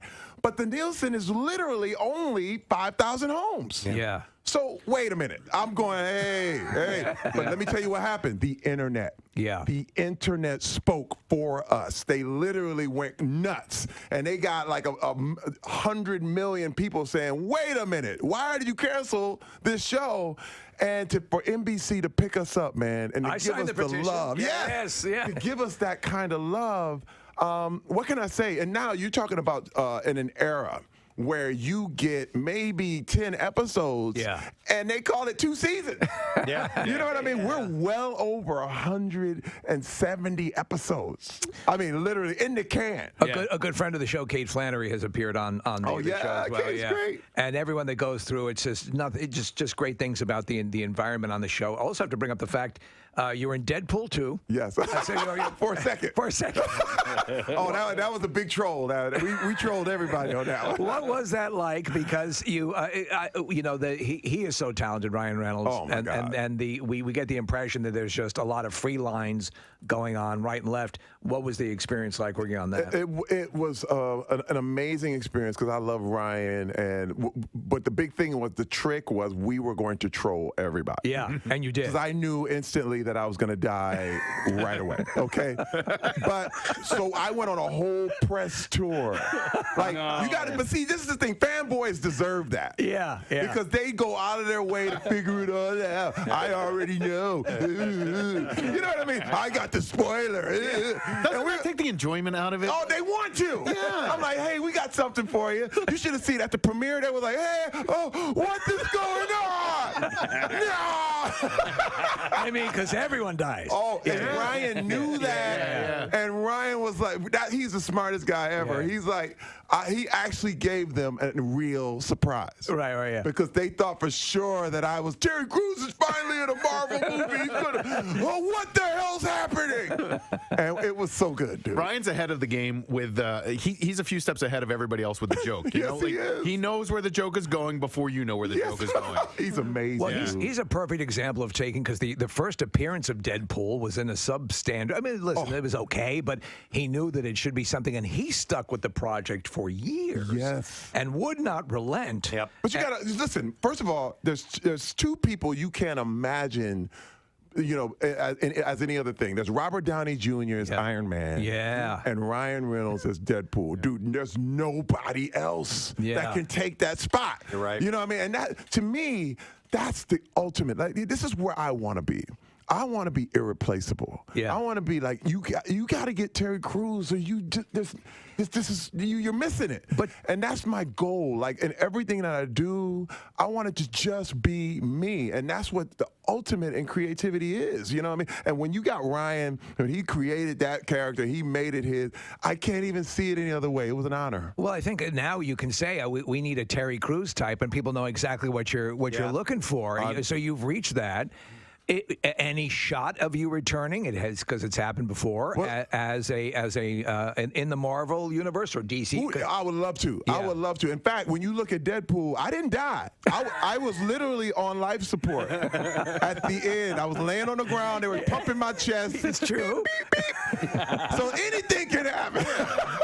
I'd love to But see that. I'm open to all of it because I can. Yeah. My deal is to always keep people surprised. I like to pop out of your cereal box. You know what I mean? Like, what is he doing? What is this? I literally, because this is the thing. Everyone had me at this kind of career. Yeah. And my deal is, you know, you can do anything. I want to show people I exist to show you what's possible. And that's for real. Well, but the truth of the matter is whenever we see you, and this is the ultimate compliment, we know it's going to be a good time. You're in so many things that we enjoy. That, you know, in our microcosm here, when people say, like, when they listen to the show and it gets into a tough time or something, that's the ultimate compliment. You're that exponentially with so much that you do in those projects. That's got to be, you know, that's got to be so fulfilling. But this is why, again, growing up in Flint, Michigan, and the whole log line was, you're going to hate your life. So, you know, you got to get ready to make the sacrifice right now. You know, and I was like, no. I am only going to do what I love. Yeah. If I make a little bit of money, fine. But I'm only going to do what I love. But you know what happens? Everything I'm doing now, I would do for free. I'll be honest with you. I'll do AGT for free. I would do Brooklyn Nine-Nine for free. But what happens is when you love it that much, they pay you a lot of money. That is the advice I tell our interns. Or my father, both Preston and I fathers gave us the same advice. If you do what you love, you'll never work a day in your life. Right. And you will naturally excel at it because you will invest the time in it. And with that will come the reward. Dude, I feel like I am playing all the time. I've just said play. And when I get there, it's like, my God, who gets this? Who gets this? You know what I mean? Well, you deserve it, man. You really do. Thank you, guys. Absolutely. America's Got Talent, Mondays, 8 o'clock. 93.3 WMMR. Running down the street. Beautiful song. Great tune to end on. 10:40 on this Wednesday morning, and the Preston and Steve show coming to a close.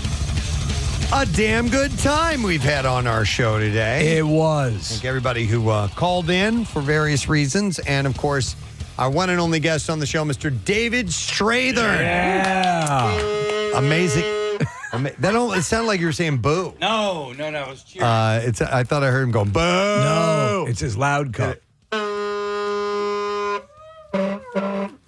I was trying to go like a higher pitch woo instead of boo. You were trying to do like a kazoo. Like a woo.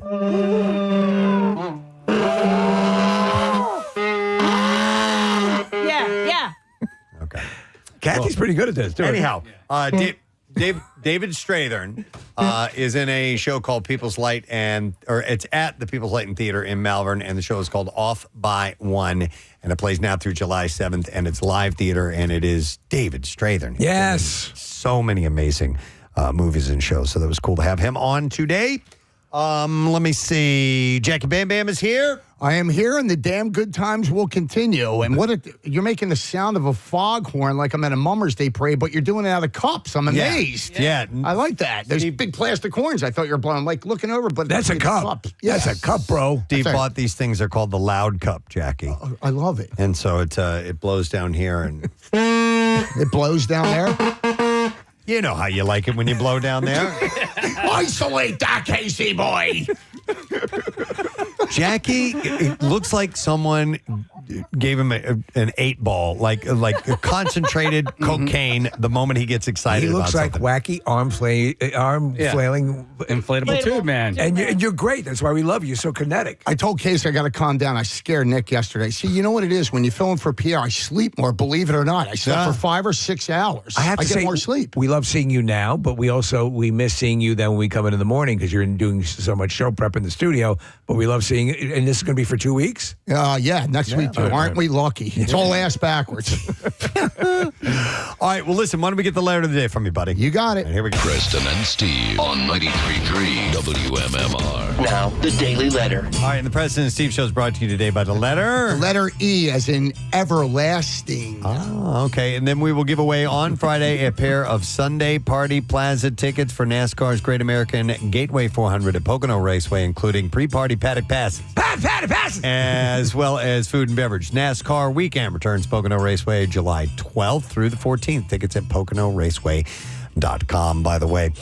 What's up on the show today, Jack? Let's check the workforce blocks. A couple birthdays. Mick Jones from The Only Band That Matters, The Clash. John Notto from Dirty Honey. Their guitarist is celebrating a birthday. I called him. Maybe he'll call in. He's out in Los Angeles. They're waiting to go out on tour. And it's Bad Company. Self-titled's debut came out 50 years ago today. We'll track through 50 that. years. Yeah, what a Jeez. great one, right? Yeah. That iconic album. And Frampton's coming alive in my prize coffin. Love it. All right, let me thank our sponsors. Preston Steve Show brought to you today by Duncan. Preston Steve Show runs on Duncan. Also brought to you by Acme Markets, fresh foods, local flavors. And by Polar Seltzer. No sugar, calories, or funny business. Just refreshingly natural Polar Seltzer. Tomorrow on the program, this is great. So we had Joanne Rupp, who was a last second, didn't know what was going to happen interview. She was from that 70s show. Well, the guy who played her husband, Kurtwood Smith, is going to be getting in touch with us tomorrow. And he's the jerk dad in Dead Poet Society. He's the bad guy in RoboCop. He's been in loads of movies and shows throughout the years. He's wonderful. And we will have on the show Johnny Brennan, who is one of the Jerky Boys, joining us tomorrow. That's cool. So that should be interesting. There was a time, man. If you don't know the Jerky Boys, go back and look up what that was about. It was a little phenomenon that happened for a little while. So that's it. We're done. Rage on. Have yourself a great day. We'll see you tomorrow, friend. Bye-bye.